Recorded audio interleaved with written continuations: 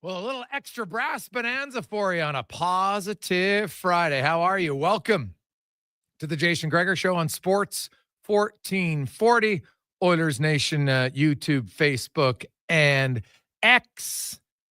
Sports1440.ca. Also on the app if you're driving around province, the country. Heck, did you know you can use the app in the U.S.? You just need to be on 5G. Not on Wi-Fi, just FYI. It works very well outside the country. Just need to be on 5G. Just learned that on our trip. So there you go. Simple, small little things that you can uncover. So we'll get to that. On the show today, we got a lot to talk about. It's Positive Friday, and I am positively certain that tomorrow's game is going to be rather intense. Emotionally exciting for fans. I hope the game is great, but I think there'll be some buildup. There'll be some hype. Canada versus USA. The last time these two teams met, where best players from both countries were available, was in the semifinal in 2014. Jamie Benn, if you recall, scored the winner over the States. Now, if you think of like big remembering games, you got to go back to 2010 in the gold medal in Vancouver. Overtime, Sidney Crosby, huge game. Him and Drew Doughty, of course, the only carryovers left from either team from that 15 years ago. And this is the first time for basically on Canada. Every player but Doughty and Crosby have never played in a real big game like this against the U.S., which makes it exciting. Should be fun. I'm looking forward to it. And we will see Sam Bennett. We talked about it yesterday, but Sam Bennett's confirmed he will be in the lineup for Canada tomorrow. He's going to play on a line with Brad Marchand and Seth Jarvis. I would think at times John Cooper is going to put them out against the Tkachuk brothers with Jack Eichel. Can you imagine the yapping, the chirping, the hacking, the whacking when you got Marchand, Bennett, and the Tkachuks on the ice together? Should be great. Absolutely great. I can't wait. And you have a primer of Finland and Sweden going at it. Now, Finland last night, give them credit. It was a close game through two periods. They probably could have been ahead. They had some good chances, just missed them. And then USA really took over in the final frame of that game and ended up winning 6-1. So a little bit of a blowout when it's all said and done. But we expected USA to win. They're good. Finland's defense core is definitely depleted, no question. So we'll see how Canada can fare against the USA, man. Like, it's a big game because if Canada loses in regulation, the USA has guaranteed themselves a spot in the final, and Canada, even if they beat Finland, would need the USA to defeat Sweden to for sure get them in. So, you know what? Hey, Canada, now a Canadian win in regulation because they only got 2 points doesn't guarantee them a spot, but it puts them really, really close to getting in. So, and actually, no, let me look at that. If they win in regulation, they would have 5 points. USA would have 3. Sweden now, depending, they might have 4. But, I guess then Canada, you could have technically a 3-way tie at 5 points apiece. So, yeah, it doesn't guarantee them in just yet. A regulation win, but it puts them really, really close to get in a much better position where if they lose and even if they win, they'll need some potential help to get in. So you look forward to it. There will be some line. I mentioned that line. So that means Braden Point is going to play with Cirelli and Hagel.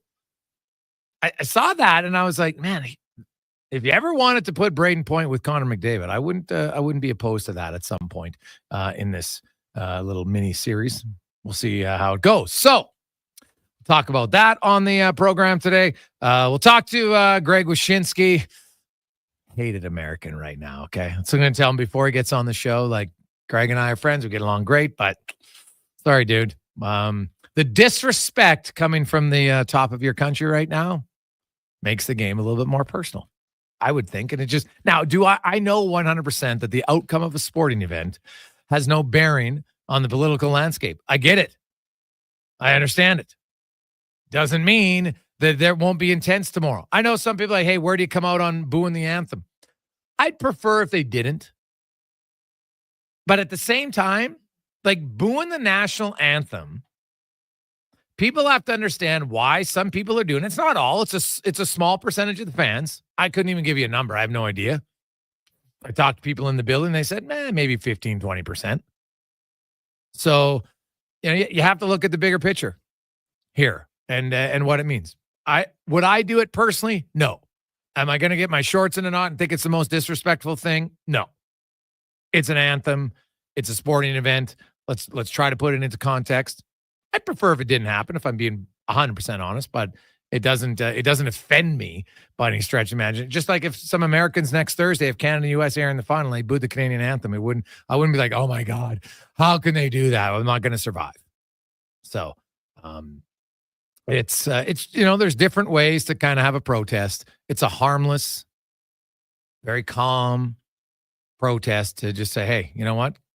The disrespect is noticeable. So there you go. Lorianne Munzer will join us. Landon Ferraro will be by to break down the game. We got the 2-minute warning. Craig Button, Lowetide, Spec. So a loaded show. As always, we'll get to your text, 833-401-1440, 833-401-1440 in our inbox. Your thoughts. Now that you've had a game to watch, maybe you watched the USA-Finland game, how much more invested are you in this tournament already? And how excited are you looking for the game tomorrow? I'm curious because there were some people who were like, I'm not really sure. We had lots of people yesterday. Gregor, God, I was wrong. I was into it. Well, now, you know what? You know that you're playing the U.S. You know exactly what's at stake, standing-wise, everything else. Is your interest level the same, higher?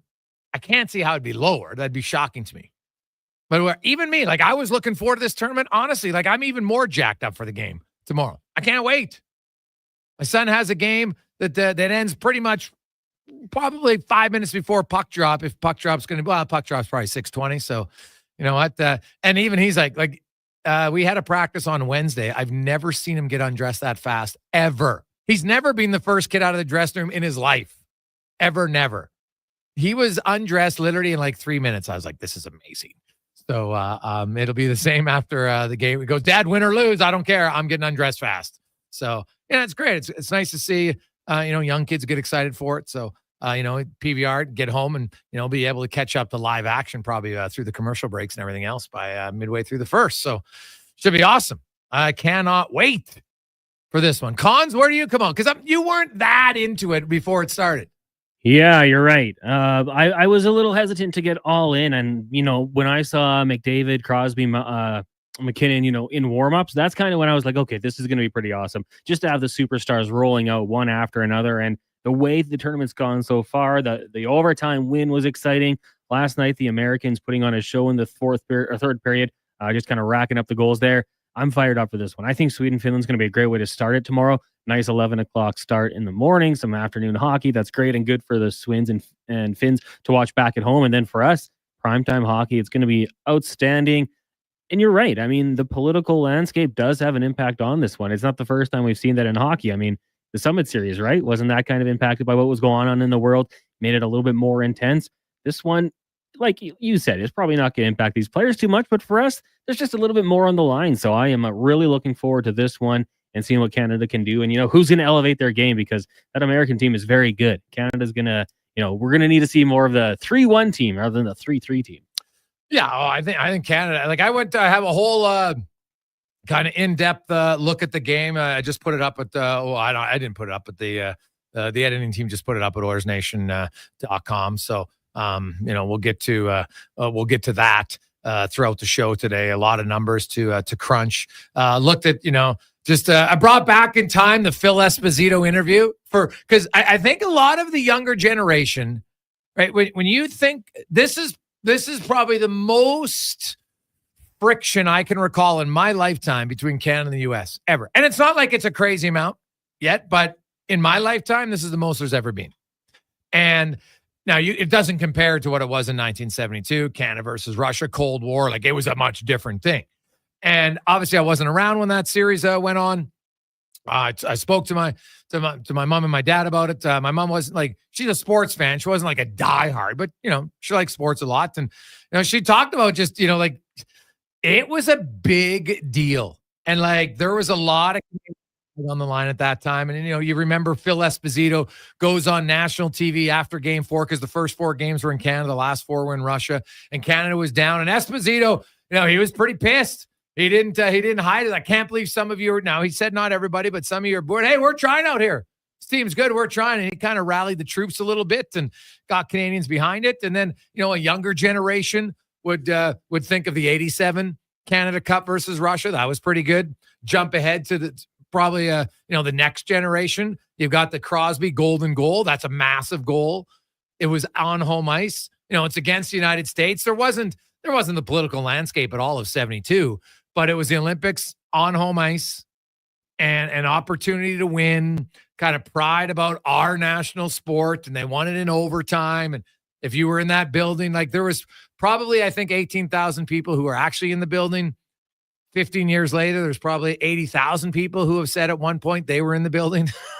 So it was great. And now tomorrow's game isn't going to be on that level yet, but you get to the final game on Thursday, and I think it will. And just with what's going on right now, with the blowhard spouting off, I think it just adds to it, and it makes it exciting. And I think it ramps up a lot of things. So 833-401-1440.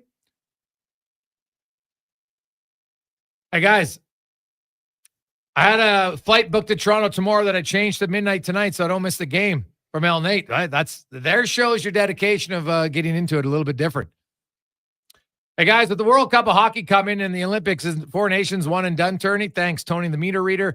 Yeah, like the World Cup it's just going to be like this tournament at the same time of the year. There'll just be more teams in it. Yes. So it'll be a little different. I'm not sure it's going to be massively different. They could be if they wanted to. Like we've talked about it yesterday on the show. Could you imagine if they just had best of 5s, Finland and Sweden, best of 5s, Canada and the United States, best of 5, Russia and Czechia? It'd be unreal. Now, I don't think they'll do that because that still leaves out a lot of the other countries, Germany and some of the other big names of Leon Draisaitl and others in the league. So I get it, but it's just an idea. Just an idea. Hey, guys, personally, I'd like to see Marchand beside McDavid instead of Marner. Marner doesn't go to the net at all. He's a great puck carrier for the third line, though. Marchand definitely goes to the net. Yeah, well, Marchand's a lefty, right? Sam Reinhart is there. You know what? Marchand did the odd shift. I wouldn't mind seeing it. Sure. I think, Braden Point's another guy for me I wouldn't mind seeing with McDavid at times. So it is only one game, and I wonder, Marner scoring that overtime goal, his confidence is going to be higher. It just is. So we'll kind of see how they go and how he goes and everything else. Hey, guys, I hear a lot of debate over who starts. To me, it makes sense to start Hill. Binnington was okay, not unreal. So let Hill show how he handles the international pressure. Job interview for the Olympics on a lesser stage from Delta G. Yeah, well, you know what's crazy about the Canadian net mining situation? You might have 3 different goalies here next February. Right? Like the way Logan Thompson's playing right now, be hard to keep, like if that continues. Right? Darcy Kemper's playing great. Right? Like there's a few other guys. Blackwood. Right? What if Stu Skinner goes on a run again in the playoffs? So it's there's definitely no kind of like obvious choice for Canada. And that's why I think it's valid to say, hey, I think Hill should start. Hey, guys, I'd actually start Binnington. He's got some rhythm. He played a game, got some confidence for overtime. Let's see what he's got. And I'm not a Binnington fan. That one comes in from Paul. Oh, there you go. Exactly. Like it's not like it's so obvious. Like, got to go Hill, got to go Binnington. Like if you look at their numbers over the last 2 years, it's Binnington's actually 908 save percentage in 93 games and a 2.69 goals against average. And Hill in 905 save percentage in 68 games and a 268. Like there's not much separation here. It's not like you're going to Connor Hellebuyck, who outside of that 5-game demolition by the Jets, he's been good. In his 60 games prior to that, he had a 920 save percentage. In the 43 games after, he had a 921. Actually, this year he has a 925. Like pretty damn good. But for those 5 games, and if you're Team Canada, my scouting staff, I'm scouring that Colorado-Winnipeg series. Obviously, you can talk to Nathan McKinnon. He'd had a pretty good, and Makar and Taves. They know what happened because Hellebuck's beatable. That's what you learned in that series. Not only beatable, but you can crush him. It happened. Now, part of that's the system and play and everything else. I get it. but they scored 24 goals in 5 games on Connor Halley. 24 and 5, and he got pulled. His goals against average was actually over 5 because he didn't play the full minutes, man. It's nuts. So, hey, boys, our stars from the past brought it and found a way to win. Gretzky, Lemieux, Crosby. It's time for McDavid and McKinnon to do it. No excuses from Nick. That's valid, man. That's the pressure that comes from being the top dog. No question about it. And I think they're ready for it. So I think those two, we saw McDavid in the first period. It was great. But you know what? They did have the power play goal. Awesome. But, you got to have some production for sure. And I don't think their second and third period, especially the third, was where they wanted to be. So should be fun. We'll return with that rat. Wyshynski will join us next on The Gregor Show, presented by PlayAlberta.ca.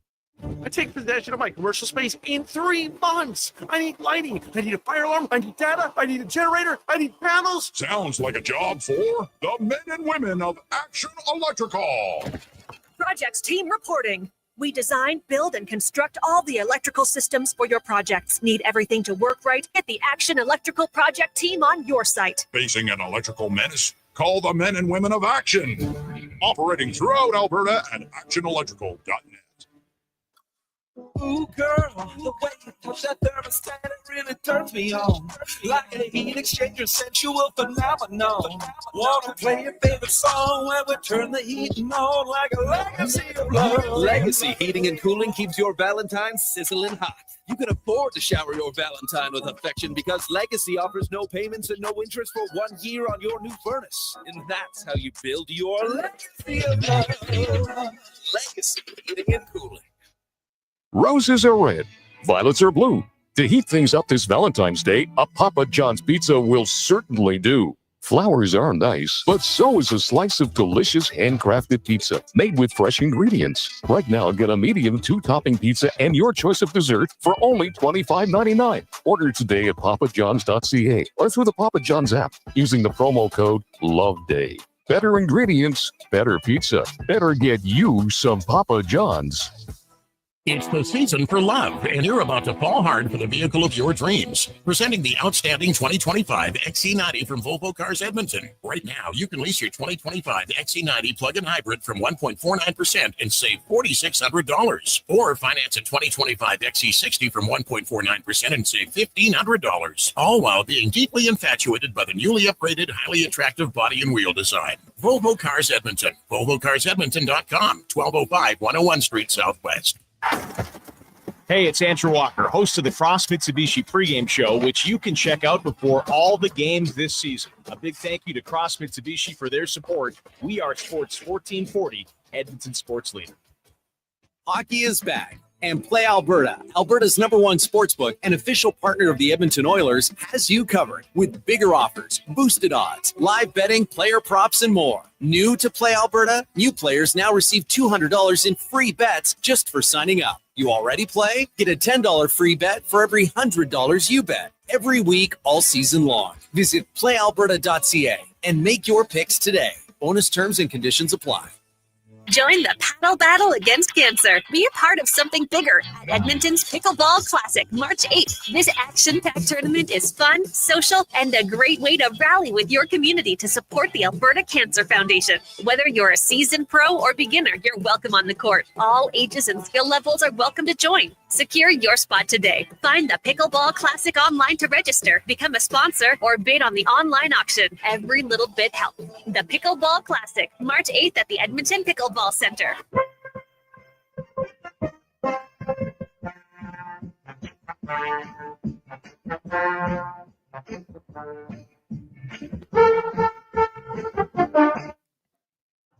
Portions of this hour brought to you by Epcor. Stormwater ponds in Edmonton are designed to move water and runoff from streets and sidewalks, making them unsafe for winter activities. Instead, head to a community league or city rink that's safe for you. Think twice and stay off the ice. Learn more at epcor.com/winter safety. Best of Edmonton sports talk and beyond. This is 40. Presented by PlayAlberta.ca, Alberta's only regulated online gambling website. Positive Friday. Welcome back to the show. Jason Gregor, Connor Halley with you as we are on the eve of a Canada-USA a big game. Best on best. It's been a while. Should be loads of fun. 11 years, actually, if we go back to the 2014 Olympics, 2016. Yeah, you did have Canada, U.S., but you also had Team North America, which had, of course, some of the best young players from either country. So this is really got to go back 11 years. So it's great. Now, let's get to our big guest of the day, brought to you by Silent Ice Sports and Entertainment, a big sponsor of the 4th annual Blades of Steel 3-on-3 pond hockey tournament that goes March 1st at Cattail Crossing. $2,000 for the winning team. So sign up, cattailcrossing.ca, man. It's a great event, super fun. And hey, anytime you have a little ability to win some cash on the line, even better. So register your team today, cattailcrossing.ca. As we welcome in from ESPN, Greg Wyshynski. Greg, how you doing? I'm good. I'm surprised we're having this conversation on the eve of such an important moment between our countries. I feel a certain responsibility to represent the United States on this very show on the eve of this game. Oh, well, that's great. You can represent a team that's likely going to lose, because that's, if we go off past history, that's probably what's going to happen. I went 3-2 Canada in my pre-tournament predictions. Which, by the way, have been frighteningly accurate. I nailed 4-3 Canada in overtime. Oh, and I was, nice. And my guess for Finland US was 5-2, ended up 6-1 So I'm basically like an oracle now. So 3-2 Canada. Okay. Well, I figure the boys from the US have to get knocked down before they can rise up and win the championship of this tournament. Okay. And that'll probably happen tomorrow night. So you have Canada winning on Saturday, but then the US beating them in the final? Yeah, it's a real rocky story. You got to lose your big match, and then you'll figure out what you got to do to then win. Obviously, home ice will be in the U.S.'s favor in the championship game in Boston, and I think my prediction for that game, Gregor, was the U.S. wins in overtime on a Matthew Tkachuk goal, which I could not imagine would be a better way to end this tournament. Not only with the U.S. winning, and not only with Tkachuk scoring, but Tkachuk scoring in Boston to really confuse the faithful there. What do I do?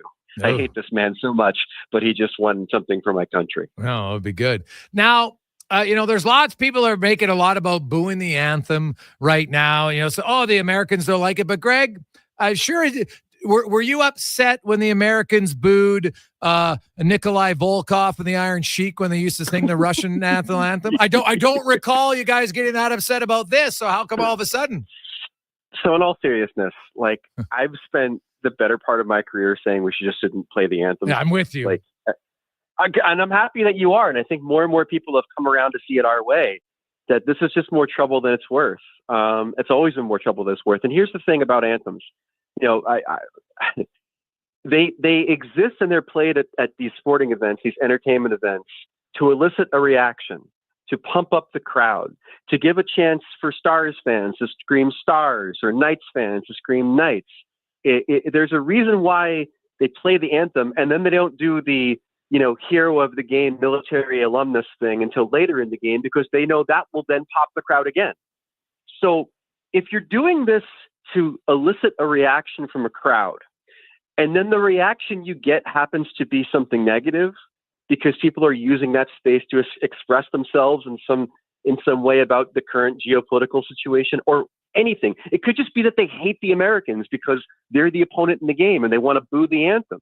Well, this is the risk you run when you decide to use something that carries real world import. People really care about the anthem. They believe it represents something about, the people that gave their lives for their country. When you use that as something that's 2 degrees away from the kiss cam to pump up your crowd in a superficial way, then you are begging for stuff like this to happen.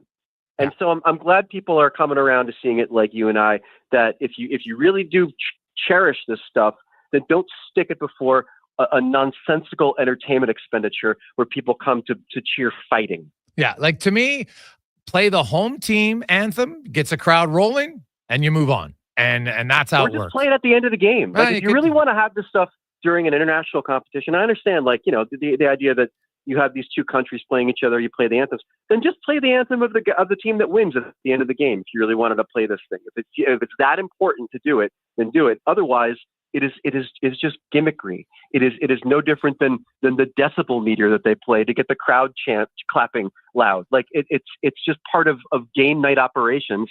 And because they've chosen something that's important to people, that when people then boo or scream out, "Let's go Rangers" at MSG during the anthem, then it becomes a big deal. And I thought we were all about trying to decrease the real world distractions in our little happy hockey world, as I've been told many times. Yeah, the unique thing about sports is, like this is probably the most friction in my lifetime we've had between Canada and U.S. There's a lot of people, that they're upset about the ridiculous claims from the current president of the United States, and it pisses off a lot of Canadians. And it's nothing really like that's ever really occurred before in my lifetime. Obviously, we can go way back to when Canada and the U.S. actually had went and fought in a war, so it's a little bit different time. But I look at that, and in sports, there's reasons to get fired up for games, and Canadian fans don't need a real reason to hate Tkachuk. He's, as people like to say, he's got a punchable face, but he's a hell of a player. Then you throw in his brother Brady, who had a great game last night, and they're on a line together. And now Canada has countered with Sam Bennett and Brad Marchand and Seth Jarvis, who's not afraid to say a few things. Like, I hope we have those two lines going toe to toe a few times tomorrow. It'd be a ton of fun. The last thing I'll say about all this stuff is that I know my limitations as a hockey writer, and I know my limitations as a journalist, and there are things that I'm very good at and things that I'm not very good at. I think as a hockey media, we're ill-equipped to handle this moment. I really do. Like, I saw some of the stuff from Brad Marchand today, people asking him about booing the anthem, and he gives some answer about well, I don't think that we should be booing the Americans. And I'm just like, I know there was no follow-up question. I know that there was no, well, you understand why they're doing this, right? It's because the president of the country in which you play wants to annex Canada into the 51st state and also wants to destroy their economy with aggressive tariffs. Like, we're not equipped to do this. We're going to handle it in the most superficial way, which completely undermines why Canadians feel as passionately as they do about this. And it just makes the whole situation even more embarrassing, in the sense that we're just going to glance at it instead of really examining what's happening right now and why people feel the way they do coming to these games and doing what they're doing. Yeah, if you don't have the follow-up question, then don't ask the original one. That's the way I would look at it. So if you're going to go into it, you can't just go for headlines. You have to go for the deep dive on a question like that. Looking at the matchups, though, as we go line by line and stuff, the Tkachuk brothers didn't start together last night. They put them together and they had great combination. I'm assuming they're going to keep them together. Were you surprised, though, that Kyle Connor kind of found himself? Kyle Connor comes in, he's got the most points of any American player in the regular season, and then he found himself in the fourth line last night. Well, but that's a function of just having to put the Tkachuks together and a function of wanting them around Eichel. And so, watching that game last night, I mean, there was a point in the second period when it felt kind of boring. It felt kind of like going through the motions a little bit. There wasn't the same level of intensity that you'd like to see from the Americans at that point. And then, the easiest way to get that is put the Tkachuks together, and put them with Eichel. And then that line really got going. The best news for the Americans last night was that the pieces sort of fit the way you expected them to. The Matthews line was great. Like, Matthews, Gensel, Hughes was maybe their best line overall in the game at generating consistent chances. And then you put Eichel with the Tkachuks, and now all of a sudden that line is lighting it up too. So you've got yourself two good scoring options coming into a game against Canada, where you're going to need all the scoring options that you can get. And then I felt like the role players down the lineup, your Trocheks and your Brock Nelsons and Boldy and others, had strong games too, kind of doing what they've been tasked to do. So if you're the Americans, I think you needed a game to kind of suss out a little bit of lineup stuff, but I think you can feel pretty comfortable with where your depth is heading into this Canada game. The Quinn Hughes loss is obviously big. Canada's now lost Pietrangelo and Shea Theodore, and so that obviously becomes big. Sanheim will come in tomorrow night. When you look at kind of, the matchup game and you look at the defense cores now, and I don't think you can target Travis Sanheim. It's not like Finland's defense, no offense to Esa Lindell, but I don't think it's the same boat there. But if you're the U.S., which line do you want out against McKinnon and which line do you want out against McDavid? Oh, that's a great question. I mean, I don't think that it really, you could maybe throw Eichel and the Tkachuks out there, power versus power against one of those lines, but this is why you've designed the lineup that you've designed. I mean, the Trocheks and the Nelsons and Dylan Larkin And some of these guys that are in the bottom six are the ones that you're hoping can play that sort of role. And it'll be interesting to see if they can. I mean, they made a concerted effort not to put guys like Tage Thompson or Cole Caulfield or Clayton Keller on this roster because they wanted guys that were more defensively specialized in order to throw them out there against Canada's best players. So it's going to be interesting to see exactly what the deployment is. And it's also going to be interesting to see where Canada decides to throw Makar and Taves. You know, is it going to be against Matthews? Is it going to be against this Eichel Kachuk line? And then does the other line for the Americans benefit by having to avoid that matchup? That'll be the other part of this intrigue. Yeah, and then of course, there's the illness of Makar, although his head coach said, no, I expect him to play. You know, they have kind of, you know, they're flying on the seat of their pants a little bit here. Like, to me, I never understood, like, if a player gets hurt, just allow the other team to bring in a guy. Like, why did Thomas Harley can't be around the team unless they really need him? Like, what are we doing here? Like, but when have you ever known the NHL not to overcomplicate things? Yeah. Like, that's, you know, I was joking about it yesterday. It's like, you know, this idea, yeah, Harley can be around, but he can't be part of a group text chain. Yeah. He can be around. You can share a Kit Kat with him, but not both pieces. Like, it's just nonsense. Yeah. And I more to have two reserves at forward and two reserves at defense, but maybe they felt like, you know, they weren't going to have to go that deep as far as injuries go because it was such a short tournament. And obviously they're hoping injuries don't happen anyway. Well, and I think they probably, like, asking the more guys you get, like, I talk to a lot of coaches, the more guys you have around who aren't playing, it can be a little bit of a, you know, like, now, you know, guys are competitive. They want to play. And then some guys like, man, I gave up my holidays to just sit in the press box every night. So I kind of get it in. But if you have guys on hold or on call to say, hey, we'll call you when we need you, well, then that's kind of a different story, right? Like, to me, the minute there is an injury and you know that Shea Theodore is out, okay, we can bring in a seventh defenseman. Like, to me, that just, like, who cares? Like, you're not faking the injury to Shea Theodore so you can suddenly bring in another defenseman. You know what I mean? Right. This isn't LTIR, Craig. Come on. It's not LTIR, okay? Yeah. Greg Wyshynski from ESPN joins us. I saw the TNT numbers in the U.S., the biggest, like, and that wasn't even, like, that was Canada, Sweden. Have they said what the U.S. numbers last night were? Like, you know, I was stunned, actually, how many people, even in Edmonton, they were like, I'm not really sure about this. And I'm like, what? This is best on best. Once you guys watch it, you'll be all in. And I think now people that it's here are like, oh, this is pretty good. Like, how big will tomorrow's game be, do you think, in the U.S.? I was just scrolling to see if anyone had sent me the numbers. Okay. I was texting with one of our producers earlier, and he said they're quite good. So I was hoping to see if they were official quite yet, but they were very strong apparently for ESPN last night. I think that it's going to be huge. I really do. I think that the Canada game was the proof of concept that people needed, that this thing is going to be good. And then the U.S. game was the proof of concept that people needed, that the U.S. team is good, right? So, like, you know, that you go into the Canada game thinking it's going to be a hell of a battle, and maybe it's more evenly matched than it's been in my lifetime between the U.S. and Canada.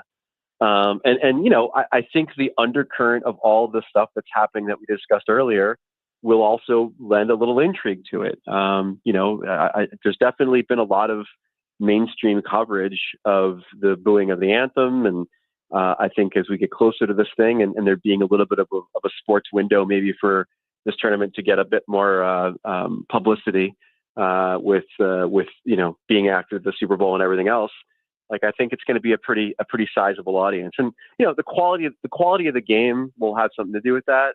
But I imagine it's going to be pretty close, and I think as it stays close, more and more people will tune in. Greg, the Sam Bennett, Matthew Tkachuk storyline is, you know, two teammates, you know, they're fierce competitors. They're two teammates in Florida, two teammates in Calgary. Now they're representing their country, and you know what? They're two guys that don't shy away. Now Bennett's obviously, I think, a little bit more, you know, a little bit more aggressive overall. Tkachuk is definitely better at irritating people, but what's unique about this tournament is you have guys who are like really good friends. Like, you win a Stanley Cup together, you played together that long, they're great. And now you go at it, and it's kind of like they're brothers. And I don't know if you have a brother or not, but it's funny. Like, sometimes you'll go harder against the guys you know better. Like, I'm fascinated to see how those two go at it. Oh, for sure. And you know, I think it's one of those great things about hockey too, is that at the end of the day, your locker room is made up of so many guys from so many different backgrounds, whether it's he went to the rival college, or he played for the rival junior team, or, you know, I battled against him in international play. And then, and then you put everything aside and you try to, succeed together when the NHL season starts again. So it's beautiful. It's one of the better things about these kinds of tournaments.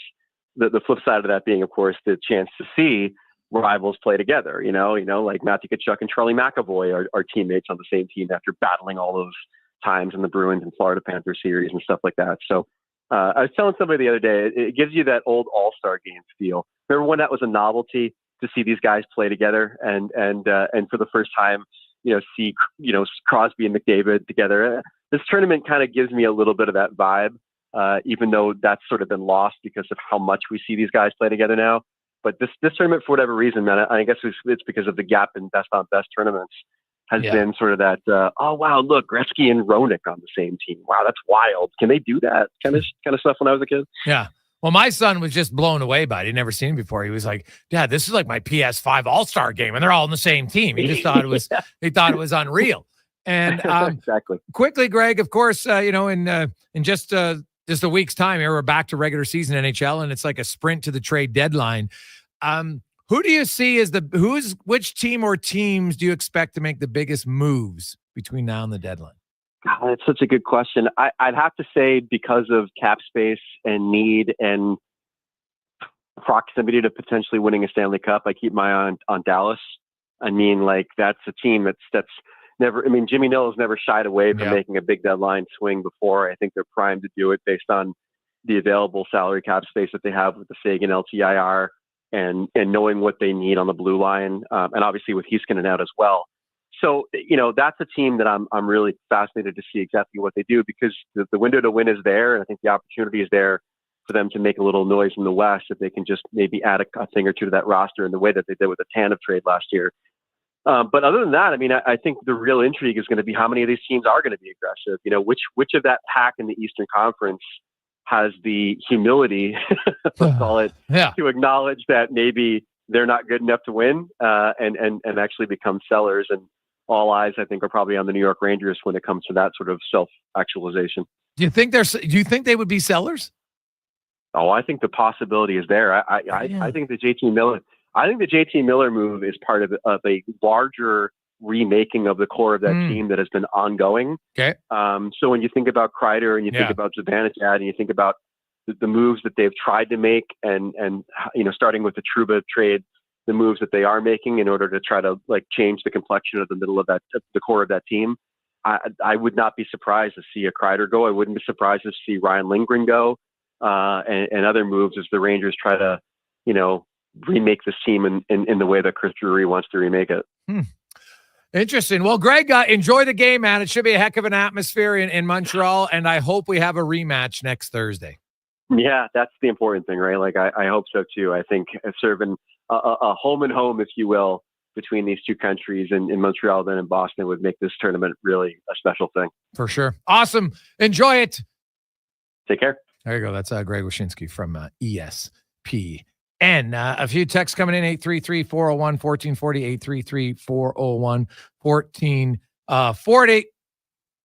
Hey, guys, why wouldn't the coach play Bennett and Reinhart? I noticed the States players play together a lot in the offseason. Juniors, that chemistry knowledge is massive. I'm pretty sure Bennett and Reinhart played together enough to know how each other plays. Well, they've actually only played a grand total of 38 minutes together this season.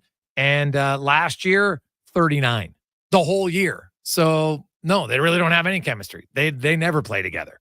Barkov and Reinhart play almost exclusively together this year. A little bit different, but it's never been Bennett. So I don't think that would. Yes, they're on the same team, but they don't play together. So I don't think it would be there. Sam Reinhart's, he's the defensive conscience to play on that line with Marner and McDavid.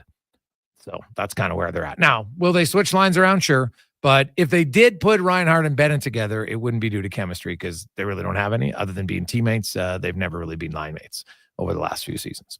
240-833-401-1440, 833-401-1440 is the text line. Our email inbox will return. Lorianne Munzer will join us and more on The Gregor Show, presented by PlayAlberta.ca. The locks are on a timer. They're going to get out. Sounds like a job for the men and women of Action Electrical. Service team reporting. With the remarkable reach of our bucket trucks and other equipment, we assess, service, and maintain your electrical lighting and automation systems. Facing an electrical menace? Call the men and women of Action. Operating throughout Alberta at actionelectrical.net. I'm Ryan Nugent-Hopkins. And I'm Zach Hyman. And when we're not making juicy sweet passes or having my goals disallowed, we're working for Legacy Heating and Cooling. You know, guys used to call me a plumber. And now they call you an HVAC technician. Nice. Hey, guys, you're not here to install furnaces. You're here to sing the jingle. Oh. Well, okay. Presented by payments and no interest for 1 year from the certified installer. Heating and cooling. Roses are red, violets are blue. To heat things up this Valentine's Day, a Papa John's pizza will certainly do. Flowers are nice, but so is a slice of delicious handcrafted pizza made with fresh ingredients. Right now, get a medium 2-topping pizza and your choice of dessert for only $25.99. Order today at papajohns.ca or through the Papa John's app using the promo code LOVEDAY. Better ingredients, better pizza. Better get you some Papa John's. Introducing the Female Super League. Female hockey is on the rise with more women playing the game than ever. Join us as we pave the way for the future of women's hockey. The FSL is more than a game. It's a movement and an experience for the motivated female athlete. Teams will compete in a showcase featuring consistent interprovincial competition. Come be part of the journey as the 2024-25 season unveils a 12U division, as well as the launch of a groundbreaking progressive body checking 14U division. For more information, visit femalesuperleague.com. Introducing the new McSpicy from McDonald's. It looks like a regular chicken sandwich, but it's actually a spicy chicken sandwich. McSpicy. Consider yourself warned. Limited time only. Participate in McDonald's in Canada. It's the final weekend of the Bricks Friends and Family Sale. Get up to 25% off sofas, love seats, and sectionals. Up to 25% off bedroom and dining. Buy more, save more. Up to $1,000 off major kitchen appliances. And save up to $500 on big screen TVs. Plus, upgrade your sleep with a queen mattress for the price of a twin. Last chance to save like their friends and family. Some exclusions apply. Visit thebrick.com for details. The Brick, saving you more. Come on in. Nissan is proudly celebrating 60 years in Canada. Our best-selling Rogue is built for everyday adventure and features standard all-wheel drive and dual-zone automatic climate control. Lease the 2025 Rogue for 30 months or finance for 24 months at 0.99%. Plus, get $1,000 anniversary bonus cash. Offer available on S all-wheel drive model. Conditions apply. See Nissan.ca for details. Visit your local Edmonton and area Nissan dealer for more information. Job Site Workwear has been your #1 locally owned work and safety store for 20 years. And we're your #1 spot for Timberland Pro. From work-ready gear to the ultimate winter boots, the 1,000-gram Boondock. Job Site Workwear has Edmonton's largest selection of Timberland Pro. Come discover your local workwear provider with 3 city locations. Job Site Workwear, tough for tough jobs.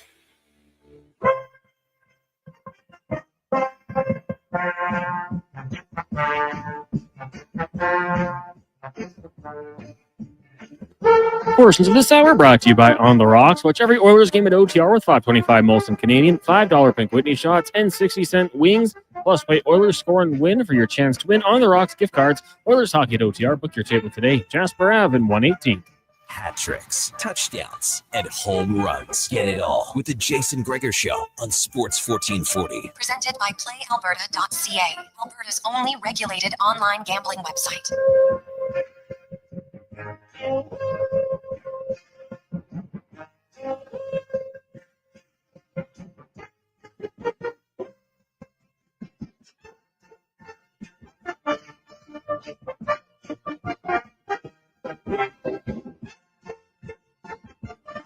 $2:45, Positive Friday. How are you? Jason Gregor, Connor Halley, Sports 1440, Oilers Nation, YouTube, Facebook, and X. Cons, is that a new San Diego hat? Or sorry, Chargers hat? Not San Diego. Old habits die hard. Is that a new Chargers hat? Yeah. The in-laws got me a gift card for a local shop in the mall here.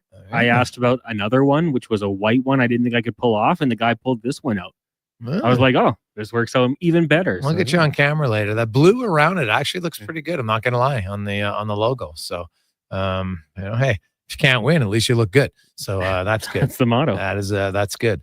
Let's welcome in Olympic gold medalist Lori Ann Munzer joins us. And Lori Ann, obviously tomorrow's game isn't like an Olympic final or anything, but getting up for exciting games is always a fun thing. And these guys, most of them have done it. They played Stanley Cup finals, but when you represent your country at times, like when you're in the there was different races. You were at you could be certain races you win at don't have the same level of excitement as when you're in the Olympics, right? Or even the World Championships. So, while you get up for it all the time, there is still that difference sometimes, and you just feel it.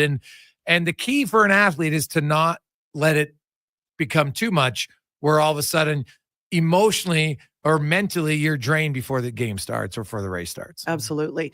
And I think one of the things is that whatever event you're playing or participating in or racing, competing in, it is like an Olympic event all the time, or it's the NHL playoffs. It's always at that level, and you got to bring your A game, Jason. It's like if you start slacking off, that becomes a really bad habit. And I don't know, at this level, you don't want to start any bad habits. Yeah, so no, it should be good. I'm looking forward to it. Now, today I want to talk. We're into February. It's Valentine's Day. Happy Valentine's Day to everybody out there. Those who celebrate it a lot, or those who just take it for what it is and maybe send a nice card and away you go. Have a good dinner. Awesome. Whatever you do. But as we get to mid-February, the days are getting longer. People start to slowly come out of hibernation a little bit. I know maybe not so much this year. There's still a lot of snow, but people start to get on their stationary bikes maybe after not doing it much, because now they start thinking about, I got some racing coming up, or I got an MS bike tour or something. So I need to get in the saddle a little bit. And you've worked with a lot of like to call just regular cyclists. Well, I want to kind of today talk a little bit about cycling and the most obvious errors that most of us make when we come into cycling. And I guess I'll start more like with a road bike first of all than a mountain bike. Well, there's a couple things. A lot of times it's going too hard, too soon, too quick. And then it's, you're gung-ho, you're so excited. And then you do all of the training in 3 days and then you're just cooked and done. Part of this is moderation. Part of this is creating a plan that you can be here for the long haul, because that's what cycling is. You can ride all year long now, especially with the fat bikes. The other thing is, what kind of equipment are you on? You could actually be on something that is entry level and it's going to really serve you well. But a lot of the times I see riders that are put on bikes that are way too big. And part of that comes from the inventory that the bike shops have, because they got to move them. They're like, well, I like this color. Forget about the color. Go for the fit. And the one thing I tell anybody who's going out looking for a new bike is, when you get on the bike, you want to go, Okay. And there's a feeling associated with it. You don't want to feel like Superman or Superwoman, where you're so stretched out, or the seat is so high, or the seat is so low. You kind of want the Goldilocks in between. And those are the biggest two things. The next thing on my list would be, in terms of training, I see a lot of athletes, serious recreation, those just starting out, they push, Jason. Yeah. They push so hard. It's like they might as well not have toe clips or clipless pedals on the bikes, because they're just pushing so hard. And I have no idea where it comes from. I was even classic case of like hammerhead, right? You put it in the biggest ring in the front, you put it in the smallest gear in the back, and it's like, oh my God, it is so hard to turn the cranks, the pedals. Okay. But yet you think that's the way you're supposed to be doing it. And it's actually the opposite. You should actually have what we call a spin. So it's higher turning over the pedals, so a higher cadence rate. And what happens is if you're pushing all the time, really, really hard, you're putting a lot of load and pressure on your kneecaps, and you're going to run into a lot of problems. Versus if you're choosing a lighter gear, getting the revolutions up to 80, 90, I think is my magic number. That's what I teach when I'm teaching. It will save your knees. You'll be able to go longer, further, farther, faster, and you'll be able to put all of it together. Go out and do the MS ride, do multiple Grand Fondos or events, and ride, 4 or 5 days a week. Now, you had given me a piece of advice on because you want to get a proper, when you get in the saddle, you want to make sure you get measured and the bike fits and everything. But like just proper sight, because everybody's like, now you got your clip-ins and everyone's like, pull up as you go. And you're like, you kind of want to, but pulling up, I think a lot of people are pulling up past the right point. And you told me like, bring your forearm and feel like you're scraping it across the ground. Yes. And and once I started doing that, it naturally would pull up. Yes. But I didn't have to work as hard. Correct. And it also seemed to engage more of my hip flexors. Why? And your glutes. Everything is connected together. And the easiest way to think about it is if you stepped in something the dog left you in the backyard, or you got some good mud on your boots or your shoes. So you want to scrape the ball of your foot, the metatarsal.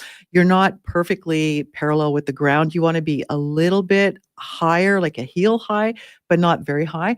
You don't want to be on your tiptoes because then you're losing transference of power because you're going to lose time on the road. You're going to lose distance. A gap's going to open up.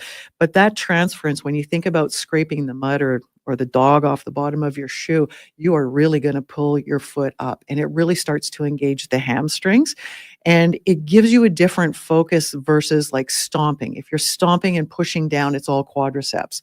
You want to do the opposite because typically a lot of cyclists will have an imbalance with their hamstring. It'll be weaker. So you want to be able to bring them up so that it's about 50-50. Like when I started cycling, I could maybe hamstring curl 25 pounds, but I could leg extension or squat 100 pounds, no problem. That was really bad. I had no idea. So you had to get your hamstrings. And so what exercise did you do to strengthen up your hamstrings? Seated or standing hamstring curls. There's the machine for that. That was the only thing I could really think of to isolate it. Nowadays they have those, you can put it on your shoes and it cranks it and it clips on the weight. And so you can take your foot and would that work like that? And you just sit on a bench and you do this? No, I wouldn't do that at all. No. I use the cable with the ankle strap to do your abductor and your adductors, because there's actually 4 muscles that you really do need to think about. The abductor, adductor are the inside and outside portions of your legs. A lot of times, a lot of cyclists will have the muscles pulling, and they'll get a lot of pulling in bad different areas, and it's an underdeveloped muscles there.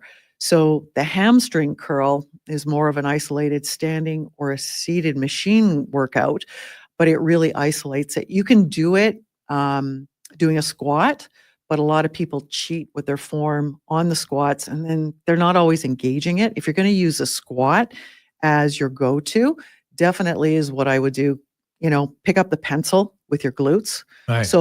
And it's going down slow, like 2 or 3 seconds down. You get before you sit on a chair. Then I want you to squeeze with your glutes, your butt, and pick up a pencil. And you want to be able to be looking eyes up. So I got a pencil on the chair? Yeah. And I'm picking it up with my butt cheeks? Picking it up with your glutes. Absolutely. Because you know what? Then you're going to engage them. Otherwise, but do you think most of us could even do that? Like, are we talking like a big pencil? I'm just doing the mental imagery. Oh, okay, so not an actual pencil. No. I was like, that's saying the gives you a mental visual. It gives you an image I to go. see what you're saying. Okay. Because then because most people here I lifting. took that too literally. Yeah, I know. They're probably like starting to activate their glutes. And most riders and most athletes in the gym, they don't activate their glutes. And it's like, okay, well, pick up the pencil. And if you do, a lot of it is core engaged. You just engage so many more muscles, but it's not how fast you go up, how fast you go down. It's how smooth you are. Take about 3 seconds, 4 seconds on the way down, and you go just before you sit on a chair. You don't want to unload because then that transfers over to your knees, and then you want to go back up. So same speed up, same speed down. And oh my gosh, you want to talk about a workout? Imagine picking up a pencil is maybe what I should have.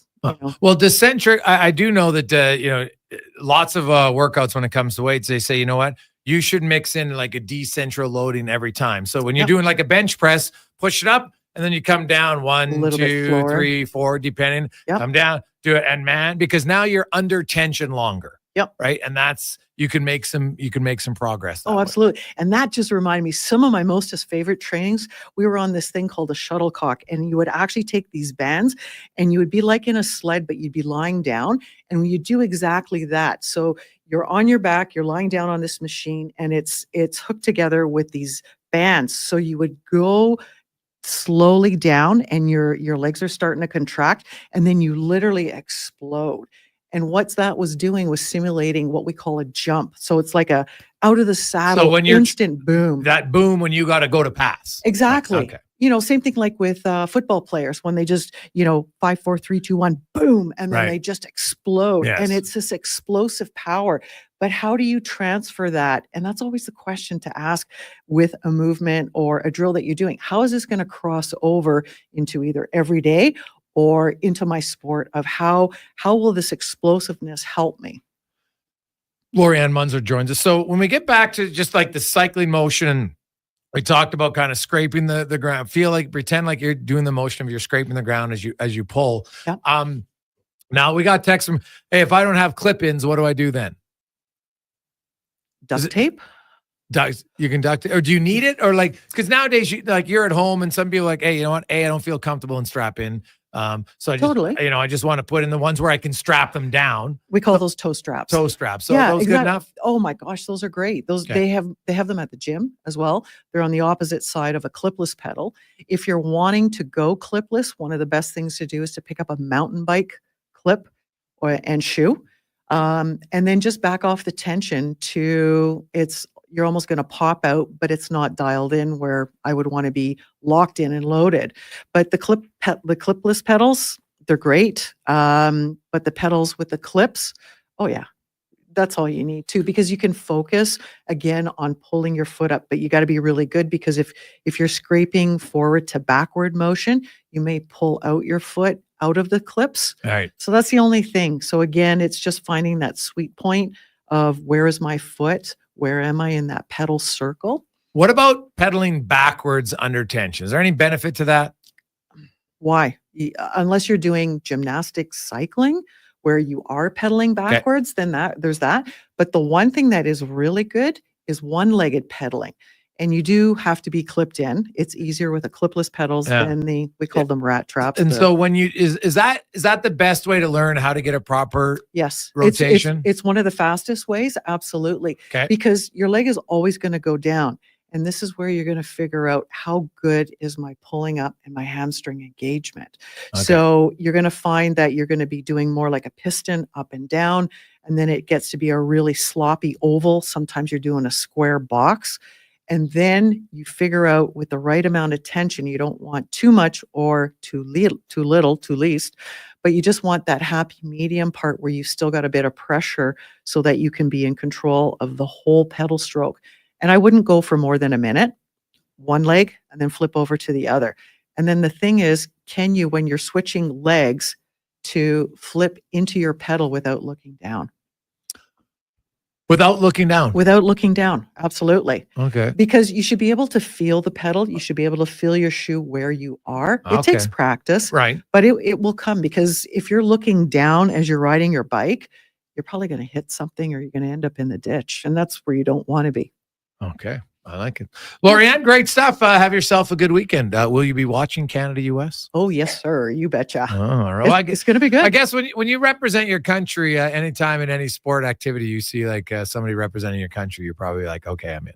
A lot of country pride going on for Yeah, sure. I love it. Awesome. Have a good weekend. You too. That's Lori-Ann Munzer, Jason Gregor, Connor Halley with you, Sports 1440. Let's get to the con man and a Sports 1440 update brought to you by Booster Juice. Hey, an extra special Valentine's for you. Now, if your significant other's name is Eric or Elena, Elena, take them to Booster Juice because they will get a free smoothie today. Every day in the month of February, different names. Today, it's a double E, Eric and Elena, only at Booster Juice.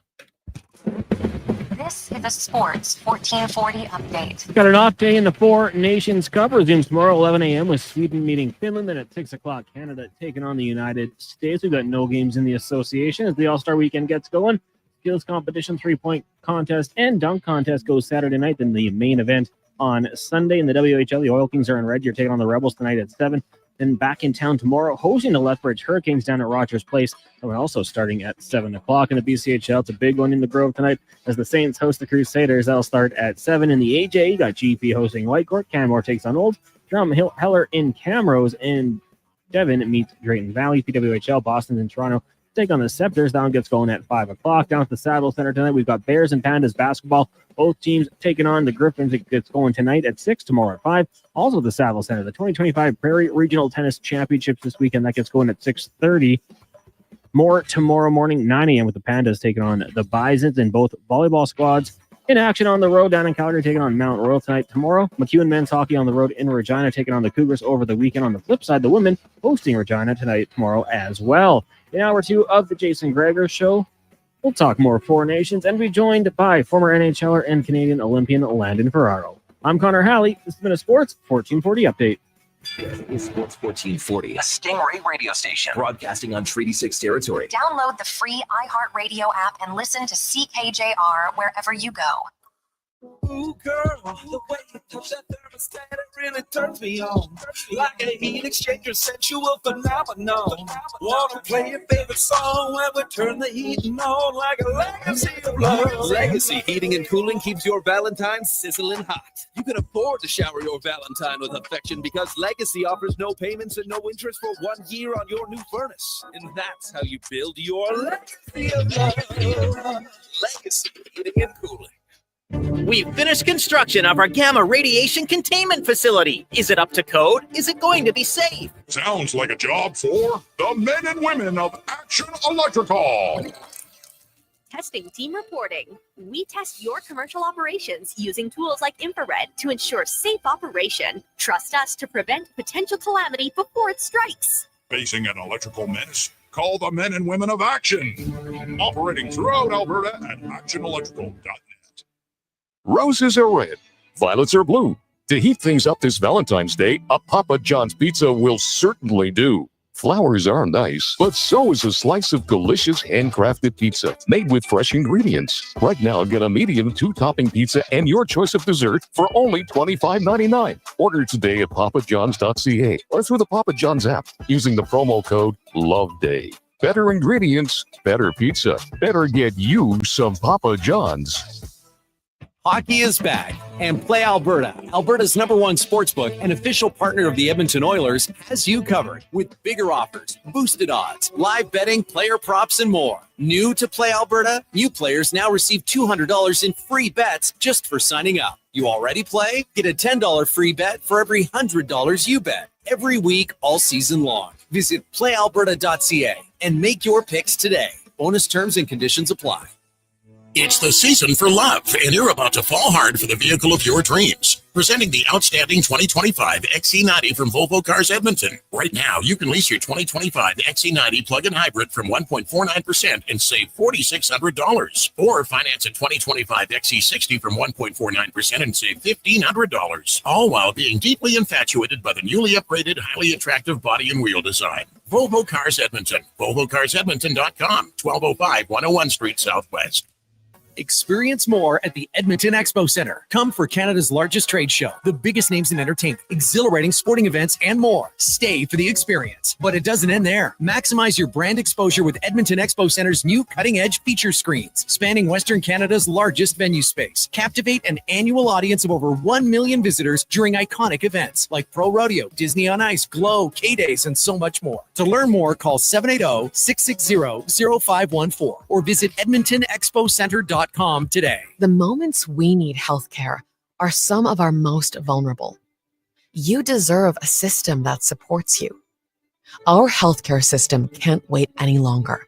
Visit rebuildourhealthcare.ca to learn more. Take your skating to the next level with Aligned Custom Skate Performance Sherwood Park. Their expert alignment process ensures the perfect fit for that much-needed edge on the ice. Suddenly, your skates feel like an extension of yourself. Whether it's blade alignment, pressure points in your boot, or a fresh sharpening, Aligned Custom Skate Performance has you covered. Book an appointment, experience the difference, and discover why they're trusted by hockey pros and podium champions. Aligned Custom Skate Performance, where precision meets passion. AlignedSkate.com. Much of our challenges in healthcare can be solved by spending public dollars on a public system. Our healthcare system can't wait any longer. Visit rebuildourhealthcare.ca to learn more.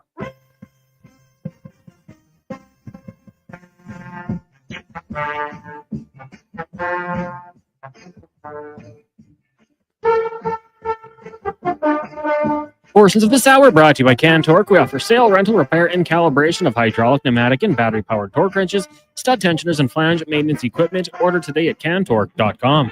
From puck drop to kickoff, it's the Jason Gregor Show on Sports 1440. Presented by PlayAlberta.ca, Alberta's only regulated online gambling website.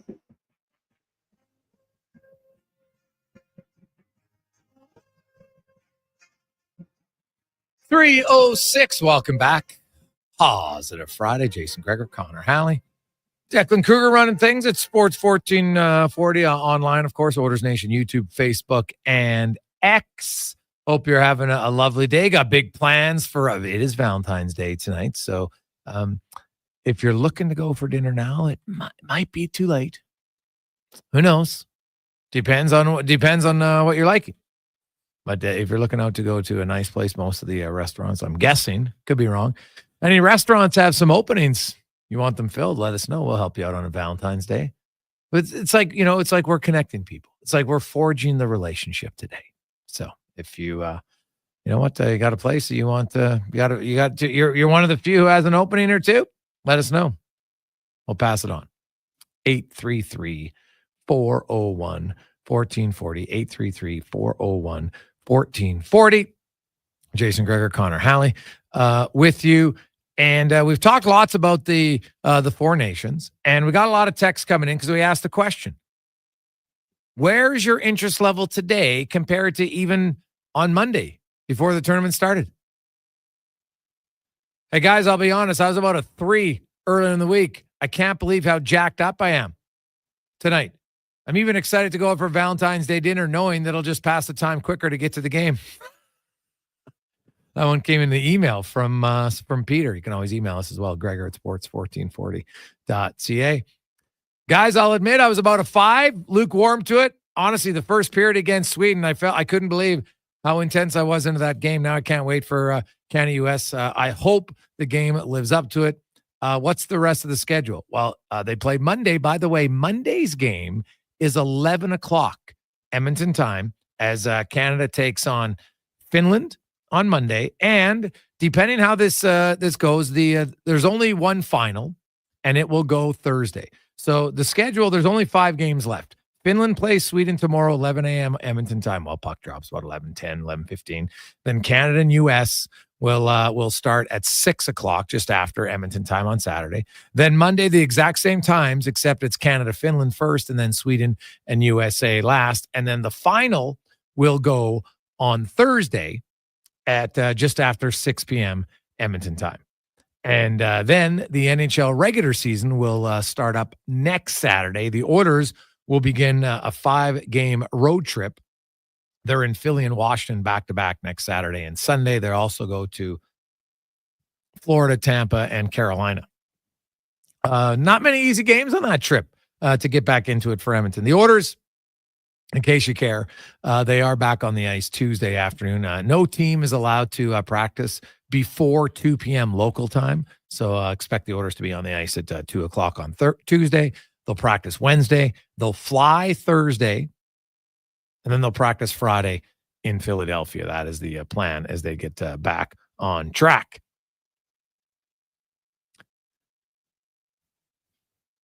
Hey, Gregor, what's your thoughts on the Michael McCarron rumors? Lowetide and Yaremchuk weren't fans. They felt the second rounder was too high.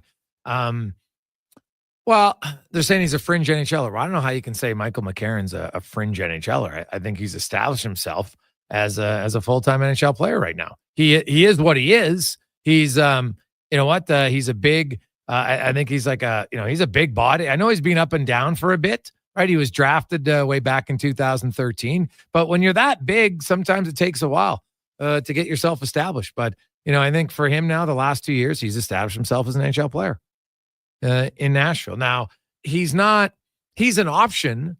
I don't know if it's going to cost you a second-round pick, though. I don't know who came up with a second-rounder. If you look at historically for guys like that. Now, he does have a year left on his deal after this, so maybe that's it. But he had 12 goals, 22 points, fourth-line player last year.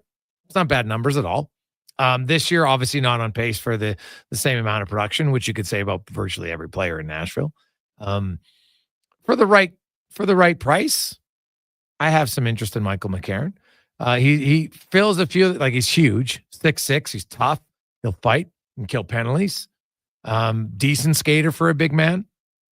His contract is great. It's $900K this year and next year. So sure, if you look at the orders, there's not a ton of right shot guys out there. I know Jake Evans, there's people, but Jake Evans is going to cost you way more than McCarron. And Jake Evans, the reason he's going to cost you way more is because he's having a career year. And so when you have a career year, guess what? It's just, I don't care what your history tells us. It's the player you're getting right now.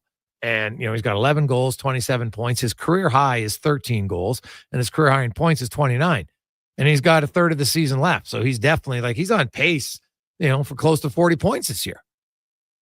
It's a really good season. That's more of a third line player than a second line, to be honest. Than a fourth line, to be honest. So, but if you could get Jake Evans, that makes your fourth line really, really good. But the cost for him is going to be a lot higher. Hey, Gregor, Finland, Canada has potential to be strange for Mitchell. Strange in what sense? Finland's defense just isn't good. Let's just call a spade here. It's not that good. They've got one guy who I think would play on any of these other teams in this tournament. That's it. That's a Lindell. No others. Now, obviously, if they were healthy, Ristolainen, Heiskanen for sure, right? They could, but not the other guys they have. So, Finland tomorrow, I think, honestly, that's going to be their game of the tournament because it's a rivalry game. And they're not going to be happy with getting absolutely crushed in the third period like they did last night. And that was a close game that ended up looking like a blowout. So I look at Finland, and let's say they play really well and lose against Sweden. Now they know they're out. I don't know. I don't know if there's going to be much on the line in that game, to be honest. Now if Canada loses, they have to win. But I just, the Finns, hey, they're a proud nation. I get all that, but they're a depleted team right now. So I don't see it having that much potential. Hey, guys, I have zero interest in the Four Nations tournament. Craig and RD. Well, Craig, good for you. I think you're probably in the minority on that for sure, right? If everybody agreed, it'd be boring. But I think you're in the minority on it. I think most people are people that are watching it, they're into it. How can you not be? The hockey's been great. Right? I think it's been fantastic. And I think and now it's the first 2 out of 7 games. Now you're think about it. You if Finland loses, they're out. Mathematically, they're out. They can't get in to the final. So, it's all the teams. Now Canada loses. They put themselves in a real tough spot where even if they beat Finland, it doesn't guarantee that they get to the final, on Thursday. Because if they win, they would have 5 points. If it's in regulation. Now, if they win in overtime, they only have 4. If Sweden defeats Finland in regulation, they already have 4. And, let's say they push the USA to overtime. Now you're getting into a bunch of tiebreakers and everything like that. So, there's still a scenario that you could have all 3 teams with 5 points, which is crazy, I know. But it's nuts, and that's what makes it fun. So I think tomorrow's games are going to be great. And then you're going to have some depending that US-Sweden game, regardless of, is going to have some serious implications really on who gets in. So whether it's those 2 teams, whether it's Canada, I don't see Finland, but it's going to be awesome. Hey guys, I can't wait for the game tomorrow. I'm almost as excited as I was for game 7 last year. It's going to be awesome from Slurpee Sean. Yeah. Hey, game 7, pretty big. Tomorrow is exciting for sure. I'd have it a little bit lower. Now, the final will be different because it's a different feel because it's patriotism, right? It's different. You probably have buddies in your group that are Flames fans or maybe Canucks fans or Leafs, whatever. You have some fun, but you're all Canadian. And now when it's Canada, everybody cheers together. It was funny. I talked to one of my buddies who went to the game. He's a longtime Montreal Canadiens fan. And he called me. I talked to him yesterday. And he was, he's in Montreal. He's a huge Habs fan, lives and breathes hockey. He's diehard, like most of you are Oilers fans. He's a Habs fan. And he told me that it was strange but exciting to be in the building cheering for Canada. And he goes, I've seen McDavid crush my teams. And he goes, I could see how fans get excited now that he's on your team. And I liked how he worded it because I think Oilers fans, you probably don't realize how lucky you are And he said, like, in the first period, every time McDavid touched the puck, he goes, like, people in the crowd, he goes, like, I've never really experienced it. Because Montreal, like, since Guy Lafleur, they really haven't had that guy. Like Cole Caulfield's has a few little moments, sure, nice one-timer, everybody gets excited. Patrick Laine had his power play stretch, but let's be honest. It's not like it is with McDavid. And he talked about, like, the first few shifts. Like, remember when McDavid, right after they scored, like, on his next shift, he's dangling, he's wheeling around, and you just, like, fans like, oh, my God. There's that anticipation of something great happening. And Oilers fans, I would hope you're not used to it yet, that you haven't forgotten kind of really how rare it is. Like, there's not many guys in the league that can do that. McDavid does it. Draisaitl does it. McKinnon, right? Cale Makar, Quinn Hughes. We can go down the list. There's others, maybe 10, maybe a bit more at times, that regularly will have you like, oh my God, he's got the puck. Something's going to happen. And he said it was just it made the game more enjoyable for him. And he was surprised by how quickly he got engaged rooting for Team Canada. And it's something, Cons, that I think, in Edmonton, you probably forget. Like, you kind of tell, oh, here's McDavid. He's going to wind it up again. It's just like ho-hum, but it isn't ho-hum. Like, it's rare for many of you. Like, think of anybody who's older who got to watch Gretzky in his prime. And then he left, and for a long time. And now you got lucky that if maybe you're still around, you get to see McDavid. But it doesn't happen very often. Like, Edmonton and Pittsburgh are so spoiled from Gretzky and Messier and to McDavid and Draisaitl. Then they went from Lemieux and Jagger to Malkin and Crosby. Like, it's pretty rare, right? You can go through a lot of other organizations that might get one guy in their lifetime, never mind 4, and 2 at a time. Yeah, it's crazy. I will say, I mean, I still think there's a chunk of Canucks fans, and I'm seeing it on my timeline on X, which is toxic. So let's preface it with that.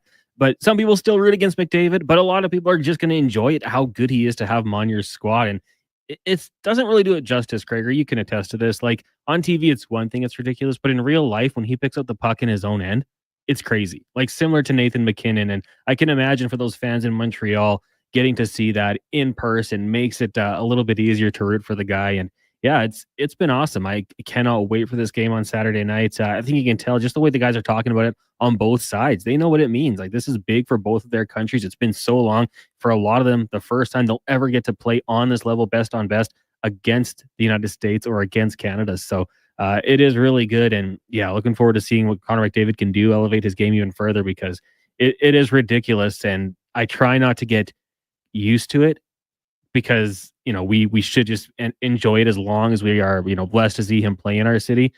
But there's sometimes he does things and you're just like, yeah, like, that's what he does. It doesn't blow your mind, because you're just he set that bar so high that he's so good and can do it.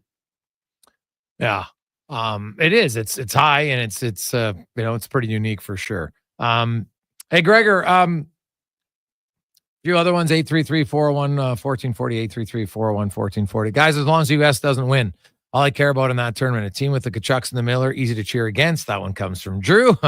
Hey, yeah, sure, right? Well, trust me, Bennett and Marchand on the other side are not, are easy guys to dislike, right? Some Canuck fan. Now, keep in mind, just because you're a Canuck fan doesn't necessarily mean that they're, they're just angry. There's no more, honestly, online, there's no more grumpy, consistent group that I've ever engaged with. It's not even close. All the other fan bases combined don't come close to it. Who was it? Might have been Walker. He worked there. He goes, they should honestly do a study on it. It's very unique. Hey guys, I find myself laughing when McDavid says something we've never seen before. It's so crazy, from Vitamin J. It is true, man. Like, you're getting to what it's a luxury. Now, I want to preface this very carefully. I'm going to say it's a privilege, because a lot of people pay big money to go to games. So, I'm not going to say, but as a sports fan, you're lucky that the team you cheer for has a player like that. You're lucky, but it sure is not a privilege. That to me puts it in a very different category, and I wouldn't do that.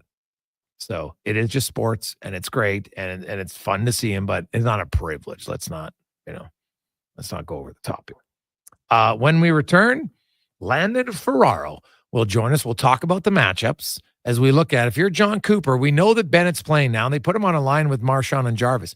Is that automatically, are we going to see, because nobody hard line matches anymore, right? Like even in the NHL, when it's best, you don't always play your top line against the other team's top. You probably get it maybe, if there's 14 minutes, you might get 10, 5-on-5. So still, good 70%, 75, but you're not getting all of it. So is the plan, do you think, for John Cooper? And Canada, by the way, is the home team, so they do have last change tomorrow. So small little detail, but keep that in mind. And will we see him want to get them out against the Tkachuks? Because Bennett and Marchand could. Because the one thing about, Brady Tkachuk was a force last night, but, he was initiating everything. He didn't have to react. He was in complete control.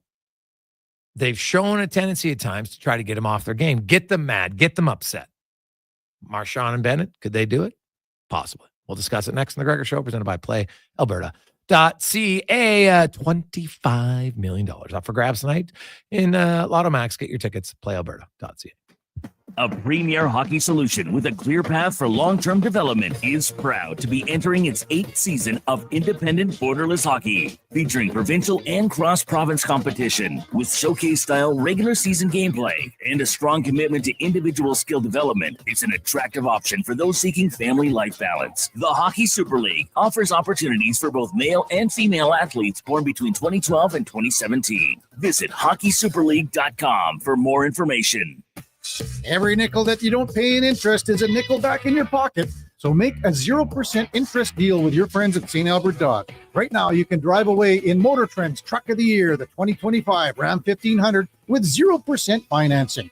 There's a great selection, over 100 on the lot. Or if you'd like to get some cash back to pay off your credit cards and start the year fresh, they can help you with that too. Just head up the trail and see how easy it is to do business at St. Albert Dodge. Introducing the new McSpicy from McDonald's. It looks like a regular chicken sandwich, but it's actually a spicy chicken sandwich. McSpicy. Consider yourself warned. Limited time only.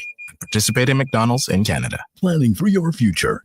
Vision Credit Union makes it simple with 2 RRSP options to fit your goals. Choose a secure term deposit RRSP with guaranteed returns or a mutual fund RRSP offering higher growth potential with exciting opportunities. With an RRSP, you'll save on your 2024 taxes, grow your investments tax-free, and get closer to your dreams, whether it's retirement or your first home. Don't wait. The deadline to qualify for 2024 tax deductions is March 3rd. Learn more at visioncu.ca. Don't settle for being on the rate of last resort if you don't have to be. Check your most recent electricity bill. If it says the words rate of last resort on it, then there are likely better options available for you. In fact, you could save hundreds of dollars per year by switching plans. Check your bill, then go to ucahelps.ca to explore your options. You will likely find a better rate and could have hundreds more in your pocket by the end of the year. A message from the Government of Alberta. Metal Supermarkets is locally owned, locally operated. They love this city and serving its people. We're talking metal cut to your exact specifications fast. In fact, at Metal Supermarkets, they're as Edmontonian as saying, cold enough for you? Or when's playoffs start? Or what's with the silver balls in the white mud? Any project, any size, count on your kindred spirits at the local convenience stores for Southside, West End, metalsupermarkets.com.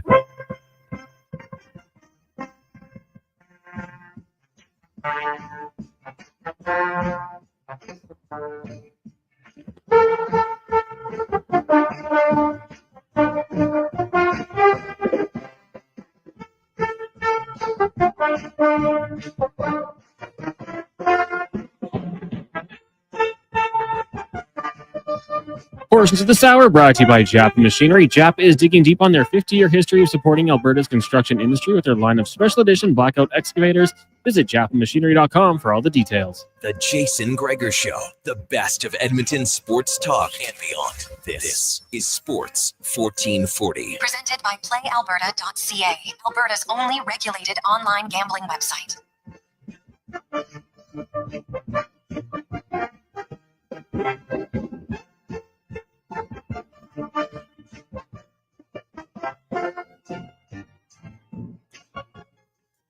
3:26 on a lovely positive Friday. Jason Gregor, Connor Halley, Sports 1440. Of course, we have Four Nations. You also have NBA All-Star Game, if that interests you, this weekend. But playoffs are starting to heat up, man, all over the place. I know playoffs are right around the corner in the jungle. I actually think they're ongoing this weekend. I think they got some bye weeks for the top teams in the jungle in Junior B. You're going to have the AJHL, the BCHL, WHL. Everybody's finishing up their season soon, and playoffs are right around the corner. Minor hockey, lots of different divisions, whatever you're in, are wrapping up the regular season, getting into the playoffs. So it's a great time, man. Lots and lots of fun. Let's talk a little hockey as we go around the NHL. Brought to you by McDonald's and the showdown. Well, it's off the ice at McDonald's. Well, the Big Mac David is selling more, I've heard.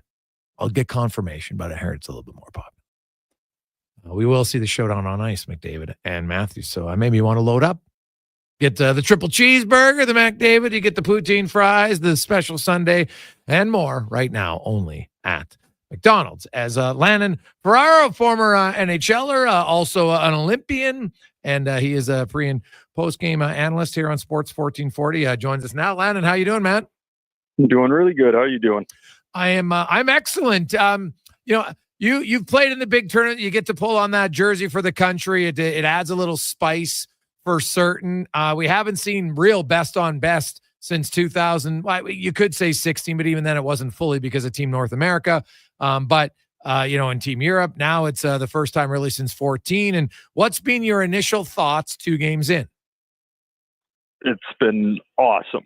Like, to put it the most simple term, it's been awesome. Like, the first night starts and, Classic Montreal puts on an awesome, pregame puck drop and celebration, bringing all the past players and getting to see them. And the anthems go, and then obviously that power play clicks a minute in, and like it just felt like everything that we've all been waiting for, we got in the first minute. Like, just that pure excitement again.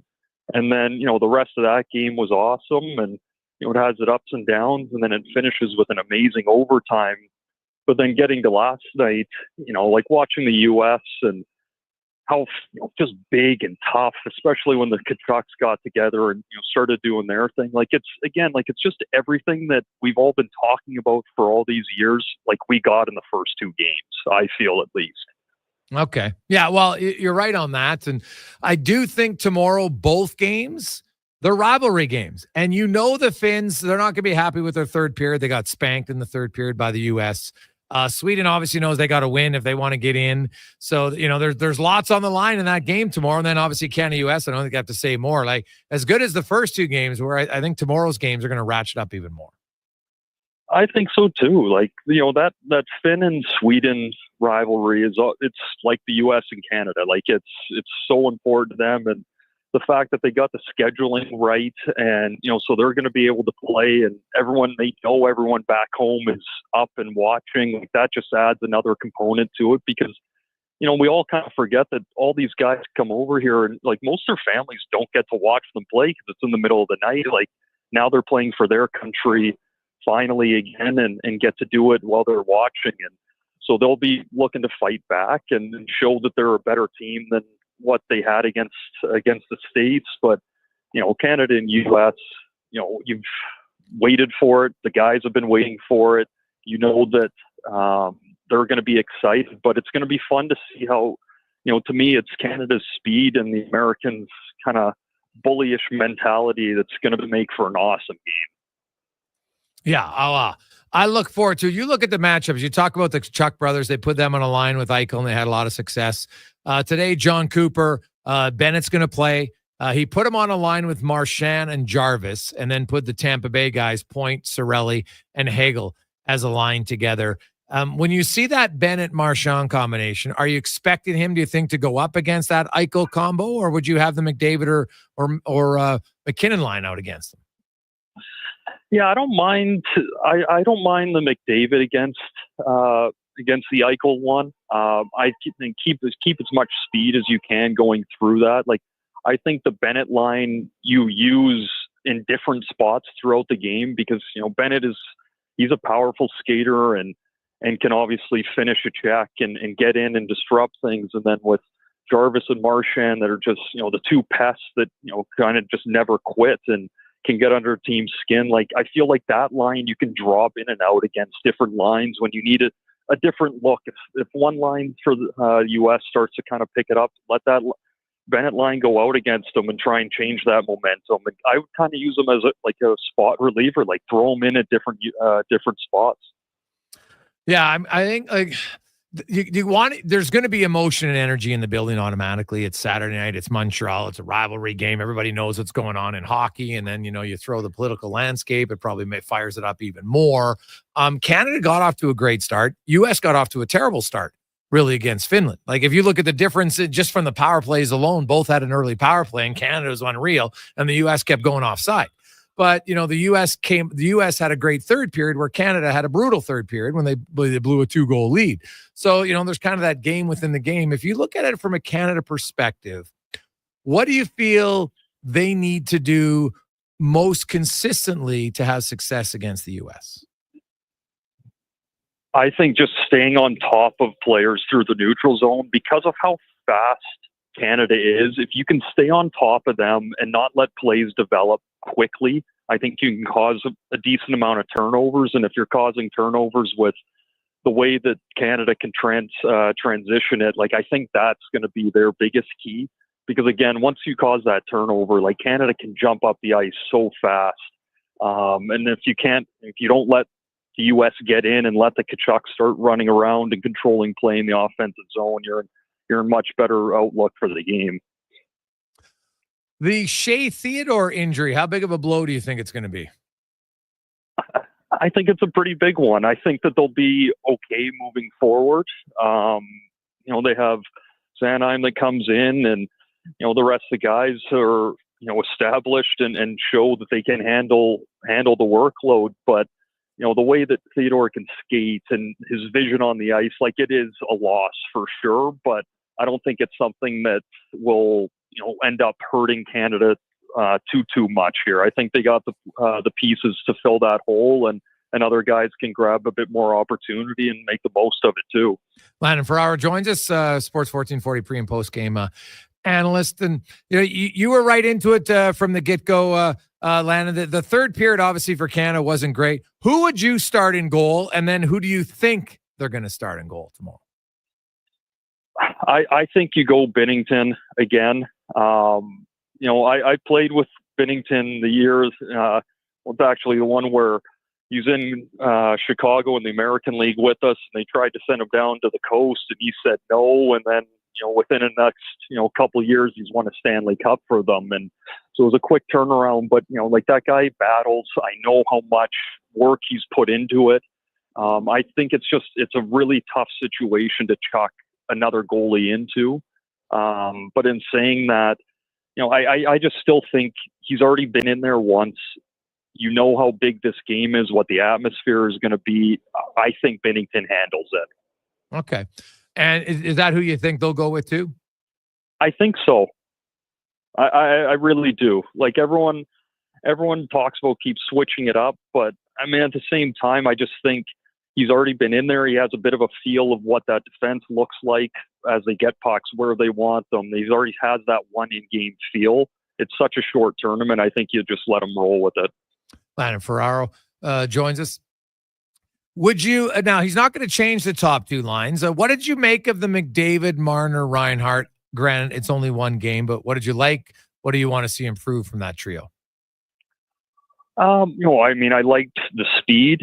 At times, they were really working well together. I think the biggest thing for that line is Reinhart kind of just getting himself back to what he is. I don't think he had a great game for what he's able to do and his shot and using his body. Like, he's really good down low. Like, everyone sees his power play goals and the goal that he scored last year, but like, he's really good on the wall. He's good at making plays in tight.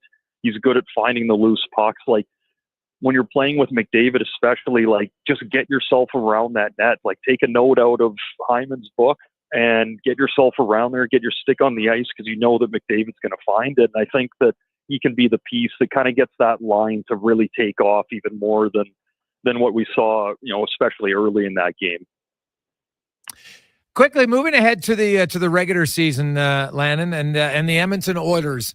What do you like? How busy do you think Stan Bowman should be? What would be your priority number one for him to make an addition at the deadline? I think it's still some help up front.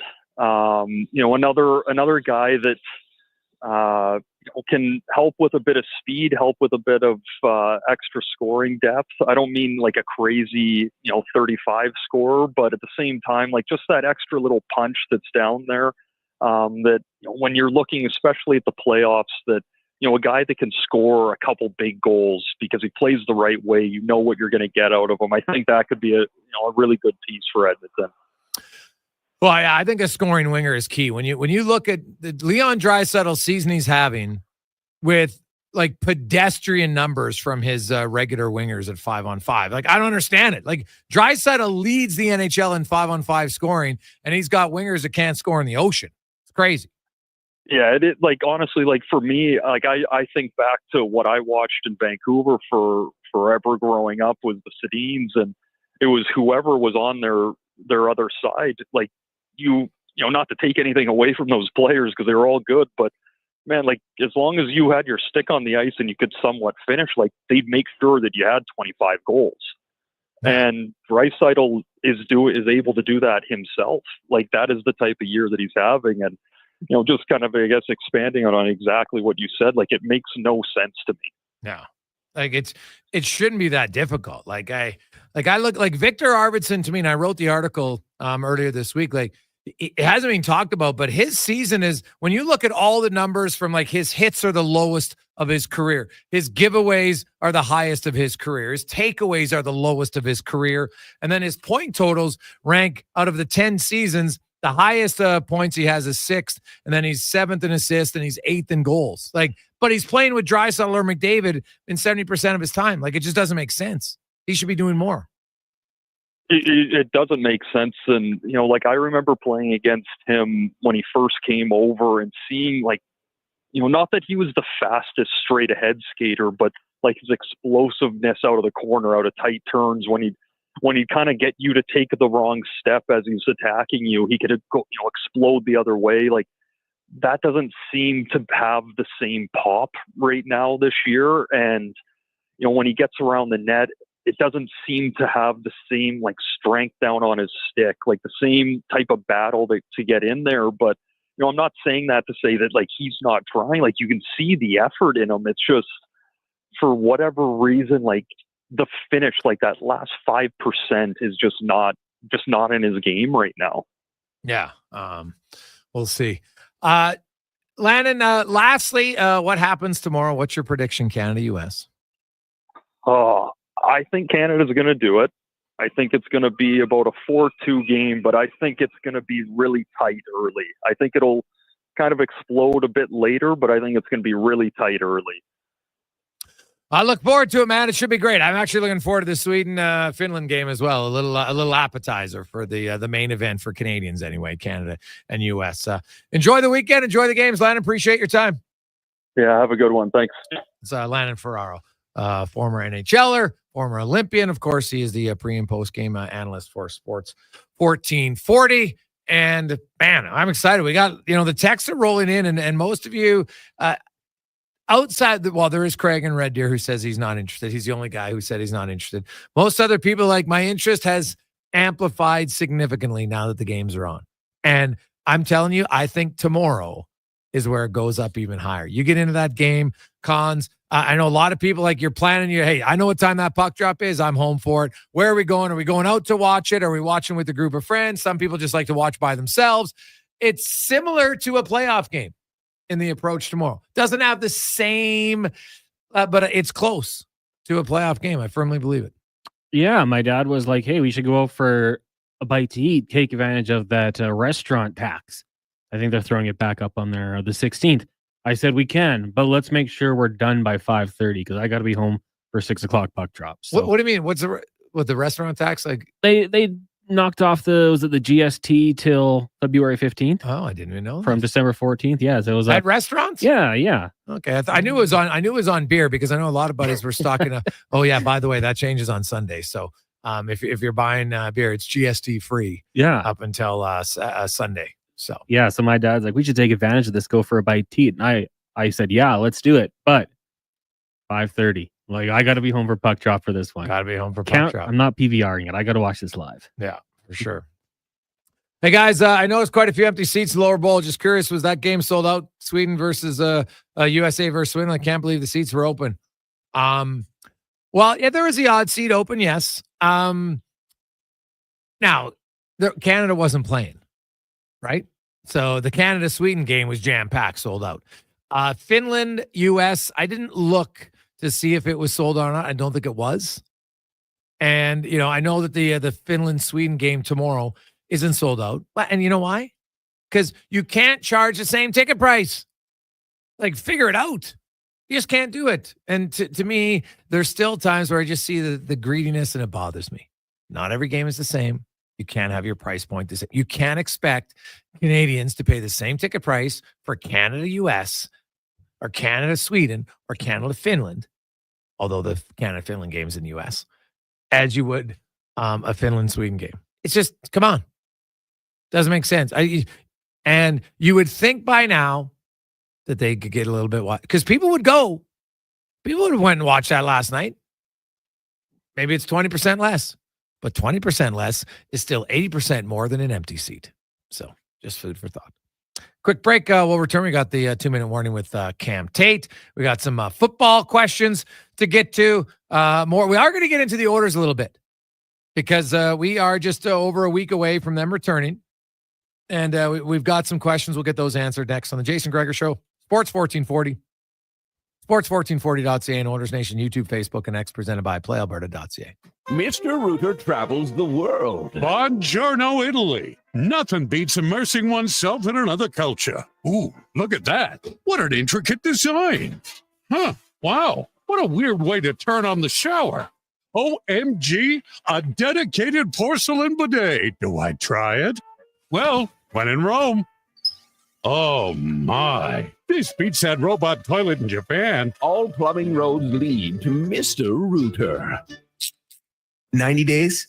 You're telling me I can buy a 2024 or 2025 Buick or GMC from Wolf GMC Buick and make no payments for 90 days? Whoa. And you're telling me there's more? It's the final days of GMC's employee pricing on remaining 2024 Sierra HDs and Yukons? Clearly now is the time to buy a new vehicle. I'm heading to Wolf GMC Buick, corner of 184th Street and Stony Plain Road. It's mere seconds east of the Anthony Henday. Wolf GMC Buick. We're making it easy. Okay, how about you give us your star winger for a bag of putts? What if I throw in some Will Hawk beef jerky? Yourself a trade. With Will Hawk beef jerky on their side, the Alberta teams definitely have an unfair advantage this trade deadline. Pick up some today and use it for trade. On a very warm evening after the Edmonton Oilers won a convincing playoff game, Connor McDavid sat at Assembled Media. Get yours today because you Hockey win trades. Assembled Media. Hockey physiotherapy. We believe in Hockey the brings wisdom of people past together, lives. McDavid Treat a said. disease, you win, you lose. Edmonton was in a frenzy with this Valentine's Day to kiss and make up. But that's not going to. From personalized treatment plans to compassionate care, we're committed to helping you achieve your goal. That's why hands-on techniques, unique technologies, and a commitment to hiring amazing people mixed with friendly, fun neighborhood environments. And ta-da! No, it's not magic. It's about being human. Sometimes being human hurts, but life shouldn't hurt. LeadingEdgePhysio.com.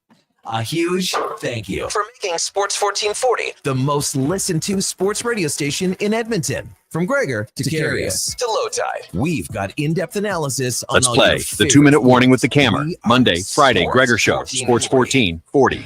I'm Colin Livingston, president of Cantork. Since 2016, we've been at the forefront of hydraulic torque wrenches in Canada. I'm delighted to share our latest venture, in-house production for quicker turnaround, superior quality, and heightened versatility. Experience excellence at Cantork.com.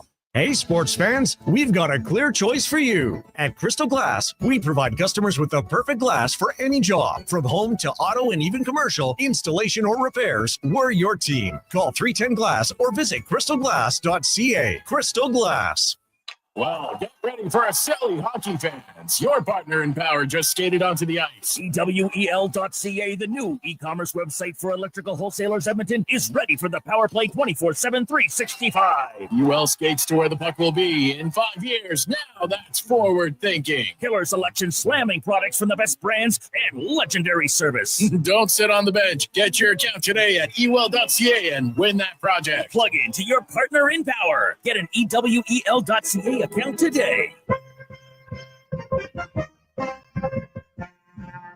Portions of this hour brought to you by Papa John's. This week at Papa John's, enjoy a medium 2-topping pizza and a choice of dessert for only $25.99. Use code word LOVEDAY at papajohns.ca or through the Papa John's app. From puck drop to kickoff, it's the Jason Gregor Show on Sports 1440. Presented by PlayAlberta.ca, Alberta's only regulated online gambling website.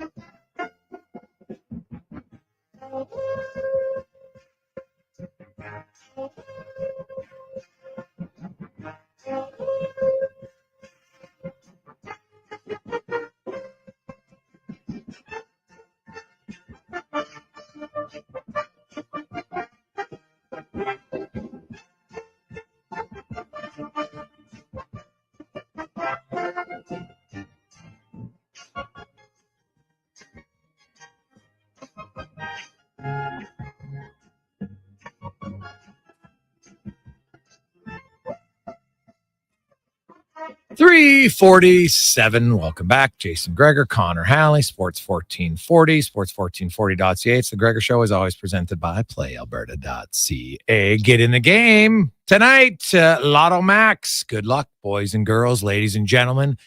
$25 million up for grabs in Lotto Max. Also, if you look at it, if you're a believer in your country, Canada taking on the U.S. and right now it's a pick'em game, straight up, Canada and the U.S. So, who do you like?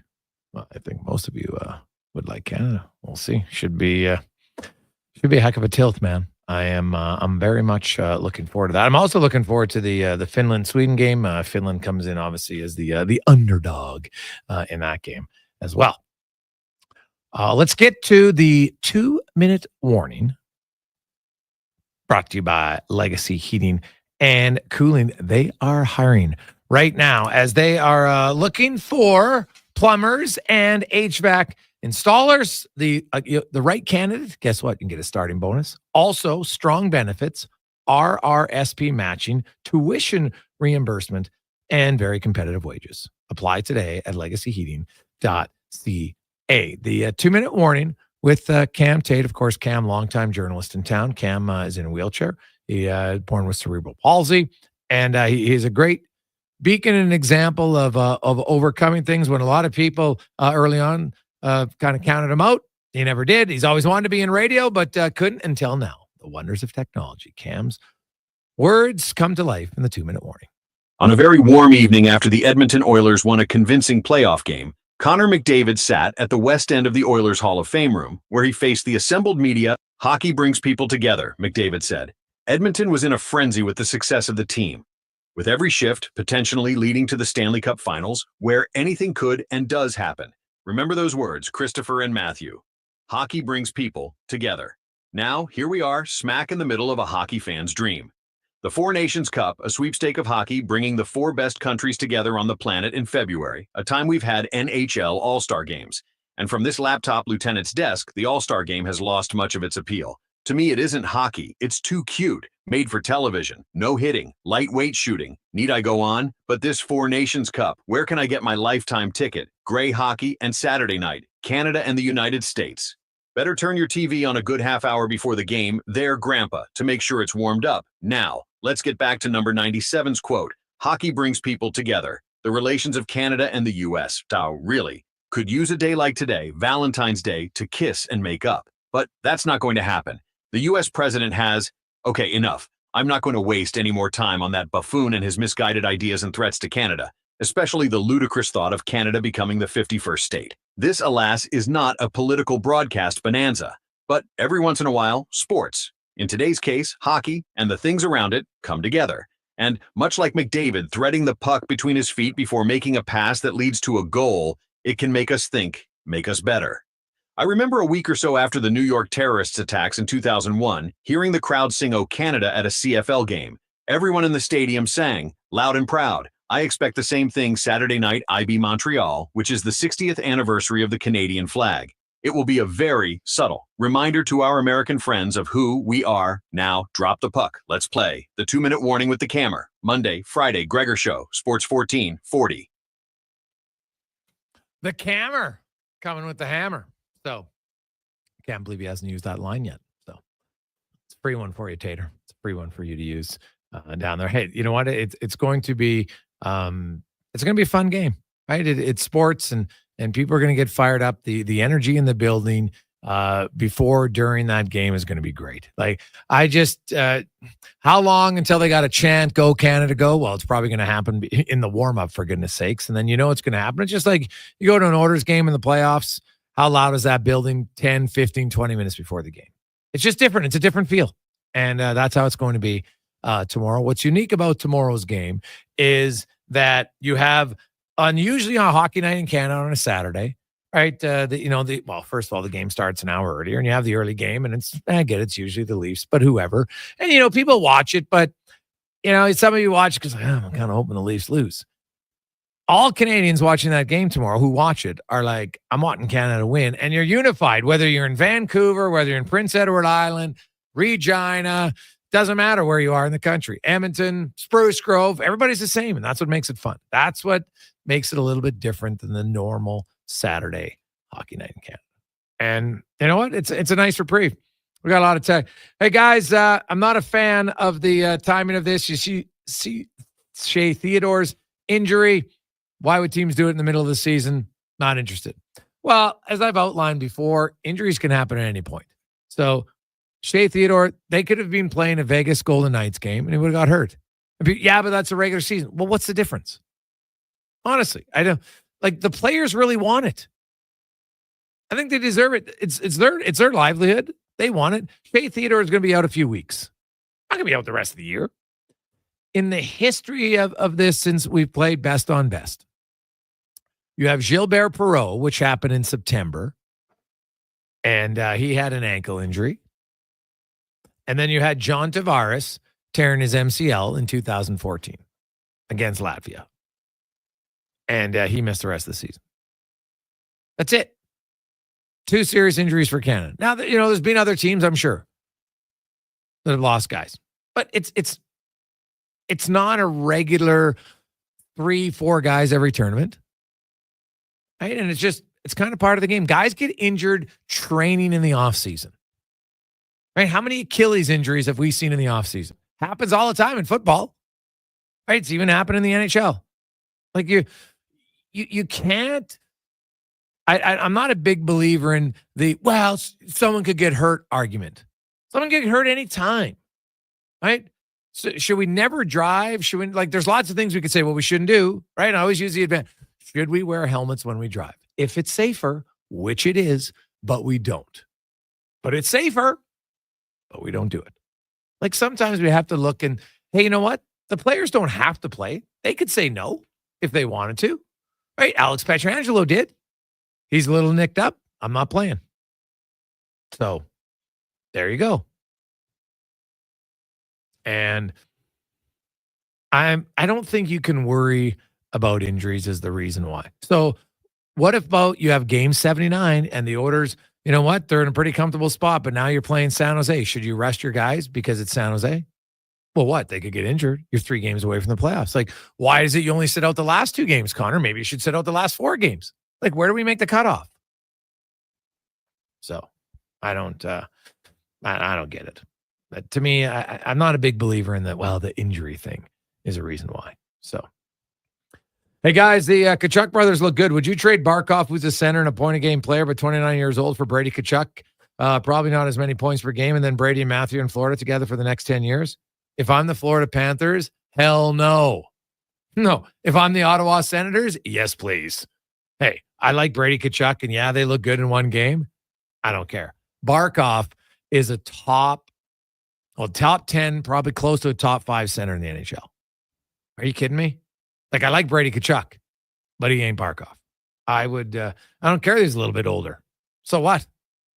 I am not trading Barkov for Brady Tkachuk. No chancey. Hey, guys, why do they have the 4 nations in 2 different countries? You think it'd be a headache logistically, and usually there's a home country. Have to get over here right now. You better isn't that better where tournaments are played? Well, no, they've shared a lot of tournaments like that before. We've had world championships played in 2 different countries. Like Montreal to Boston, like what's the challenge logistically here? They just jump on a private flight and go to Boston, right? They all these teams play on Saturday. Sweden and Finland, I'm guessing, are going to fly to Boston probably Saturday night. Even the Canadians and the Americans, if they wanted to, depending on their schedule, they could fly at night. It's not that far of a flight at all. So I don't see the challenge of it. You do this because you're trying to grow the games in both. You got your league plays in Canada and the U.S., so you're going to have some games in Canada and the U.S. To me, it's makes sense. Hey, Gregor, Suter heard Gretzky's back in Canada Cup. Yeah, but you know how many games Gretzky missed that regular season? 6. Right? It wasn't out for the year. That tournament happened at the start of the season. And that was the 1991 Canada Cup. So that would be the 1991-92 regular season. I'll look exactly when Gretz missed games, but I know that he played 75 or 74 games that year. I'll look it up. And still had like 120 plus points. So he was all right. Hey, guys, I was really excited for the game tomorrow, and then the fiance called me this morning and said she changed her flight to fly in earlier, so now I got to pick her up at the airport at 8:30, right in the middle of the third. I don't have the heart to tell her to get an Uber. Ooh. But see, here's the question. So you mentioned fiance. And gentlemen and ladies, chime in. It's a big game. You're at home. Originally, the flight was at a time where it wasn't impacting the game. So you're not married now. But now you set the standard that your entire marriage, you would go pick up the person at the airport rather than, well, what if it's a playoff game? I don't know. I think I would at least have the conversation. Just be truthful. Say, you know what? Hey, what do you think? I didn't do it over text. I would call her. So I know your flight was there, but now it's changed. Like, this is a huge game, Canada-US. I really want to watch it. What are your thoughts on taking an Uber? At least ask the question. Her reaction will give you a good kind of estimation of where things are going to be. What do you think, Cons? It's a tough one. I would definitely let her know that you're making a sacrifice there. Maybe she'll step in and say, hey, you know what? Don't worry about it. I'll take an Uber. But yeah, like not say anything and then be upset. That makes no sense. Like, you can just say, hey, what do you think of this? Would you be comfortable taking an Uber? Ubers are pretty safe. Right? Send a limo. Oh, yeah, I guess, yeah, you could do that. She comes home, then you just got the game on with some flowers. You send like a card. Oh, yeah, that's actually smart. That's not a bad move, right? Not a bad move at all if you want. But I think you got to bring it up. I think when you don't talk about things, it gets worse. That would be my advice. But remember, because this is fiance, this is a good little test here. That's why I think at least give her the option to say, oh, what, is it a big game? I didn't even know. Sorry, no problem. I'll take an Uber. And then you'd be like, oh my God, I got like the coolest fiance ever. Never know. Don't judge. Don't think they're going to say something. That's the worst. What do men hate? When we were like, well, you should have read my mind. No. Don't be that person. Don't be that person at all. Wouldn't do it. Gregor, she'll be mad no matter what the outcome of the conversation. Jerry, you don't know that, Jerry. You're making it. See, look, Jerry, you just made the perfect mistake. Assuming. You know what happens when you assume? Right? You never assume. You can have a conversation. Why can't you have a mature conversation like that? I think if you're scared to have that conversation, how many other conversations are you scared to have? So I wouldn't do it. So. Hey, guys, my wife and I postponed our gift opening the day after our game. We had sideline tickets to an Elks Eskimo game. My wife's grandmother said, let's go to the game.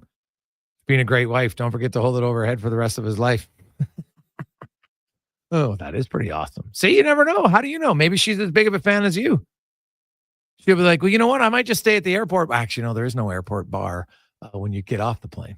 Getting on, yeah, not off. That might be one of the few times, Cons. Let's say you had a flight and it was planned for like 8:50. It might be the one time in your life you're sitting in the airport and you're like, can our flight be delayed? Flight be delayed. Just be delayed an hour or so. Right? No problem. Because not all the flights now have TV access. So, and some of the, trying to get good internet access where you can stream videos can be challenging. So there are some establishments close by. You could go watch the first period, hang around there just in case it is delayed. Yeah. Oh, there are? Well, yeah, there's the casino out there. There's Oh yeah, okay, I see what you're saying. There's got to be some other places. Yeah, like across the street. Just go watch the game there and maybe it's delayed. Mm-hmm.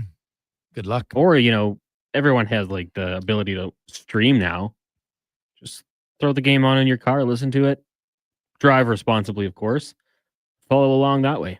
Hey, Gregor, I realize hockey or sport is your life, but if you care for that girl, you're never going to ask her the question. You're going to show her that you care for her and that you're going to get her. You might be distracted a couple of times during the game on the radio. Of course, I grew up watching all the Canada Cups and Olympics. These kids nowadays, they haven't seen the best on best, so it's a different scenario. But it is Valentine's Day. Hope your wife's not listening. Tim Buck. Well, Tim, how about that? My wife does not care about Valentine's Day. At all. She's like, I don't want anything. The only thing she wants is to not cook dinner. And I'm like, that's the easiest thing ever. No problem. She's never wanted Valentine's. She doesn't believe in it. She thinks it's a made-up holiday. I'm totally with her. Totally with her. And in certain situations, like everybody has different things that they're really passionate about. I think it's important to know in a relationship, you can have a healthy relationship. Now, she might say, you know what, I'm really nervous. I don't like it. Okay, fine. He'll know it. But I would at least ask. Doesn't ask to have the conversation. What are your thoughts? No, you know what? I'm really uncomfortable. Okay, I asked. There you go. Would you be comfortable if one of your girlfriends picked you up? Right? There's options. What if you call Sally? Hey, Sally, you're not a hockey fan. Do you want to pick up my wife?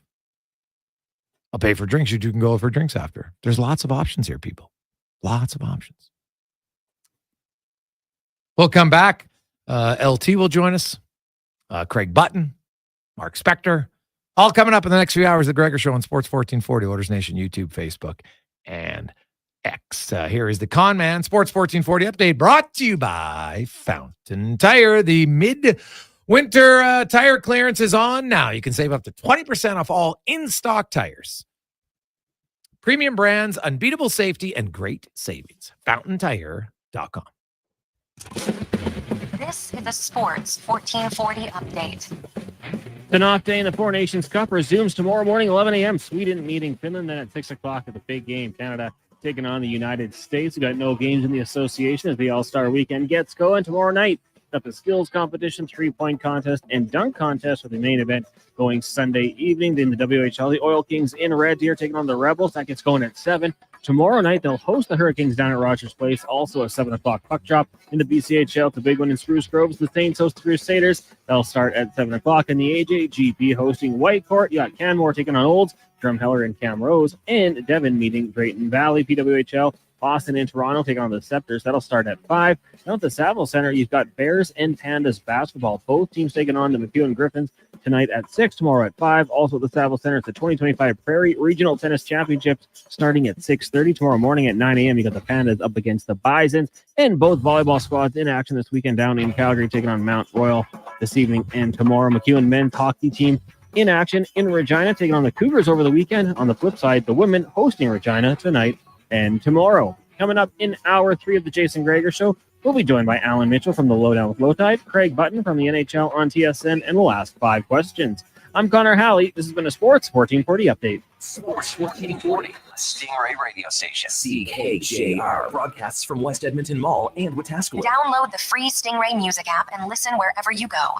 Hockey is back, and Play Alberta, Alberta's #1 sportsbook and official partner of the Edmonton Oilers, has you covered with bigger offers, boosted odds, live betting, player props, and more. New to Play Alberta? New players now receive $200 in free bets just for signing up. You already play? Get a $10 free bet for every $100 you bet. Every week, all season long. Visit playalberta.ca and make your picks today. Bonus terms and conditions apply.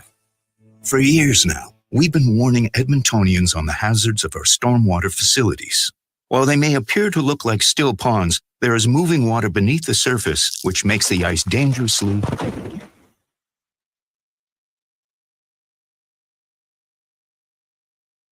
The unpredictability of stormwater facilities makes them treacherously unsafe for all winter activities, even walking.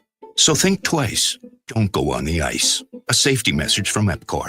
It's the season for love, and you're about to fall hard for the vehicle of your dreams. Presenting the outstanding 2025 XC90 from Volvo Cars Edmonton. Right now, you can lease your 2025 XC90 plug-in hybrid from 1.49% and save $4,600. Or finance a 2025 XC60 from 1.49% and save $1,500. All while being deeply infatuated by the newly upgraded, highly attractive body and wheel design. Volvo Cars Edmonton. VolvoCarsEdmonton.com. 1205 101 Street Southwest. Introducing the new McSpicy from McDonald's. It looks like a regular chicken sandwich, but it's actually a spicy chicken sandwich. McSpicy. Consider yourself warned. Limited time only. Participate in McDonald's in Canada. The moments we need healthcare are some of our most vulnerable. You deserve a system that supports you. Our healthcare system can't wait any longer. Visit rebuildourhealthcare.ca to learn more.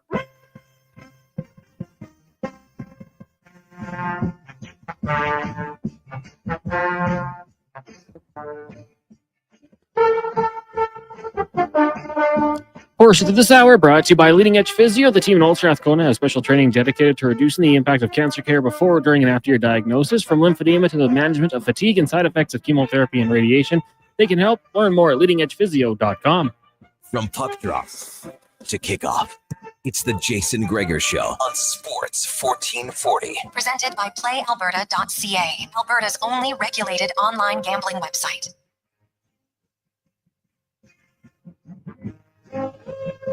Positive Friday. How are you? Welcome back, Gregor Halley, Sports 1440, Oilers Nation, YouTube, Facebook, and X. Hope you're having a lovely day. And the weather's still a little chilly. Hopefully heats up here in the next few days.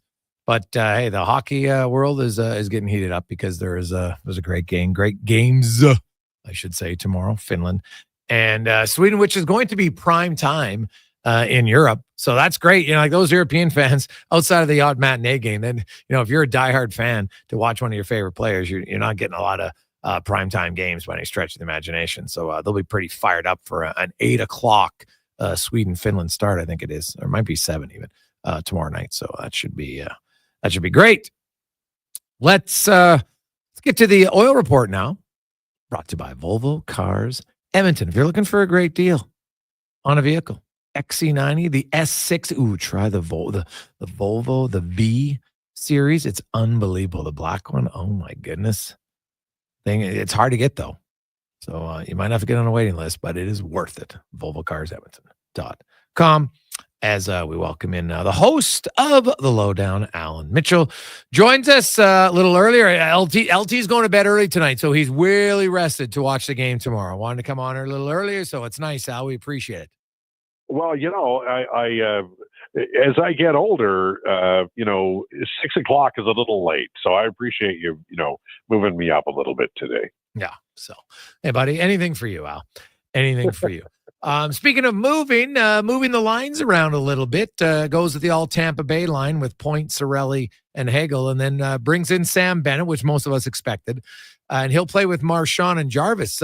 Actually, I thought the Point, Marchand, Jarvis line was actually pretty good. So interesting is going with Bennett, but I have to think, he's going to put that trio out against the Eichel line, not exclusively, but at times for sure. Well, I think that line is rambunctious. I'll put it that way, and I think that's in keeping with what we expect from the game tomorrow night. The Americans are both of these teams are ridiculous. I mean, good Lord, if you're an extra, you're a brilliant player. But I think it's going to be fast paced as it has been, and I think this is, in most people's minds, this is the marquee game, and for good reason. And so I think that the coach has a lot of different ways he can go, but I like that line. I like the idea of the line. And I don't, they're going to play a lot, obviously, but I think they can really kind of help set the tone. The whole tournament, Al, it's where were you at, like, interest wise before it started, and has it changed now that it's here? Yeah, what I said before the first game, I said, look, we don't have the lore of the Olympics to refer to. It's a 4-team series, and that it's a small bite, right? And I said the something has to happen early for people to get engaged, something that excites them. And of course, I don't know what that first power play goal was, but it was brilliant. And part of it is, I think, like, I know that you had said it's going to be great hockey, and it has been, but part of it is we haven't seen, best on best international for a while. And, I'm just like, I'm absolutely blown away by the high skill. Like, even Finland, and they are the 4th of 4, no doubt, but they're a very fine team. But I thought Sweden played exceptionally well. The Americans are fire, and Canada is, it's kind of, giggle worthy to look at the lines and then see them, they come up with a power play. And I'm like, well, there's no surrender flag in hockey, but the Canadian power play probably makes, the opposition at least think about, maybe putting one together on the bench and just saying, yeah, take the goal, because the Canadian power play is beyond ridiculous. Yeah, well, they'd like to get a few more chances. That would obviously help too. So, I look at this, like, this game tomorrow, like the Sweden game was good, but I just think the intensity of tomorrow's game between Canada and the U.S., and obviously it's just the later you go in the tournament, every game means more. And so for Canada, like, this is a massive game. That blowing that 2-goal lead in the third has put Canada in a spot where they could beat Sweden and beat Finland and still miss and not make it to the final. Yeah, that's the problem with the 4-game, like the 4-team. It's so wonky, and yet like the everybody knows going in what the rules are. But they spit the bit a little bit. They were up 3-1. They ended up hey, look, full marks for Sweden.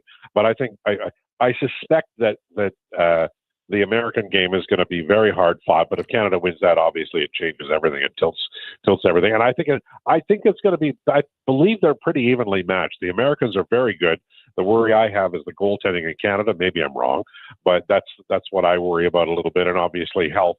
You'd like to have Makar, 100% playing. Oh yeah, no, 100%. Now, Makar is going to play, according to head coach. He says he's firmly confident that he'll play. So, he's got an illness, and they're probably just being more cautionary than anything else in that game. He didn't want to say who his starting goaltender was, which is a little bit of gamesmanship. But do you see any way that it's not Binnington? Do you think it's going to be him? Well, I mean, they won, right? But I going into this tournament, and it's hard. Like, I get it. They evaluate early. They figure out who's going to play in goal, and you're going with your group. But I felt from the beginning that Adin Hill was the better option. Now, you won game one. I think most people would stay with the current goaltender. So I suspect it'll be Binnington. Okay. Al, let's move to the orders. We've talked a lot about Four Nations for a bit here, but the orders, we are exactly, the trade deadline is less than 3 weeks away now, because the trade deadline will end earlier than today, 3 weeks from now. So we're into the 2 weeks, 6 days, and 22 hours, 21 hours, in fact, until the trade deadline. I've heard some, they don't know about Evander Kane, and I don't know if Kane's going to come back early or not. We'll see. But if I'm the Edmonton Oilers, he ain't coming back early at all. So I look at them, and priority number one for me is a top 6 scoring winger, because even when Kane comes back, I'm not sold they have one, because I haven't seen the guy play in 10 months, and I think that's their biggest need. Where do you come out? I agree. I would love to know what Stan Bowman is thinking, but the only problem I have is, and I've looked in the last little while at Marchand and also Patrick Kane, written articles on both of those guys, but I know that I've heard you talking about Donato and the other options out there. I I don't know how high they'll be able to go in terms of acquiring a player, like what value they can give up in terms of assets. But I think a scoring winger would be fabulous for this team, and Stan Bowman wants to put his touch on this team at the deadline, I think, and a high-end skill forward would be ideal, and more a shooter, I think, but because they have guys who can transport the puck, but you want to use somebody who can be, not a complete mess defensively, but also can put the puck in the net and has a good, accurate, hard shot. I just don't know how many guys are like that out there and what the price will be. And if you have to check down from that, I'm not sure where they'd go. We've talked about a defenseman, but who's out there? Like, who is out there that you would like to bring into this team and pay a premium for that is a clear upgrade? I think there are wingers out there who are available. I just don't know the price, but I would go winger.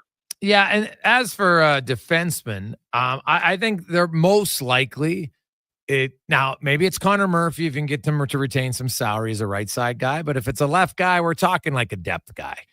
Somebody who's there in case of injuries and stuff, who can play a few of the games, in the final week of the season when they might rest Ekholm or somebody for a game or two. But I don't know if they'll make a big splash. Now, if Klingberg comes back in his first 6 games, just doesn't look very comfortable, then maybe they rethink it. But I think they're probably looking more to just bring in another depth guy than a big swing on the blue line. Do you think play? Pardon? Brian Dumoulin? Dumoulin. Man, I watched a few of their games. Like, he's not the guy, he was excellent and underrated when they won Cup, Sal, but his foot speed now, I don't see him being better than anyone. I honestly don't see him being better today than anyone the Oilers have. So that's the problem, right? That's what I think of. I think Bowman's in a bit of a spot here because he's got to get a better scoring winger or a better defenseman. And I mean, he's done effective work working around the edges. I will say that. So I don't know how many wingers are out there are clearly better than the Oilers can afford.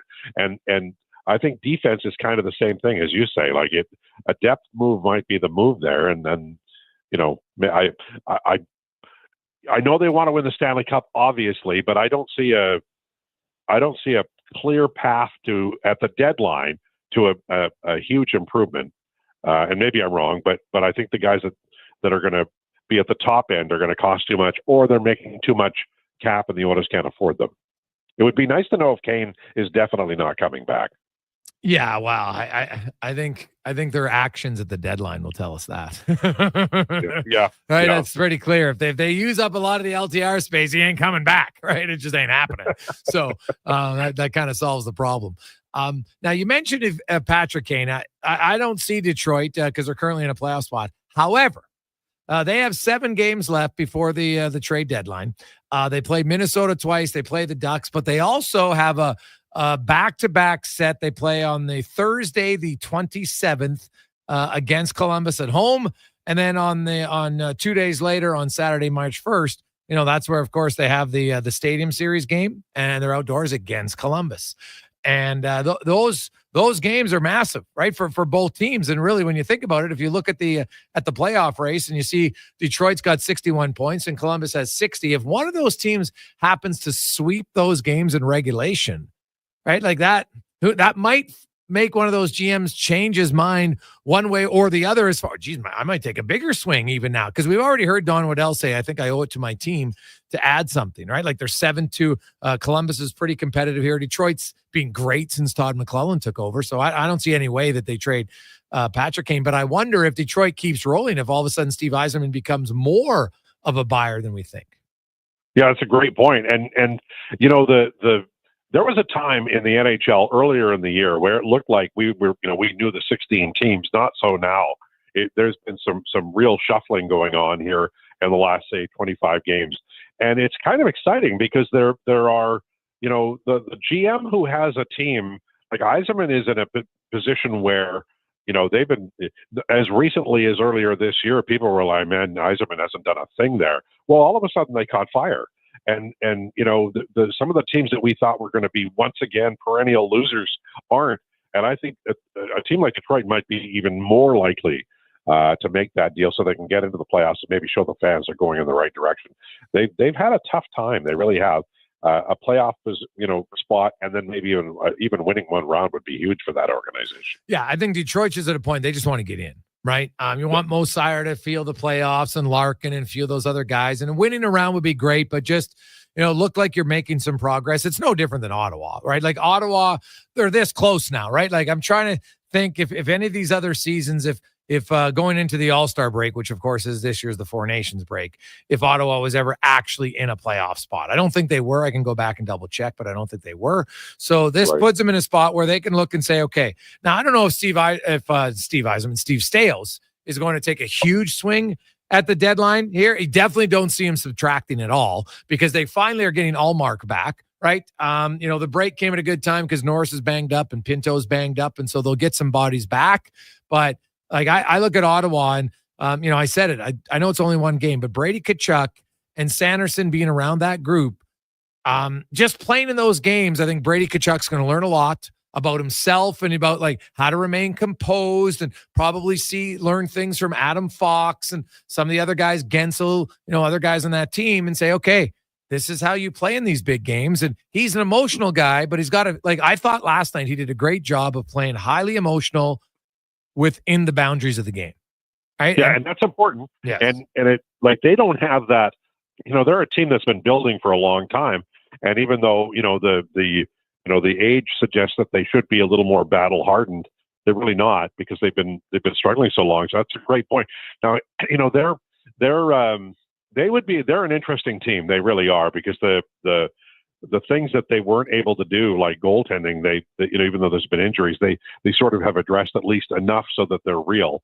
But the Eastern Conference is shaping up to be very, very interesting here this year. The playoffs are going to be wild, I think, and there's a little bit of a changing of the guard. I don't want to bury my beloved Bruins too quickly, but I feel like there's a little bit of a changing of guard there out east. Yeah. I think you're right. Like it had to come at some point, right? And so do you think Boston now, I know you've followed Boston and cheered for the Bruins for a long time. What if the Bruins, they come out and they continue to struggle and all of a sudden they lose, they go 2-4 for argument's sake.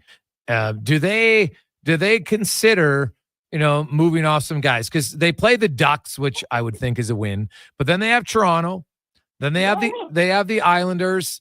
These are all games at home. Then they have Pittsburgh, Minnesota, Nashville, Carolina. So in their 7 games, like if you're Boston, who's currently outside the playoff spot, like if you just go 3-1, I don't think that's good enough either. Like, what do you think they do? Well, I think they could trade, I think that at this trade deadline, if they may pivot and because they're like, they are in a spot where, how long do you want to go? Like Pittsburgh's already decided what they're doing, but the Bruins, they've bled so much talent and great talent, and some of the guys that they have there are fading a little bit. They're eroding, and so you've got. I mean, I mentioned Marchand earlier. I know he doesn't want to go, but if they're out of the playoffs, then maybe he can be convinced. They've got the Bruins are a team that if they pivot now. Some of their young players are okay, but they're not going to be difference makers. They have, Poitras and some others who I think are going to be very helpful in the future. But this might be a time if you can get, something of real use for next year and beyond. It might be an opportunity for them because they, not signing Swayman put them in a bad spot. They can recover maybe even in time for next year, but they're old in some tough areas and they're not as good as they were in a lot of areas, even like a year or two ago. Yeah. Al, what's happening tomorrow in the double rivalry games? Canada wins. It's really, really tough. There's a lot of what we will consider to be, outside the lines or beyond the rules of play. But Canada wins a very difficult 4-3 late goal, and I'll say McDavid to Crosby. David Crosby. Ooh, all right, Al. All right. Enjoy the weekend. Happy Valentine's Day, Al.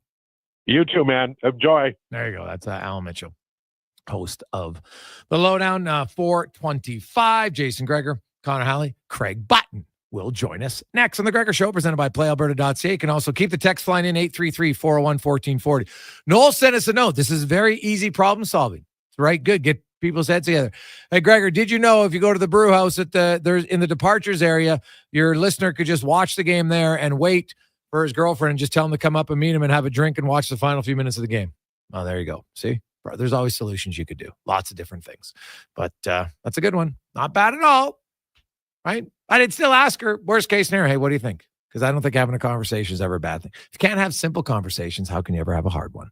Because that is not a hard conversation. We'll return with Craig Button on The Gregor Show, presented by PlayAlberta.ca.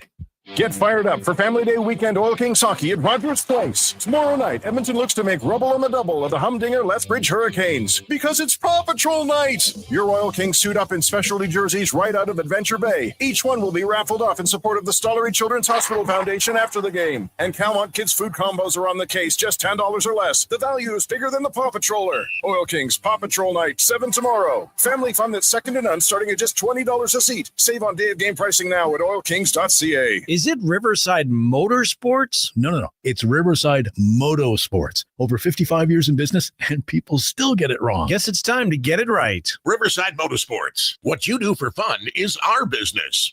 The Battle in the Cattails is coming February 22nd and 23rd at Cattail Crossing Golf and Winter Club. Bike, ATV, and for the first time ever, high-octane UTV ice racing. Feel the thrill as racers battle it out on the ice. Want to race? Register now at cattailcrossing.ca. Just want to watch? Grab your tickets on Eventbrite. Only $10 for individuals, $20 for families. It's going to be an action-packed weekend with all the high-speed ice racing at Cattail Crossing Golf and Winter Club.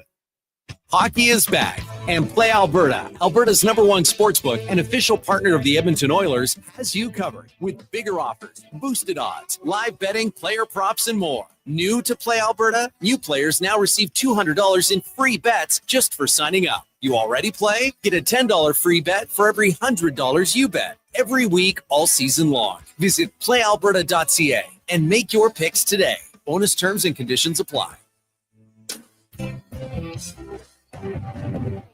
When the snow hits, again, it's all hands on deck. Thankfully, you have Echo in the Lawnmower Hospital in your corner.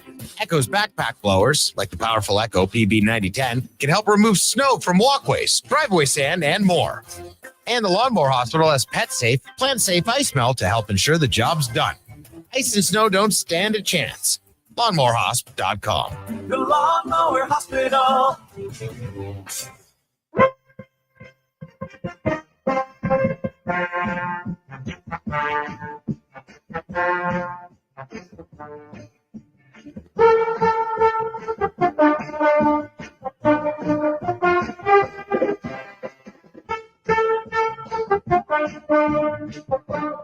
Portions of this hour brought to you by Cantork. We offer sale, rental, repair, and calibration of hydraulic, pneumatic, and battery-powered torque wrenches, stud tensioners, and flange maintenance equipment. Order today at cantork.com.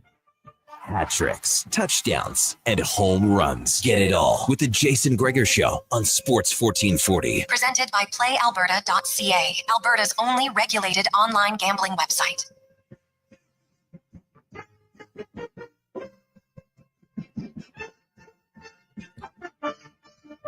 Positive Friday continues on. Welcome back, Jason Gregor, Connor Halley, Sports 1440, Oilers Nation, YouTube, Facebook, and X. It's a positive Friday. Happy Valentine's Day. For those who celebrate or those who are just like, hey, it's just another relaxed day. No big deal. It's great. Hey, just good excuse to get out, support some of the local restaurants. It's, good sign. We asked any restaurants who have any openings, let us know. We'll pass on the word. Had lots of them saying, Greg's, I wish, do that any other day. But hey, you know what? Lots of people book it. So that's good. Something tells me a lot of places will be full tomorrow because, if you have a TV. So get down first round on the rocks. People be watching. Good excuse. Get together. Enjoy the games. Intensity. Should be fun. Let's go in the room now. Brought to you by Action Electrical, the most diversified electrical contractor in Alberta with 4 divisions and project service, tag, and solar for both commercial and residential. Did you know that right now you can get a refundable federal tax rebate up to 30% off your solar's project's capital cost? Learn more, actionelectrical.net. As we welcome in Stanley Cup winner, of course, longtime NHL scout and GM, now ace analyst and scout with TSN, Craig Button joins us. Butts, how you doing, my man? I'm good, Jason. How are you doing? Oh, buddy, I'm great. I love this tournament. I was excited for it when it started, and then 2 games in hasn't let me down at all. 2 very different games, of course. Kind of a blowout that happened in the third period. Up until that point, it's a pretty close game. And then 2 goals in 14 seconds kind of blew it wide open. Sweden and Canada, man, you couldn't have asked for a better start for Canada. Scoring the power play, the building's going bananas. Then they get up 2-0, but then Sweden makes it a game, and we go to overtime, and there's a lot of chances. Like, man, I've loved it. And I'm not surprised because best on best, usually, we have games like this, especially in a short tournament with all the teams pretty even. So let's get to rivalry Saturday for you, Craig. And, Finland's really overmatched just due to their defense, but it is a rivalry game. What do you expect from the Finns? What did you like through 40 minutes that kind of fell apart in the final 20? The Finns collectively play together. We can use a lot of different words, cohesive, they're connected, but they really know how to play as a group, and they do it really well. They have intelligence, they have a competitive spirit. But Jason, when you get the best on best, if you don't have enough skill, I don't care how well you play together as a team, I don't care how smart you are, you're not going to be able to beat the better teams that do exactly that with more skill. And that's where you just pointed it out. I mean, and I talked to Jiri Lehtinen about this, the manager of Finland, a while back. And one of the things with this tournament is this tournament requires that everybody playing has to be in the NHL with an NHL contract. I mean, they have to take a player from the Ottawa Senators, Manitalo, who's got, I think, 18 games in NHL experience. And Jiri had told me back in the fall and in the summer, he goes, we have better players not in the NHL than what's available to us. Right. But these are the rules. But you lose Heiskanen, you lose Ristolainen, you lose Hakanpää. Oh, now you're into this group of players. Yeah. They do play together. We have all kinds of respect for Finland, the way they play. When you start losing skill and you don't have enough of it, it doesn't matter how well you play together. It doesn't matter how competitive and how smart you are. They're all those things. They're just not good enough. Yeah, no, they're not. And especially their blue line with all the injuries, and they're going to have to play. They're going to have to play a low scoring game against Sweden, and it will, that's a heated rivalry, Craig. Talk to the Finns and the Swedes. And it's a respectful one, but it means a lot for those 2 countries. And it is one. It's interesting. I do love the Finns. They get really fired up. We're not Scandinavian. They're technically not a Scandinavian country, so don't call them Scandinavia because they don't like it. But I look at Sweden, and they had a brutal start against Canada and then really came on. What did you like maybe really, I guess, about their third period comeback and what they look for and what they can maybe expose tomorrow against the Finns? Yeah, I think their blue line is really, really strong. And so that's an uphill battle for Finland. And then the Swedish forwards are good, and they showed they can take advantage of with their speed and with their skill to create opportunities for themselves. And I think we go back to the Finland defense, and certainly that's a massive weakness for them. And it's something you don't fix. It's something you don't just go, okay, what do we got to do to be better? You got players that are going to be overmatched, and that's just the way it is.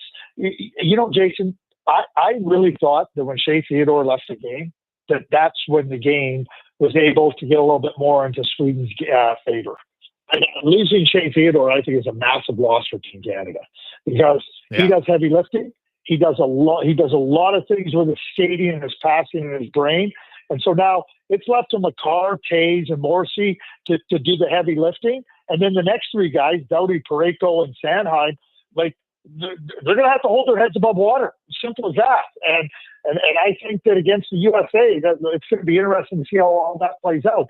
But I think without Theodore in the lineup, that really poses a problem. When Sweden tied it up 3-3, I'm watching that play come through the neutral zone, and Parayko was in trouble at the red line, and he never recovered. And I mean, you start playing when you got those players. Remember, they're not playing against third liners; they're playing against first liners that are playing on the third line. Yeah. And those guys, like they got their challenges. They got their challenges having to play against those guys. Yeah. Oh, 100%. Now let's go to Canada and the U.S. and obviously Shea Theodore's out, so that's one change. Canada, we saw the U.S. switch their lines up a little bit in the game, put the Tkachuk brothers together, and then, they got some life. And now, Brady Tkachuk, I thought, was really the kind of the straw stirring their drink early in that game because their power play was awful. But he got going. Got that goal, was hitting everything that moved. Didn't even play 14 minutes in the game. That's like one of the most effective 13 minutes I've seen from a player in a long, long time. You look at just kind of the added energy that this game is going to have. And Craig, I did a whole breakdown. Like, people were telling me, U.S. is younger, they're faster. Well, I actually went to NHL Edge and I looked up all the skating numbers, and it's not true. The U.S. isn't faster than Canada, which doesn't surprise me when you have McDavid and you have McKinnon at the top of the list. But even McKinnon, even if you go to, but how about Seth Jarvis and Jacob Slavin? Funny enough, the two guys who've had the quickest bursts of any of the players in the tournament at 24.4 for Jarvis and 24.1 for Slavin, which kind of blew me away. But it's McKinnon and McDavid, all their bursts all the time. How, if you're Canada, what matchup do you want, if any, and how do they break down the Americans' defense tomorrow? Well, I think one of the biggest challenges that Canada faces in this game is that on the walls, Canada, the U.S. is bigger. They're bigger and they're a little heavier. So I think Canada has to find a way to get the puck in the middle of the ice and attack. So how you do that, how you be able to get the puck into, you got to be quick moving the puck. You got to use the width of the ice to open up the middle. And you watch Connor McDavid, how well they do that in Edmonton. I watch it with McKinnon, and good teams, the Tampa Bay Lightning do it. They use the width of the ice to open up the middle of the ice.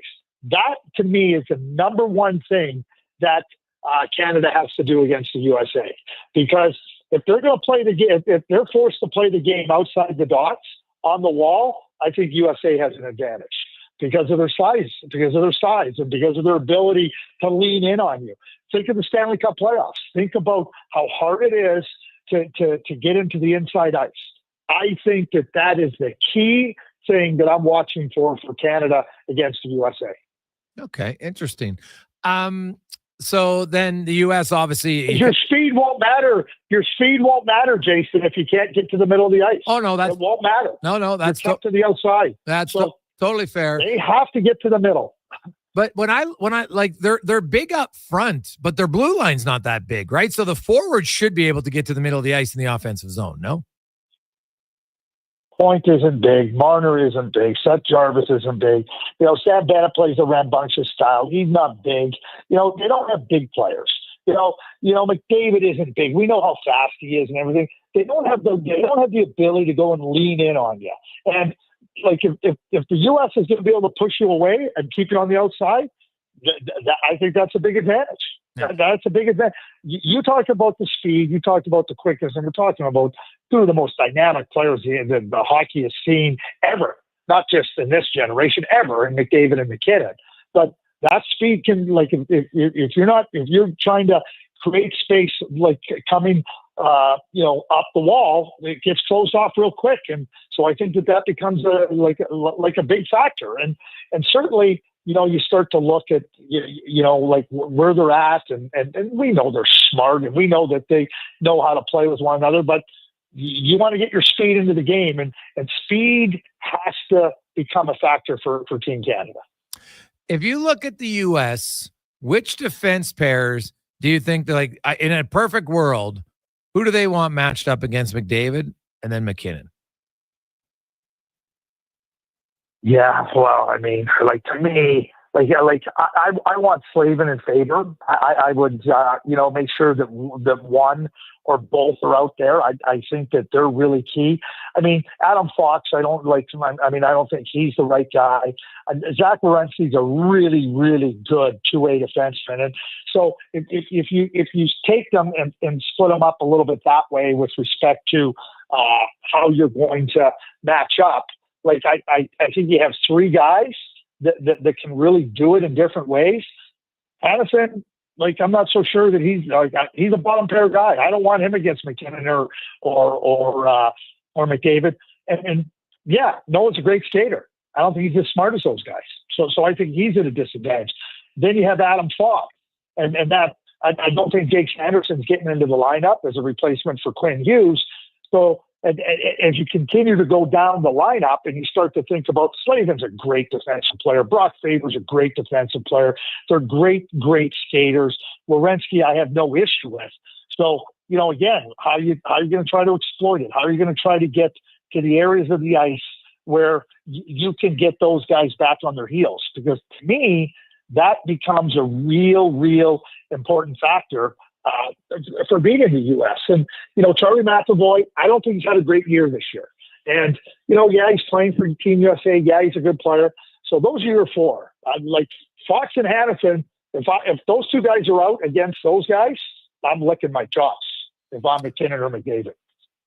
Goaltending, who would you start for Canada? Who do you think they will start? I think John Cooper's been very clear who's starting. He said it before the first game. We're picking a guy and we're going with him. And there's no reason to go away from that now. Okay. Binnington didn't get lit up. Binnington didn't go and play. Didn't give up 7 goals on 10 shots. He was good. He put it behind him. They talked about him being a big moment goaltender. So it has nothing to do with what I think is going to start. John Cooper's already said, and Binnington's going to be in the net. Okay. A few other quick ones, Craig. When they come back, it's funny. Like the tournament ends next Thursday, and then boom, the teams have like 13 days to figure it out. Some teams have 7 games, some teams have 6 games before the trade deadline. Give me, if you're Stan Bowman, what's priority number 1 for the Oilers between now and the deadline? What does he need to add? I think some depth on the blue line. I think Ty Emberson has shown a real good capability, good strong capability. I'm not worried about Klingberg. I think just getting some depth on that blue line. Like I want some depth on that blue line, and I want some size and length on that blue line. That's number 1. And Jason, I keep saying it. I keep saying it. I'm not backing off on it. I think they need a heavier winger that can play in your top 6, that can supplant Victor Arvidsson, and failing that, then I think they need some heft on the bottom line, getting some bigger, heavier guys that can grind. That's what I think they need. Awesome. I think they need a top 6 scorer. They definitely need some guys with some grit, because you talk about Team Canada maybe doesn't have a ton of size. Edmonton's wingers in the NHL don't have a ton of it, and they have a lot of guys who are kind of similar and when it's all said and done. So I would agree with you there. Well, hardly. I agree with you, but I agree with you. Like top 6 scorer with weight, like a heavier guy, not Victor Arvidsson or Jeff Skinner. No. Like, who are supposed to be scorers, not those guys. No. I don't want those guys. The Oilers are an excellent team. Yes. You know how much I rave about Chris Knobloch and what a great coach he is, and you look at all the metrics. This team's top of the offense, defense, everywhere, right? But I think you want to go deep in the playoffs. It's who can go the hardest, the longest, and that's where I'm going. I'm counting on Evander Kane coming back. I want somebody on that right side that can step in there and bring some weight and speed and some skating ability and scoring. No question. That's why I say that area.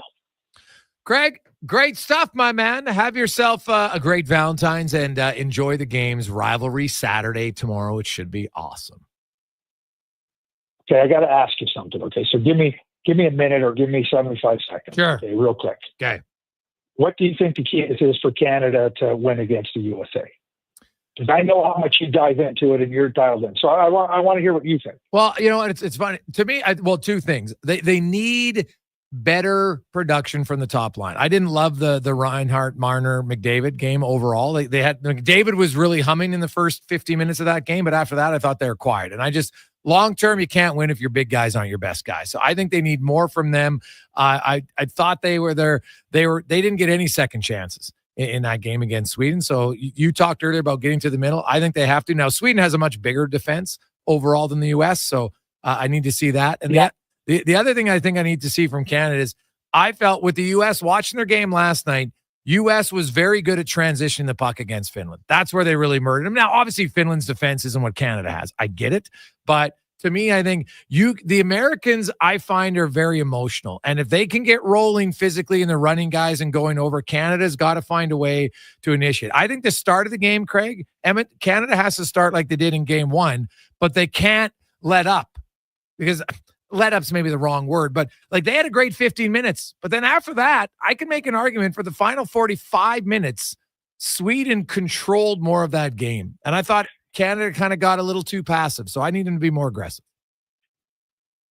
Well, Jason, I agree with both things that you said, and I think that those are elements. It never comes down to one thing. There's always multiple things. And I think this is what makes this tournament so amazing, is that there's different ways you have to be successful to win. And I think your points are excellent. So the reason I asked you that is twofold. And one, I respect what you have to say, and things I want to watch for. So it gives me an opportunity to watch for some things too. Yeah, well, it should be good, man. I am jealous though, because in the building you always get to see things a little bit better. So that's it should be fun. Yeah, and selfishly, I want to see a rematch on Thursday. So I hope it happens, because that game will be even more intense. Yeah, so do I. Yeah. So, sorry, Sweden. Sorry, Finland. But that's well, what you I have a great day. You too, man. Yeah. I think so too. Okay, be well. Have a great day. I bet you. That's appreciate it. Craig Button from TSN. Quick break. We'll get back with 5 questions and more on the Gregor Show, presented by PlayAlberta.ca. You've probably heard the word rehab before, but when GS Construction talks about rehab, we mean bringing aging infrastructure back to life. Water and sewer systems that keep our communities flowing. GS Construction needs skilled pros who know how to get it done safely and efficiently, and that's why we're hiring. If you're a foreman or a pipe layer, apply to a company that's building for Edmonton and area for 2025. Join a team that's as solid as the infrastructure we restore. Visit gsconstruction.ca and join our crew today. The job isn't done until the last load is hauled, and having a semi-trailer out of commission is not an option. Whether replacing or adding to your convoy, Edmonton Trailer has a huge inventory of new and used semi-trailers, trusted by the gravel, logging, oil field, fluids, and freight industries. Find a trailer right for you online or at one of their 3 locations. For sales, service, parts, rental, and finance, when you're in it for the long haul, Edmonton Trailer. It's the final weekend of the Bricks Friends and Family Sale. Get up to 25% off sofas, love seats, and sectionals. Up to 20% off bedroom and dining. Buy more, save more. Up to $1,000 off major kitchen appliances. And save up to $500 on big screen TVs. Plus, upgrade your sleep with a queen mattress for the price of a twin. Last chance to save like your friends and family. Some exclusions apply. Visit thebrick.com for details. The Brick, saving you more. Scott McGilvery here, HGTV host and renovation expert. The one upgrade I know homeowners will love: better, fresher Culligan water straight from the tap. Culligan's Aquasential reverse osmosis filtration system takes your water to the next level. With up to 7 stages of filtration and 14 filter options, they're certified to reduce over 90 contaminants. Your tap water is about to get a major upgrade: safer water that tastes great. Get started with a free in-home water test at Culligan.com. Culligan, water you love. Introducing the new McSpicy from McDonald's. It looks like a regular chicken sandwich, but it's actually a spicy chicken sandwich. McSpicy. Consider yourself warned. Limited time only. Participate in McDonald's in Canada. From the casinos of Vegas to the bingo halls of Leduc, everybody wants a piece of Lady Luck. And what thanks do I get? It's like I don't even... There's no such thing as luck. If you gamble, use your game sense. Visit GameSenseAB.ca. Your courtside seat awaits on Sports 1440. I'm Paul Sir, and I host the basketball show every Saturday morning from 10 to noon on Edmonton's sports leader, Sports 1440. Don't miss it. I'll catch you this weekend. Let's act together to stop the destruction. We can rebuild our healthcare by respecting frontline workers and by putting patients before profits and politics. Visit rebuildourhealthcare.ca to learn more. You don't quit, and neither should your boots. Timberland Pro's Boondock series of boots are engineered with anti-fatigue technology to absorb impact and return energy with every step. That means less pain and more power, so you outlast the day. Find the largest selection in Edmonton now at Jobsite Workwear, locally owned and serving you for 20 years. Jobsite Workwear, tough for tough jobs.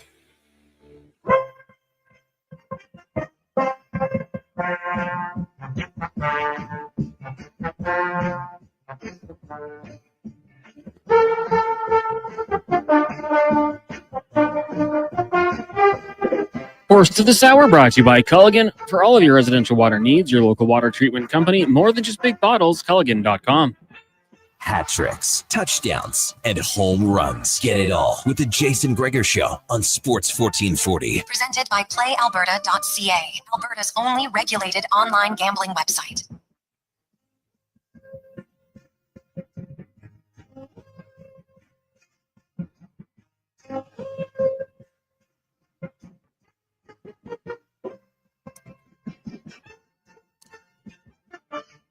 $4.50. Welcome back. Positive Friday in the Jason Gregor Show on Sports 1440, Orders Nation, YouTube, Facebook, and X, as always, presented by PlayAlberta.ca. Get in the game tonight. Lotto Max, $25 million. User promo code Gregor50. You'll get a free $50 play at PlayAlberta.ca. Hey, you want to take Canada?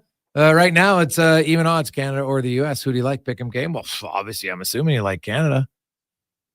Now, some of you I know are listening in the U.S. Hello. Thanks for listening. Appreciate it. A lot of hockey fans. We like some good hockey coverage, so we appreciate it. But sorry, this is Canada leading up. Until we get back, then it's a little bit more neutral. But when it comes to Canada, there's no neutrality for me. Let's get to 5 questions brought to you by The Brick. And it's your final few days to get in this weekend. And you can shop like an insider for The Brick's Friends and Family Sale. Huge savings in all departments, 25 up to 40% off. Check it out, The Brick and thebrick.com. It's time for 5 questions on the Jason Gregor Show. All right, Jason. Question number 1. Let's get a score prediction and a bold prediction when Canada takes on the United States on Saturday night. I want some offense. I'm not sure I'll get as much as I like, but I'm going to say Canada wins 4-2 with an empty netter. All right. I'm going to go the opposite way. I think the States get it done, but I'm thinking kind of opposite of what Wyshynski's saying. Canada gets it done when it matters. 4-3 bold prediction. So then you're predicting that the U.S. beats Sweden then? Yeah. Well, it's going to be tough. Yeah. Yeah, I'm going to roll with it. All right. And both Kachuk brothers score. That's my bold prediction. Question number 2 for you. If you could hold your dream slam dunk contest, 4 contestants, any time frame, who are you getting in there? From any time, Dominique Wilkins. I'm going MJ in his prime, could dunk. That's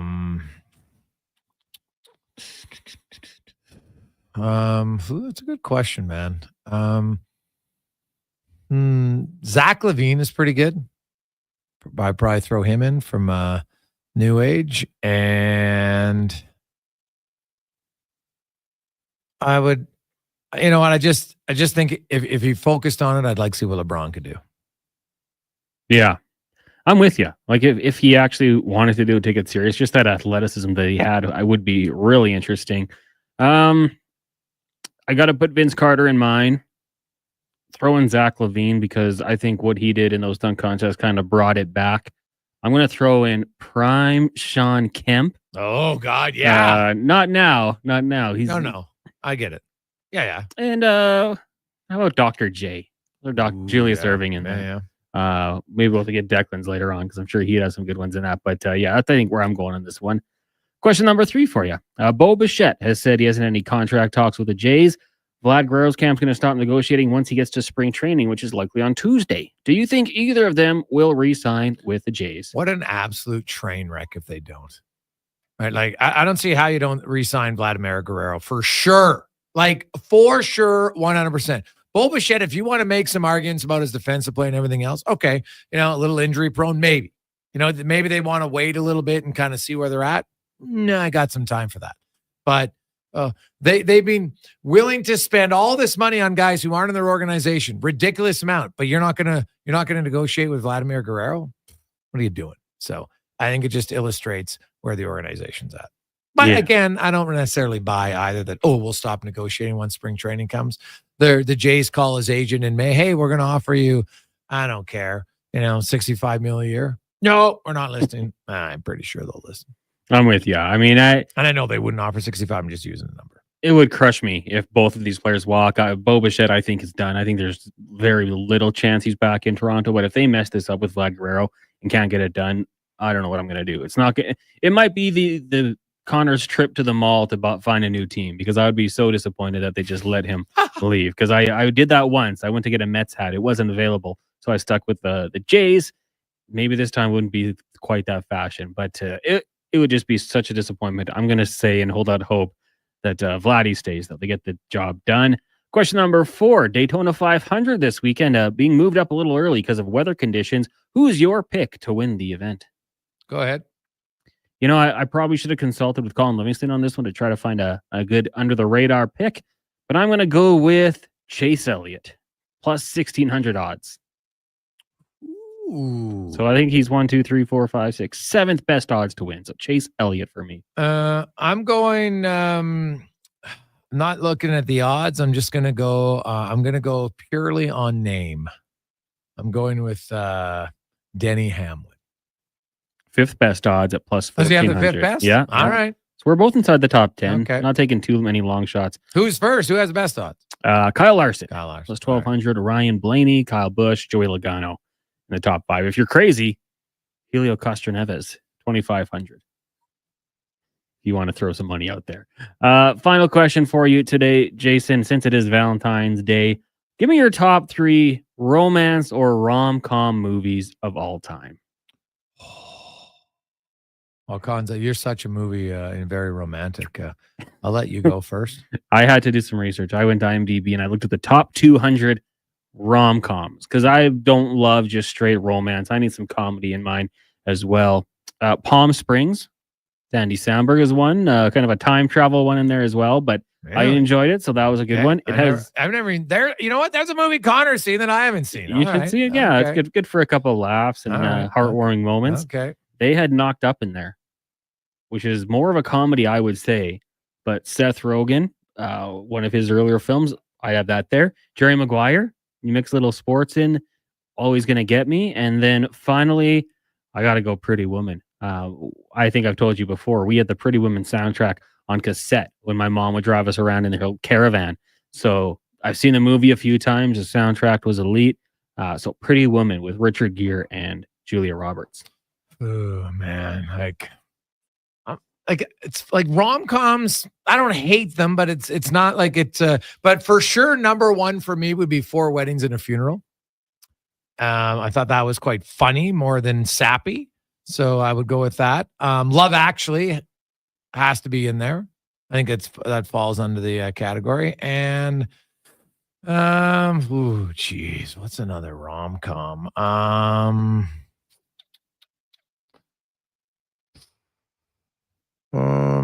I guess I'll go with an Adam Sandler. I'll go with The Wedding Singer. I know some people that love that movie. Oh, Wedding Singer is pretty good. It was good at its time. Like I had no problem with it. Like he just like the wedding. It was so funny because there are wedding singers. I like, they're not necessarily big name artists, but they go to the wedding and people know kind of the premise of it, right? And he was kind of a little bit of a down on his luck guy, and the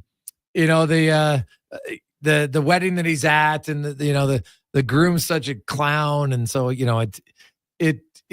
obviously it's a little cheesy, the song on the airplane. If people haven't, well, if anybody's seen it, if you haven't seen it by now, sorry, it's not a spoiler alert. It's only decades old, but it was all right. It wasn't my favorite, but I didn't mind it at all. Like that's why it was like I could get like some rom-coms are just too. I don't like when the cheese is just like dripping. It's like fromage. It's too much. There wasn't a lot of fromage. Like there's always going to be some fromage in the rom-com. It just can't be too much, right? Like I don't need extra cheese, triple cheese, like just enough's normal. That's why 4 Weddings and a Funeral is classic. I don't know if you've seen it, but no. Oh, buddy, you should see it. It's a great movie. What was her name in The Wedding Singer? Julia Gulia? Yes. Yeah. Yeah. I remember that part from it. Mm-hmm. So we got a lot of people text in for 50 first dates. Well, that's when she had amnesia, right? Yeah. And so she every day, like he kind of had a reminder who he was and stuff. So Sandler and Barrymore back again. Yeah. So not bad. A few votes for How to Lose a Guy in 10 Days. I was with McConaughey, right? And the daughter, Goldie Hawn's daughter, right? I think so. Yes. Yeah. Yes. There you go. So not to be confused. There's another one he's in where they try to get him to move out Oh yeah, that's with his parents though, with his right? parents. Yeah. And Terry Bradshaw, Kate Hudson. Kate Hudson. Yeah, duh. Can I forget her name? That's a fail. Big fail. So, hey guys, is Wedding Crashers a rom-com? Probably more of a comedy. I don't think Wedding Crashers does it. Look at the title, Cons. Is Wedding Crashers officially a rom-com? I don't think so. According to Wikipedia, it is a rom-com. Really? Yeah. Okay, That's got to be high up there. That's not bad. Yeah, it was. Has anybody, honestly, have anybody actually crashed a wedding? Like where you didn't know that, like not to where you knew somebody and just showed up, but where you went to a wedding and you didn't know anybody. Like I'm curious if people have ever actually done that. And like I'm not talking when you're at a motel, you're staying in a hotel, and there's a wedding ceremony, and you walk in for like 2 minutes and then you leave. Right? Like crashing it means you've stayed, you're committed, you're there for hours. Curious if anybody's ever done it. We did pull the go into a wedding, knew somebody there. We were total coincidence, was down there coaching soccer in Calgary. Our friend was like, oh, come in. I thought it was a bad idea. My friend said, let's just go for a little bit. We bought the wedding party a round of shots. And then the groom was like, the bride was like, who are these guys? And we just saw ourselves out. I said, yep, sorry, we'll get out of here. But never actually crashed it. Did you know the groom? Knew nobody. It was a girl that we had known from Edmonton. She was there as a She guest. was there as a guest, coincidentally, at the same hotel. I was like, guys, come in. That's not good. I didn't want to. We just bought them some shots, said congrats. And then once we were called out, I was just, let's get out of here. Yeah. No, once, if you bomb around, I can see that. So that's what I'm saying. Like crashing someone's, well, it's a bold move, man. I'm not sure you can get away with it. It'd have to be a pretty big one where maybe people with the bride and groom don't know everybody at the wedding, right? Like it's got to be a 300 or 400 person wedding, I would think. So you can kind of sneak it. They're like, oh, we're friends of the groom. Oh, okay. Like you don't know everybody at the wedding. Can't be a small affair, like 150 people. It's not enough. Can't get lost in it. So quick break coming up. We got Mark Spector, more on Oilers, talk a little Elks, obviously some Four Nations. And we got a lot of Valentine's Day questions. We'll get to those as well. And Connor, if you haven't been looking, we'll zoom in on his hat when we come back. But first, let's get to the comment. Sports 1440 update brought to you by Legacy Heating and Cooling. Home with no payments, no interest for 1 year on your furnace. Stay warm all winter. Get one at legacyheating.ca. This is the Sports 1440 update. Off day in the Four Nations Cup. We've got action tomorrow morning at 11 a.m. with Sweden meeting Finland. Then at 6 o'clock, it's Canada and the United States from the Bell Center in Montreal. No games in the association. All-Star Weekend gets going. You got the skills comp tomorrow, 3-point contest, and the dunk contest.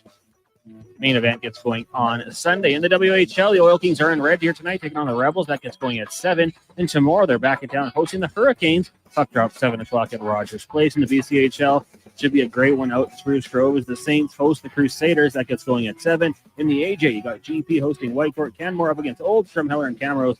And Devon meets Drayton Valley. PWHL action a couple seconds away here from puck drop out in Toronto as the Scepters up against Boston. At the collegiate level, at the Saville Center tonight and tomorrow, we've got Pandas and Bears basketball, both teams taking on McEwen. It's going at 6 tonight, tomorrow at 5. Also the Saville Center 2025 Prairie Regional Tennis Championships starting at 6:30 tomorrow morning, 9 a.m. The Pandas take on the Bisons, both volleyball squads for the Bears and Pandas. Down in Calgary, taking on Mount Royal. And the McEwen men's hockey team on the road in Regina, taking on the Cougars over the weekend. On the flip side, the women will host Regina tonight and tomorrow. Coming up in hour 4 of the Jason Gregor Show, we'll be joined by Mark Spector of Rogers Sportsnet. I'm Connor Halley. This has been a Sports 1440 update. Sports 1440 in West Edmonton Mall and Wetaskiwin. CKJR is a Stingray radio station. Download the free radio player app and listen wherever you go. You've got a go-to coffee spot, a trusted barber, even a lucky game day jersey. But when it's about looking your absolute best, there's only one name you need. Mr. Dirk. Family run since 1939, we're experts in crafting impeccable tailor-made suits and offering a wide variety of everyday styles. Pair that with personalized one-on-one fittings and the convenience of on-site tailoring. Mr. Dirk elevates your style game. Visit our Edmonton store or explore MrDirk.com. Score big on style with Mr. Dirk. Hey, did you know you can get a free drink today? Nice. I love free drinks. Yeah, Booster Juice called your name today on the Booster Rewards app. So you get a free smoothie, booster mixer, or fresh juice. Well then, why are we still sitting here just talking about it? Watch for your name on the Booster Rewards app and social media. 2 names every day, all February long. Must be a Booster Rewards app member. For complete details, visit boosterjuice.com. Edmonton's premium live music and party venue is On the Rocks. Check out Bingo Tunes on Monday. Perform on the best stage in town with karaoke on Wednesdays. Learn how to salsa with Salsa Rocks on Thursdays. And every weekend, OTR goes live. With your favorite bands on the OTR stage and DJ Kenny K. For everything that's going on at On the Rocks, give us a follow. Facebook, Instagram, or Twitter. At On the Rocks, EDM. Eat well, party hard. On the Rocks. On the Rocks. On the Rocks. Open every day till 2 a.m. Noodle, noodle, noodle, noodle, noodle, noodle, noodle, noodle, noodle, noodle. Noodle, noodle, noodle, noodle, noodle, noodle, noodle, noodle, noodle, noodle, noodle.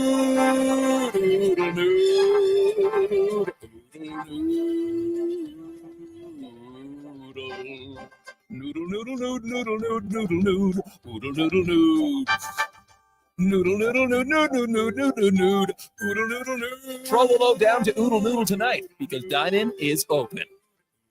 Bringing every project to life requires the right team. By joining the Japa Machinery Group service or sales teams, you can be part of setting a new industry standard. Celebrating a legacy of excellence with Japa. Learn more at japamachinery.com. Attention drivers, it's the midwinter tire clearance sale at Fountain Tire. Right now, you can save up to 20% off all in-stock winter tires. That's right, premium brands, unbeatable safety, and incredible savings. But don't wait, this sale ends March 8th. And once they're gone, they're gone. Contact your local Fountain Tire for complete details. Get fired up for Family Day weekend Oil King Sake at Rogers Place. Tomorrow night, Edmonton looks to make rubble on the double of the Humdinger Lethbridge Hurricanes because it's Paw Patrol night. Your Oil Kings suit up in specialty jerseys right out of Adventure Bay. Each one will be raffled off in support of the Stollery Children's Hospital Foundation after the game. And Calmont Kids food combos are on the case, just $10 or less. The value is bigger than the Paw Patroller. Oil Kings Paw Patrol night, 7 tomorrow. Family fun that's second to none, starting at just $20 a seat. Save on day of game pricing now at oilkings.ca. A direct truth about the new year. It's a great time to make a change for the better. Like starting yoga, because bending like that will be easy one day, right? A direct truth about your electricity bill? You can make a change you'll want to stick with. Switch to Direct Energy on a 2-year plan and save up to 30% off the rate of last resort. Terms apply. See directenergy.ca for details. Customers are free to purchase natural gas services or electricity services from a retailer of their choice. For a list of retailers, visit ucahelps.alberta.ca or call toll-free in Alberta 310-4822. From the casinos of Vegas to the bingo halls of Leduc, everybody wants a piece of Lady Luck. And what thanks do I get? It's like I don't even... There's no such thing as luck. If you gamble, use your game sense. Visit GameSenseAB.ca. Metal Supermarkets is locally owned, locally operated. They love this city and serving its people. We're talking metal cut to your exact specifications fast. In fact, at Metal Supermarkets, they're as Edmontonian as flip-flops in February when it magically inches above zero. Just need some sunscreen on my back, would you mind? Ew. Yeah, probably should have manscaped first. Any project, any size, count on your kindred spirits at the local convenience stores for... Southside, West End, metalsupermarkets.com. You're listening to The Jason Gregor Show on Sports 1440. Presented by PlayAlberta.ca. Portions of this hour brought to you by Crystal Glass, your clear choice for residential windows. Locally manufactured and installed, Crystal Glass provides a beautiful product and incredible customer services for all of your residential needs. Call 310 Glass or visit crystalglass.ca for a quote. From puck drop to kickoff, it's The Jason Gregor Show on Sports 1440. Presented by PlayAlberta.ca, Alberta's only regulated online gambling website.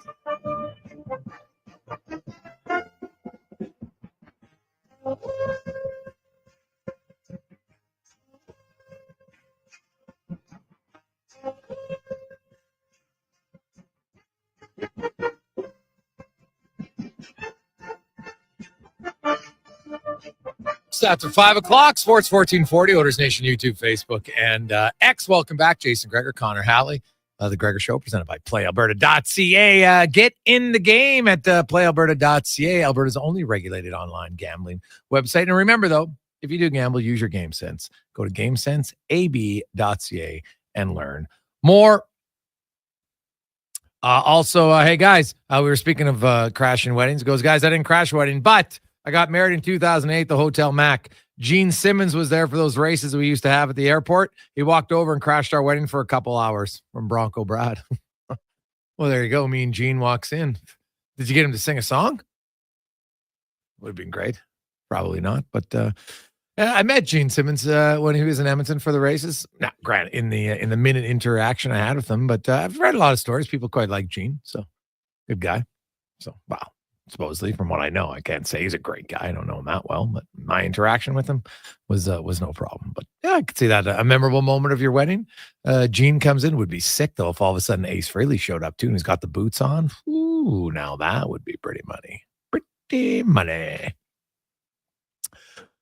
Let's get to the Spec Report, brought to you by GS Construction. And hey, what they want to do is limit the amount of crashes. Now, if you want a wedding crash, great, but crashing, that's what they work on. Underground infrastructure, so there's not as much crashes. The water in your house, or maybe just on the road. GS Construction. As we welcome in Mark Spector. Spec, you ever tried to crash a wedding? Crash a wedding? Yes. No, when I was a little kid, we used to go out to my cousin's lake. It was a place called Floating Stone Lake. It was out by like Vilna, Spedden, up Highway 28 there. Okay. And I remember being a little kid, my cousins used to wrap up boxes with nothing in them. And they'd go to weddings in the immediate area and drink and party and have a great time and pretend like they were guests. And I remember being like 10 years old thinking, now, how does this work? Like, doesn't anyone open that gift? Doesn't anyone say, hey, wait, I don't recognize these people. Who are they? So I can't say I've ever done it, but I'm related to people who have done it. How about that? Wow. So not only they drink for free, they're too cheap, and then just, oh man, that's greasy, Spec. That's greasy, man. That's very, very greasy. So it's pretty planned. So I knew there had to be somebody out there that's done it. So there you go. The U.S. is going to want to crash the party in Montreal tomorrow night, and it should be an electric atmosphere, no question about it. Craig Button talked about the U.S. is a little bit bigger, so Canada's got to make sure that they can get to the inside. You saw the line juggling more in the bottom six. Sam Bennett's going to come in. He's going to start at center with Marchand and Jarvis, so that means Point, who was centering Jarvis and Marchand, will now move and play with Cirelli and Hagel, so the all Tampa Bay line, and Travis Konechny looks as the guy out of the game for Canada. What do you make of it? And do you think with Point moving down, like Point's one of your best players, like I got to think at some point here, he might be moving on him on up into the top six. No? Yeah, I totally agree. I mean, I remember listening to you talk about Hagel playing with McDavid. I think you were talking about that last week, and I'm with you, man. He's Point. Excuse me, Point, not Hagel. Point. Point's a fantastic player. He's a top line player in the National Hockey League. So if, I think it's sort of reminiscent of the Americans last night. They started out a certain way, and in the second period, they changed their lines around a little bit, and boom. And, we've seen Allblock do it all the time. So I would think that if I'm John Cooper and and no one knows Braden Point better than John Cooper, right? We all know that. So if I got Braden Point sitting there on my third or fourth line, he's kind of in my pocket for when I want to make a line change later in the game, right? Yeah. Well, yeah, I think you have to. I just think he's he produces goals at key times. He's done it his entire career. He's smart clutch player, man. Yes. Smart player. Gritty player, plays hard. So it's a good option to have. There's lots of good players around, but like we saw Team USA, they switched their lines during the game last night. And you know what? It's not like Brady and Matthew Tkachuk play a ton together. No, but they did, and got him going. Now I know it's against Finland, and it's a little bit depleted lineup, but whatever. Brady Tkachuk was going right from the get-go, and you know what? I think they kind of promoted him to say, okay, let's get Eichel and Matthew Tkachuk going, and it seemed to work a little bit. And that line was excellent. And we see the Marchand Bennett, like on paper, Marchand Bennett versus a Tkachuk. It's like, oh my God, this is just like a rap fest. It should be great. How much fun would that be? Oh. Right? And Oh, Seth for sure, Jarvis man. is not afraid to chirp either, so that could it could be real fun. Hey, listen, you know what's, and it's gonna listen. This is why we have best on best, because there's things that always happen at these best on best tournaments that no one saw coming, and until you put all these guys on the ice together, you know, you don't get a chance to find out. Here we are in 2025. I would predict to you that Montrealers will boo the hell out of that anthem tomorrow night. And I would predict to you that the American team will use that as fodder and say, they're all against us. It's us against the world. That's what hockey players do. And I would say they'll come in that game with a chip on their shoulder. And there's more going on here, right? All of a sudden you got the Tkachuk brothers maybe playing together. There's a lot of things happening around this tournament that probably we never saw coming. And it's just going to ratchet up the emotions tomorrow night. The really, you know, Jason, if you and I talked and they weren't having this face off and there was nothing planned. And I said to you, Jason, there's going to be a highly charged emotional game on a Saturday night between USA and Canada. And it's going to have international connotations, and there's going to be anthems booed and punches thrown and all that. And I said to you, what arena do you want to hold that game in? I'll bet you might say to me, Montreal, the Bell Center, because that's what I'd say to you. So I'm not sure it can get any better than it's going to get tomorrow night. Yeah, well, the only way I think it gets better is next Thursday if it's the final, right? Because there's just more into it, right? And you know, Boston, you know, it's kind of great if you have one game. It's like a home and home between the two teams. There's a game in between, of course, for both of them. And hey, that, like, Canada, because of that regulation, they didn't win in regulation here. They lose this game in regulation. Then all of a sudden they play Finland, and you know what? Oh my goodness. Even if you win in regulation, you could get knocked out. So, you know, Canada's got to find a way. At worst case scenario, they got to get a point tomorrow, because then they have 3. So if they beat Finland, they still have 6, right? And that 6 points, I think, should be enough. Because if I look at Sweden, well, Sweden could get them, but then the U.S. couldn't get 6 either, right? So there's Canada at bare minimum, I think, to get himself in a good spot and not have to hope for Sweden to lose to the U.S. on Monday. They need to play well here. There's a lot on the line. That's what I love about this tournament. It's so short, but the scenarios here are just like, man, Canada's got to play well tomorrow night. Well, and right. And the Americans, if they knew that giving up a point to Sweden might kick Canada right out of the tournament, I'm not sure they'd play as hard, to be honest. Whether they tried to or not, I think that subliminally they would say, oh, I wouldn't mind this. So, hey, this is why we have these tournaments. It's fun. And this, you know, the other thing, Jay, this is why these tournaments are such a great precursor and a warm-up for the Olympics next year. Because, you know, next year you get to those Olympics and you lose one game to Switzerland that you didn't think you were going to lose. And all of a sudden, like, it's like the whole world's caving in on you, right? And the team has to come together and the leadership has to do what they do. And this is a really good dress rehearsal, right, for that Olympic Games next year. And guys like McDavid, who haven't been inside this thing before, this is excellent for a guy wearing an A this year, and at least an A again next year. So this is fun. Let's dig it, man. My Saturday night, I can't wait for it. It's who's doing anything but watching that game on Saturday night. Yeah, well, except Craig and Red Deer. He says he's not a fan of the Four Nations. So Craig and Red Deer won't be watching, but it seems everybody else will be. Mark Spector joined the Spec. We'll get to the orders a little. I've seen, what about Evander Kane? Like, I can't see how Evander Kane's ready before the end of this regular season. I don't see all of a sudden the Edmonton orders and them sitting there and saying, well, geez, Kane might be ready for a week, so we're going to use $1 million of cap space and that's it. I'd be shocked to see it happen or not. So I think they're going to make a move. As the days go by, there's different names that get out there and stuff like that.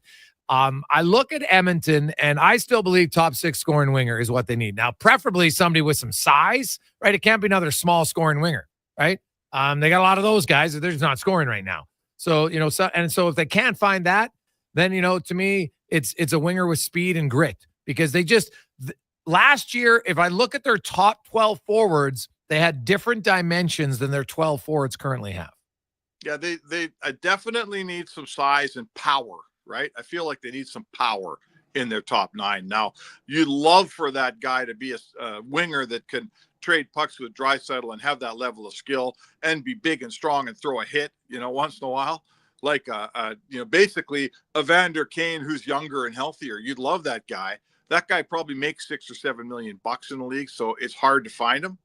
I don't think Trent Frederick's that guy. He's not playing with Draisaitl if you were able to get him. Correct me if I'm wrong, Jay. I see him as a bottom six guy. Yeah. But they need it. They need some size and grit and strength. If you could get it in a top six player, awesome. If not, get it in a third line guy. Get it somewhere. They need to,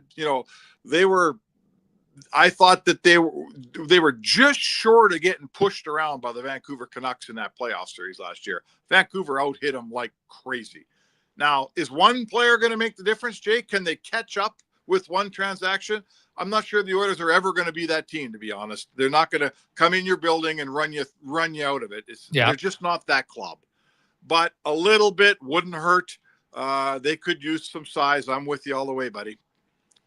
Yeah, no, it is for certain that's something that they need to do. And Edmonton's good. Let me make no mistake. Because I say they need to add isn't because I don't think they're a good team. It's just you got a really good team, so you know what, you might as well augment it a little bit. Yeah, I don't think they have to go hog wild here and bring in 3 or 4 players. I don't think that's the issue with this team. But the other teams are going to be getting a little bit better. There's no question about it. We'll see some moves. Do you see a team spec that takes the biggest swing in the next few weeks leading up to the deadline? The biggest swing. Well, that's a good question. There's a couple teams out there, Winnipeg is looking at this thing like this might be our year. This might be our year. And I would say to you that Winnipeg, they struggle on July 1st to get guys to come up there because they're Winnipeg. But in a trade deadline situation, it's different. Getting a UFA to come up there for a few months to try to win a cup, that's different. So I'll give you Winnipeg, and I'll never, ever, ever count out Vegas. I think that McCrimmon down there is such a smart GM and bold, and he'll do whatever it takes. They got a pretty good team in Vegas, man. It's a pretty good hockey team in there. If they make the right transaction, and I think they're basically thinking if we get past Edmonton, we could go all the way. So those would be my 2 teams, both in the West. Those are my teams, Winnipeg and Vegas. Winnipeg and Vegas. Spec, great stuff, man. Enjoy the weekend. Enjoy the games. And we'll have lots of juicy stuff to talk about. Monday, we're off for Family Day, so we will chat with you on Tuesday. All right. Sounds good, Jake. There you go. That's Mark Spector, the Spec Report, brought to you by GS Constructions. Many of you, I love it. It's Positive Friday. Here's your time to shine. Who do you want? We got a lot of requests coming in already, so let's keep it rolling. Who do you want? I don't care. You can be a fan of any team. It doesn't matter. We'll get a little trade talk to wrap up the week. I think we beat to death a little bit the 4 nations. We talked about a lot. It's awesome. We can, of course, mix that in as well. But let's talk about a few. Who do you have on your wish list? 833-401-1440. Could be for the Oilers. Could be for the team you cheer for. 833-401-1440. You can text us or call us at the same number. It's a Gregor Show presented by PlayAlberta.ca. Day or night, tasting just the right. You can order Oodle Noodle at oodlenoodle.ca. Delivering you the news almost right away. Remember, you can order Oodle Noodle at oodlenoodle.ca. So sit on your couch all day and order oodlenoodle.ca. You've got a go-to coffee spot, a trusted barber, even a lucky game day jersey. But when it's about looking your absolute best, there's only one name you need, Mr. Dirk. Family run since 1939, we're experts in crafting impeccable tailor-made suits and offering a wide variety of everyday styles. Pair that with personalized one-on-one fittings and the convenience of on-site tailoring. Mr. Dirk elevates your style game. Visit our Edmonton store or explore MrDirk.com. Score big on style with Mr. Dirk. Japa Machinery Group knows that XCMG may not roll off the tongue, but Japa's team will help keep your construction jobs rolling on time and on budget with heavy equipment sales and rentals. Visit japamachinery.com to find out more. It may sound cliche, but it's true. Building something new starts with a solid foundation. At GS Construction, we're growing Edmonton subdivisions with deep utility services and infrastructure that lasts. Every new project begins with skilled people like you, building communities from the ground up. GS Construction is hiring. So if you're a foreman or a pipe layer that's looking to put your skills to work for Edmonton and area in 2025, we'd love to hear from you. Visit gsconstruction.ca and join a team that digs deep and builds stronger. The job isn't done until the last load is hauled, and having a semi-trailer out of commission is not an option. Whether replacing or adding to your convoy, Edmonton Trailer has a huge inventory of new and used semi-trailers, trusted by the gravel, logging, oil field, fluids, and freight industries. Find a trailer right for you online or at one of their 3 locations. For sales, service, parts, rental, and finance, when you're in it for the long haul, Edmonton Trailer. Getting your vehicle sparkling clean doesn't have to cost a fortune. Take it into Hughes today and pay just loonies a wash. Find us at hughescarwash.com. Introducing the new McSpicy from McDonald's. It looks like a regular chicken sandwich, but it's actually a spicy chicken sandwich. McSpicy. Consider yourself warned. Limited time only. Participate in McDonald's in Canada. It's the final weekend of the Bricks Friends and Family Sale. Get up to 25% off sofas, love seats, and sectionals. Up to 25% off bedroom and dining. Buy more, save more. Up to $1,000 off major kitchen appliances. And save up to $500 on big screen TVs. Plus, upgrade your sleep with a queen mattress for the price of a twin. Last chance to save like their friends and family. Some exclusions apply. Visit thebrick.com for details. The Brick, saving you more. From the casinos of Vegas to the bingo halls of Leduc, everybody wants a piece of Lady Luck. And what thanks do I get? It's like I don't even... There's no such thing as luck. If you gamble, use your game sense. Visit GameSenseAB.ca.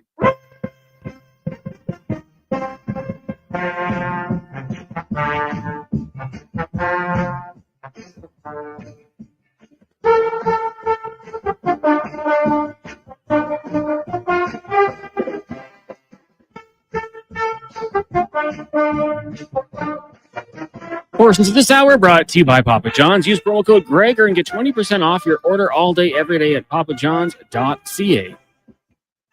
The Jason Gregor Show, the best of Edmonton sports talk and beyond. This is Sports 1440. Presented by PlayAlberta.ca, Alberta's only regulated online gambling website.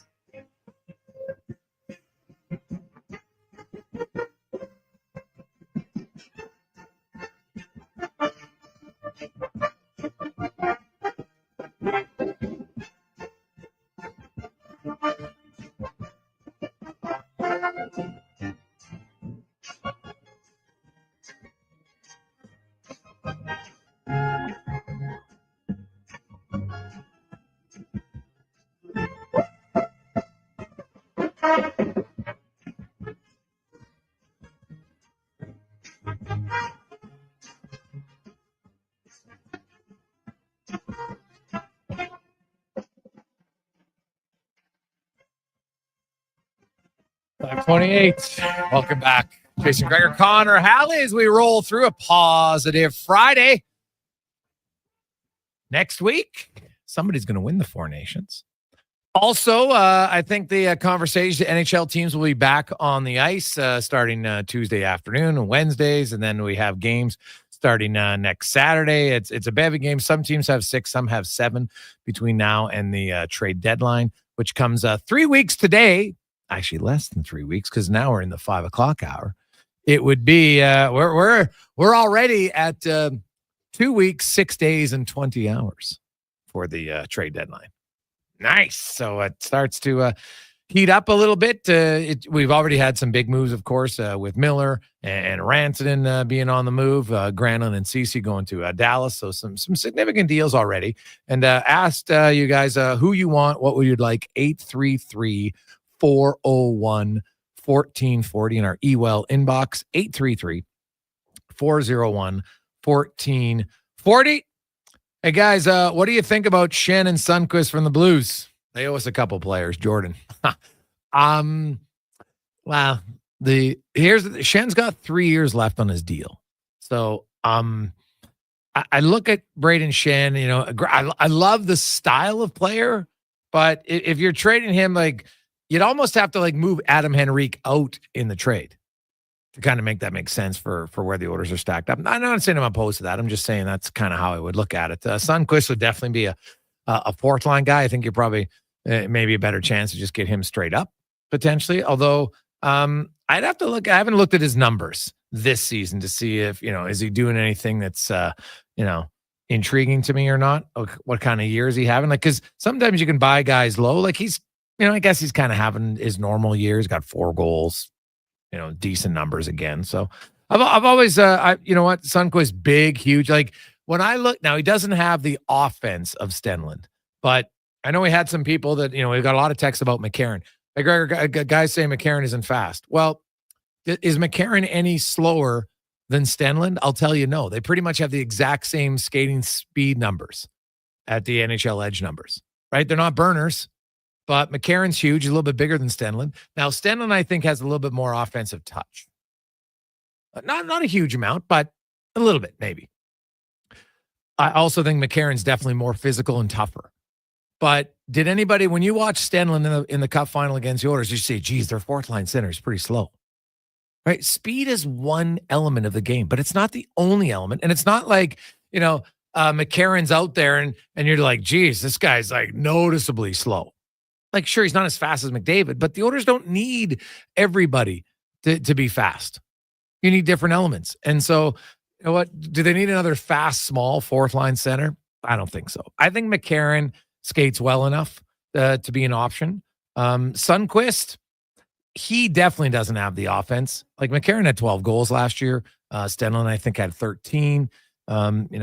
He's got 10 combined the last 2 seasons, 13 over the last 3 years. So he definitely doesn't have the same offensive numbers. But I don't. Sundqvist is pretty good defensively, right? And he's big, heavy. He's probably more stylistic to Stenlund because he's not overly physical, but he's a big body. So I could see that. Hey guys, I'd like McCarron from Nashville, Olivier from Seabus. Wild card being Lawson Krause from Sean. Oof. Now Lawson Krause, I would have some time for.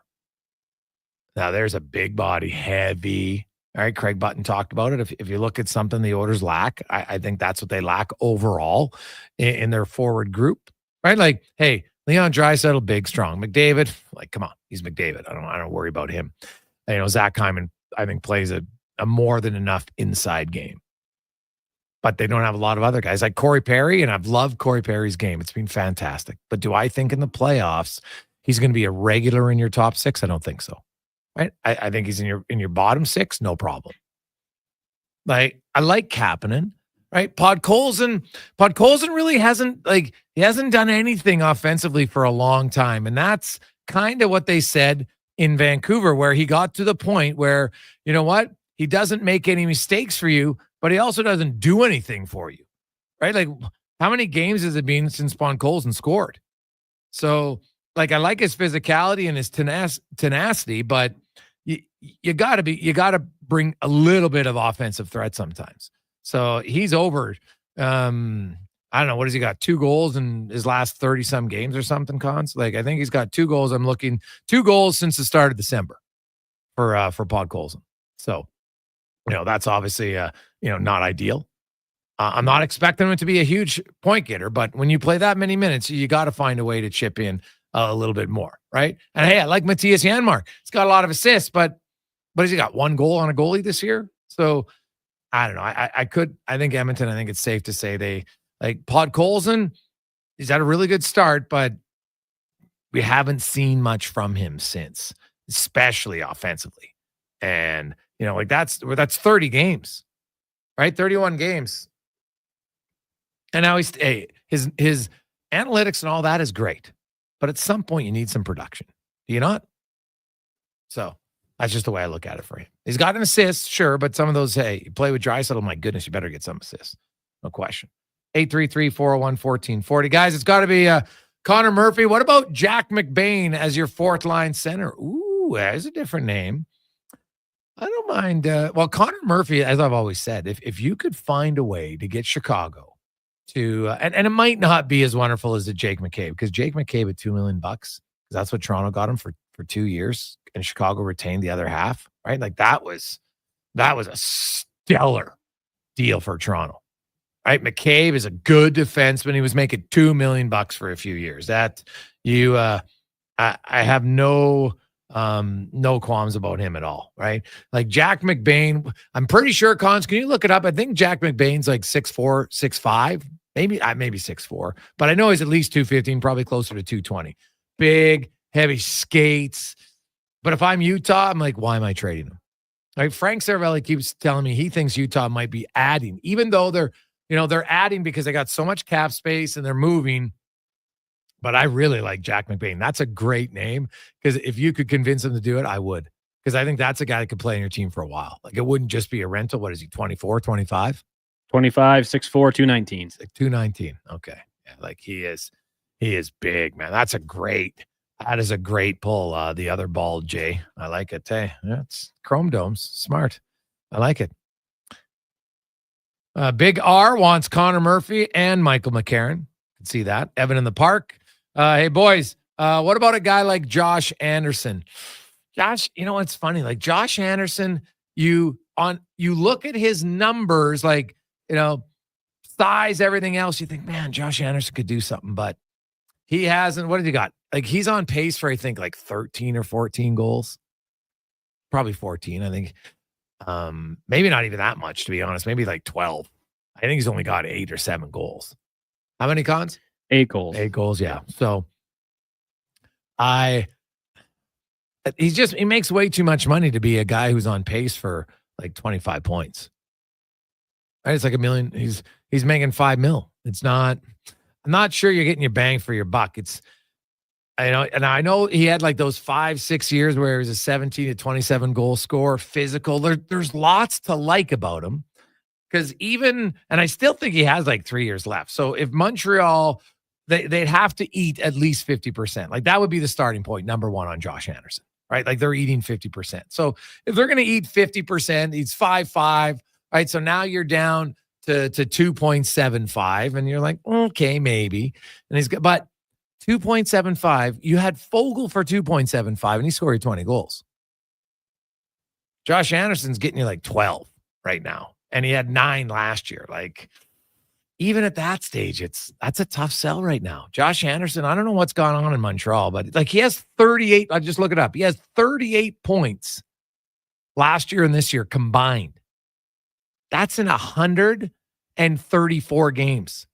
38 points. Like, no, I can't. I can't wrap my head around that one. That is it's a tough one. Hey, guys, Frederick would be top of my list, then Evans and McCarron as forwards. Defense, Mayfield, Murphy, or Dumoulin. I don't think Dobson's realistic from Entourage from Calgary. See, Scott Mayfield, to me, defensive defenseman, that much money, I don't love it. And the term, no, if he was a UFA, I'd maybe consider it, but he's got, 3.3 for 3 or 4 more years? Yeah, I don't think so. Now, Murphy, I definitely have more time for. Dumoulin, for me personally, depth guy, I guess. What are you getting him for? If you don't have to give up much, maybe. I just wonder how much gas he's got left in that tank. How much he's got a lot of tread on those tires, man. Like, this is not the Dumoulin you're getting when he was really good with the Pittsburgh Penguins. Like, shutdown guy, really good. Hey, boys, what about Brock Nelson? Take the orders to the next level from Joseph. Hey, man, I like Brock Nelson a lot. Like, I'm hearing, Winnipeg could probably take a big swing at him because he's from War Road, which is probably closer to, well, not probably, it is closer to Winnipeg than it actually is to St. Paul, right? Because a lot of people are trying to connect him. Hey, he's from the state. He's going to go to the Wild. And I could see it. But like Brock Nelson, could he play the wing I don't think he'd be a third liner for me. I would move Brock Nelson to be in my top 6. That's what I would do. If I'm going to get Brock Nelson in Edmonton, I'm playing him in my top 6. I know he's a center, but I don't care. I'm playing him in my top 6. And if you had to, that just gives you the option. You could move Draisaitl sometimes with McDavid, and then Brock Nelson could be your center. Big, huge guy, 6'4". Yeah, I like Brock Nelson a lot, man. And this guy, he scores goals. 37, 36, 34. Now this year he's got 17. He's on pace for like 26, 27. So down a bit, but still a good season. Like, this guy's whole career, it's pretty much all he's done is score you 20 goals. Like, the season starts, drop him in for 20. So here's his numbers since 2015. 20 goals, 26 goals, 20 goals, 19 goals, 25 goals, 26 goals, 18 goals in 56 games, which obviously prorates to a lot more in a full season. Then he had 37, 36, 34. Not a huge playmaker. So if I have Brock Nelson, if I'm playing him, he's a shooter. I'm playing him with McDavid or Draisaitl. God, I would have some time. Like, if you're going to swing, like, and if you're Edmonton, why not? What's wrong with getting a center? You don't think Brock Nelson could adjust to playing the wing, Connor Halley? All day, baby. I think he could do it. Yeah. With that scoring touch. Yeah. You'd love to see him on the wing there. Yeah. So no, I would take him for sure. I quite like it. Quite like it a lot. Hey guys, what about Evans for Montreal? Well, I think if you look at Evans's numbers, he's probably more of a third line center. If he's on your team and he's your fourth line center, you got really good depth. But then you're giving up a lot of assets to a guy that's going to play fourth line, even though he probably could be a third liner. So, that's the question. Like, as I look at like Adam Henrique, I think if he's only playing you 10 minutes, like, it's hard to get good value out of Adam Henrique. I think he's good enough to play 13 minutes. And I'd probably say the same thing about Jake Evans. So I can get him. I'm probably going to pay a lot for him. And am I going to maximize the asset if I'm only playing him on my fourth line? That would be my question. I know that sounds odd, but that's kind of how I'd view it. I'm like, okay, so I get Michael McCarron. I don't have to give up as much, but he fits in a fourth line role. That's what he can be very comfortable. He'll play 10, 11 minutes, be good. Well, Jake Evans, this guy comes here, and sometimes guys aren't as effective in less minutes. Right? If you're used to playing 15 and now you're like, okay, we want you to play the same, but you're only going to get 11 minutes, you don't necessarily feel into the game as much. So, that could be a little bit of an issue, right? So, for sure. Hey guys, any idea how Nelson compares to Kane in goals per game? I'd have to look it up, but the last few years, you look at, he's got 37, 36, 34, and 17. So I'm not going to go in his whole career, he's got 292 and 895, right? And but whole career doesn't matter to me. I'm looking at what's a guy done the last few seasons. That's the most recent. Kane's 326 in 930. So Kane's a little bit more of a scorer, but in the last few years, now Kane's banged up. That's the other thing, right? And to me, it does matter. Availability. Brock Nelson, last 2 years, hasn't missed a game. This season, he's played 55 games. Has he missed a game for the Islanders? How many games they played? Let me quickly look it up. The Islanders have played 55 games. So he hasn't missed a game in 3 years. Look at Evander Kane. Obviously hasn't played a game this season. He missed 5 last year and missed 41 games a year before that. So that's a significant difference of games played, right? Best ability, dependability, baby. I like it. Hey, guys, what if you moved Henrique to the wing and had him and Evans together? No, we're thinking. I don't mind that. If you have a surplus of center icemen, I'm listening. It's like with Brock Nelson. I know a lot of people thought, hey, Brock Nelson, second line center, go to Winnipeg. I get it. Sure. But if I'm the Edmonton Oilers, like Winnipeg Jets, they're one of your biggest contenders in the West. Right? Like right now, they're the only team ahead of you in the standings in the Western Conference. So if you get Brock Nelson and the Jets don't get Brock Nelson and you get him in your 10s, that makes it even better. Right? Even better. So I know there hasn't been a lot of talk about Brock Nelson to the Oilers, but I'm telling you, if he's available and you're Edmonton, I think he might be the best fit. Like, we're talking big, heavy body who can score. It's exactly. Now, he doesn't run around and hammer guys, but he leans on guys, and he doesn't get, he doesn't shy away. He doesn't get pushed off pucks. Edmonton doesn't have a real big winger, 6'4", 205. And like I said, his versatility, if you want to play him as your second line center and load up Draisaitl and McDavid sometimes, I don't mind that. I mean, Nugent Hopkins can be the playmaker on that line. Nelson can be the shooter. I got time for that. So I think Edmonton, honestly, if you're a Stan Bowman, you look at all the options. And the interesting part about Brock Nelson is you look at his age. Okay, he is a penny UFA. How much is he costing you? Right? Is it like how much more than a first rounder? Now, I know that Brock Nelson said, hey, he'd like to stay in New York. Well, that's what a lot of guys say. And I don't discount, he might. He talked about a long-term deal. Like he's going to turn 34. Like, is he getting a long-term deal? Right? Like, Maybe. Well, it's the Islanders, so probably. But I don't know if that'd be the best idea for him.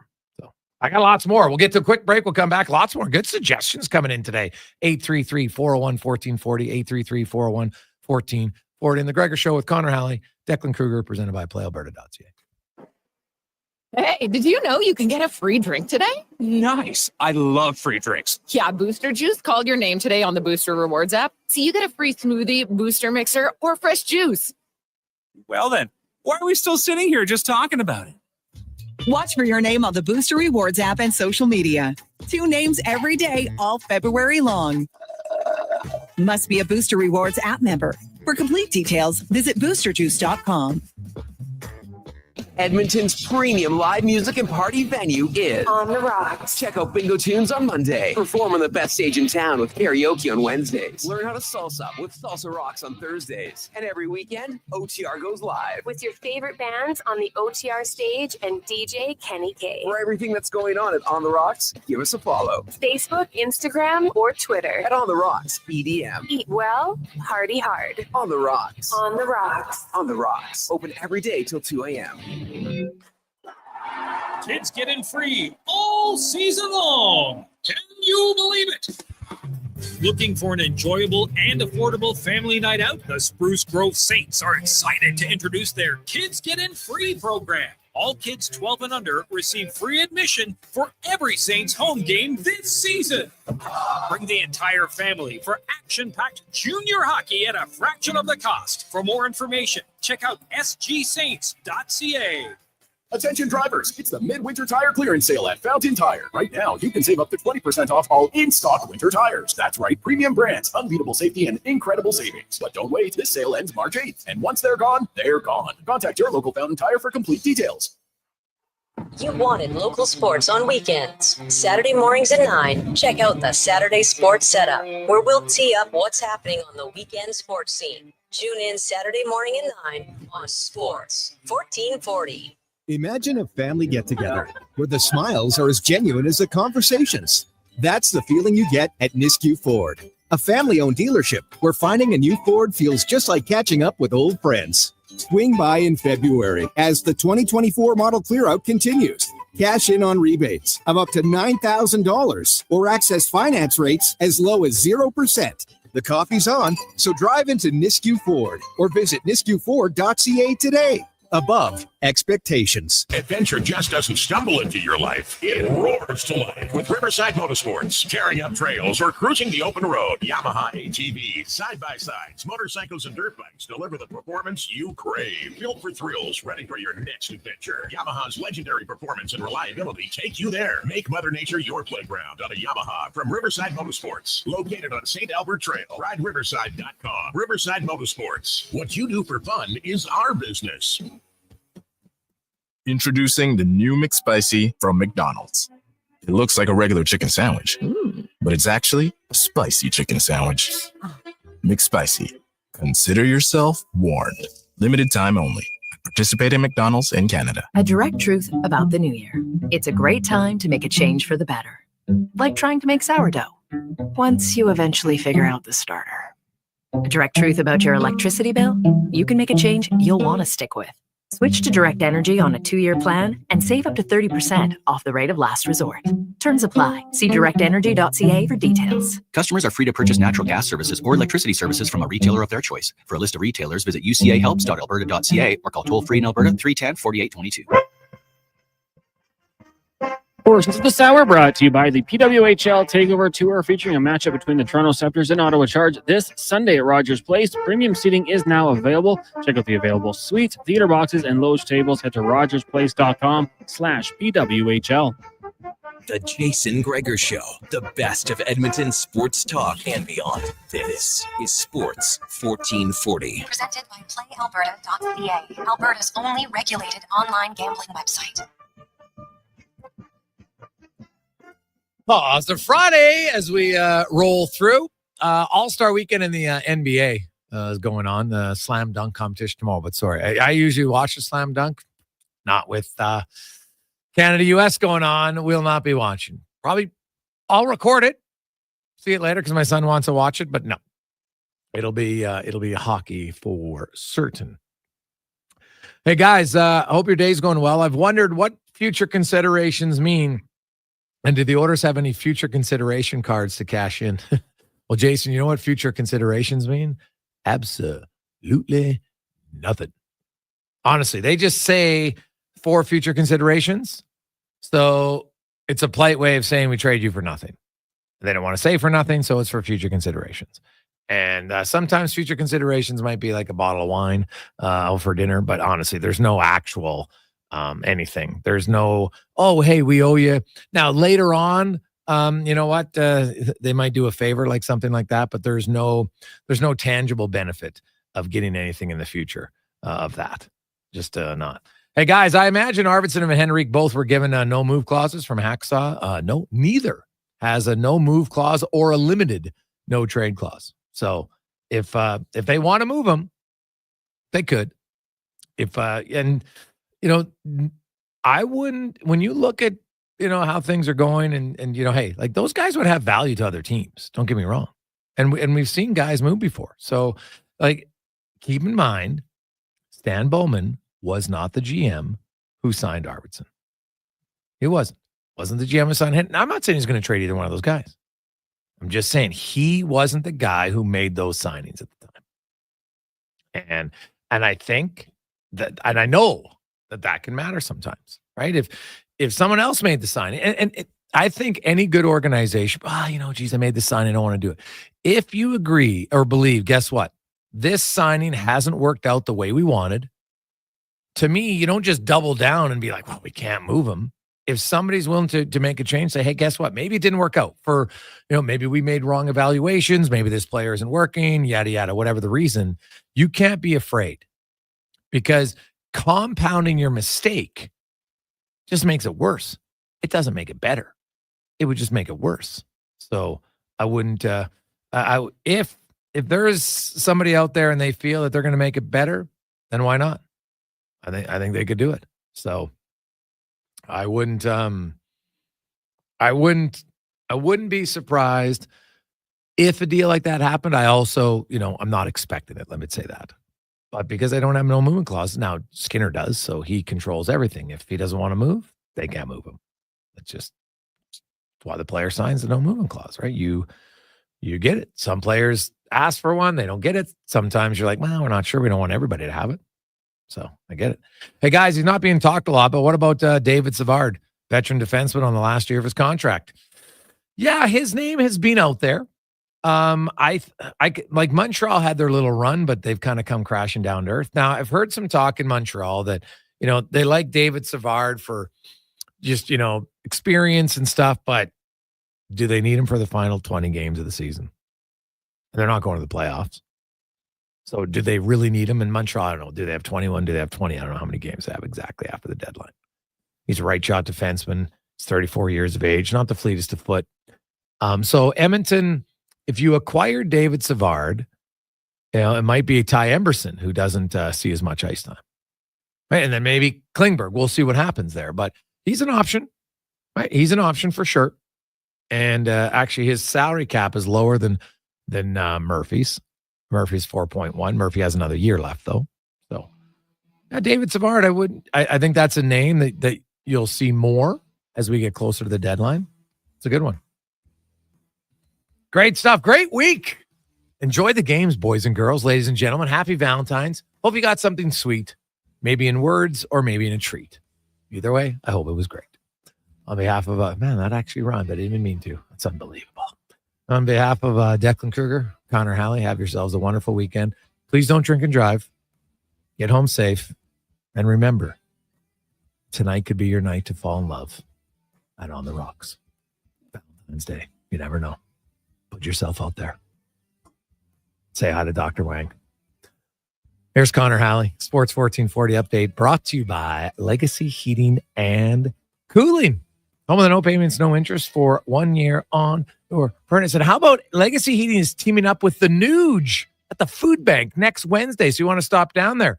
You can meet the Nuge, drop off some food to help the food bank because they really need it. Courtesy of Legacy Heating. Good night.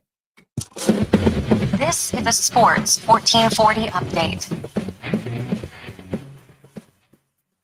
It's an off day in the Four Nations Cup. That'll resume tomorrow, 11 a.m. with Sweden meeting Finland. Then at 6 o'clock, big game, Canada, United States out in Montreal. Same going with the NBA as the All-Star Weekend gets going. They'll have the skills competition, three-point contest, and dunk contest on Saturday night. The main event goes on Sunday here in town. Oil Kings in action. Actually, out in Red Deer, taking on the Rebels. Puck drop at 7. They'll be back in town tomorrow hosting the Lethbridge Hurricanes at a Rogers Place. That's a 7 o'clock start. In the BCHL, big one in Spruce Grove. As the Saints taking on the Crusaders. Puck drop just after 7. In the AJGP hosting Whitecourt. Canmore takes on Olds. Drumhellers and Camrose in Drayton Valley meeting Devon in the PWHL. Right now, after 20 minutes, the Scepters lead the Fleet in Toronto. At the Saville Center tonight, you got Bears and Pandas basketball. Both teams taking on McEwen. 6 o'clock tonight. Tomorrow at 5 o'clock. Also at the Saville Center, 2025 Prairie Regional Tennis Championship. Getting going at 6:30. More action tomorrow morning, 9 a.m. The Pandas taking on the Bisons. Both volleyball squads in action this weekend. Down in Calgary, taking on Mount Royal this evening and tomorrow. And McEwen men's hockey on the road in Regina, taking on the Cougars over the weekend. On the flip side, the women hosting Regina tonight and tomorrow. That's going to do it for us here on the Jason Gregor Show. Coming up next, we've got Fox Sports Radio tomorrow morning, 9 a.m. It is the Saturday Sports Setup, followed by Paul Sir and the Basketball Show. I'm Connor Halley. This has been a Sports 1440 update. This is Sports 1440, a Stingray radio station.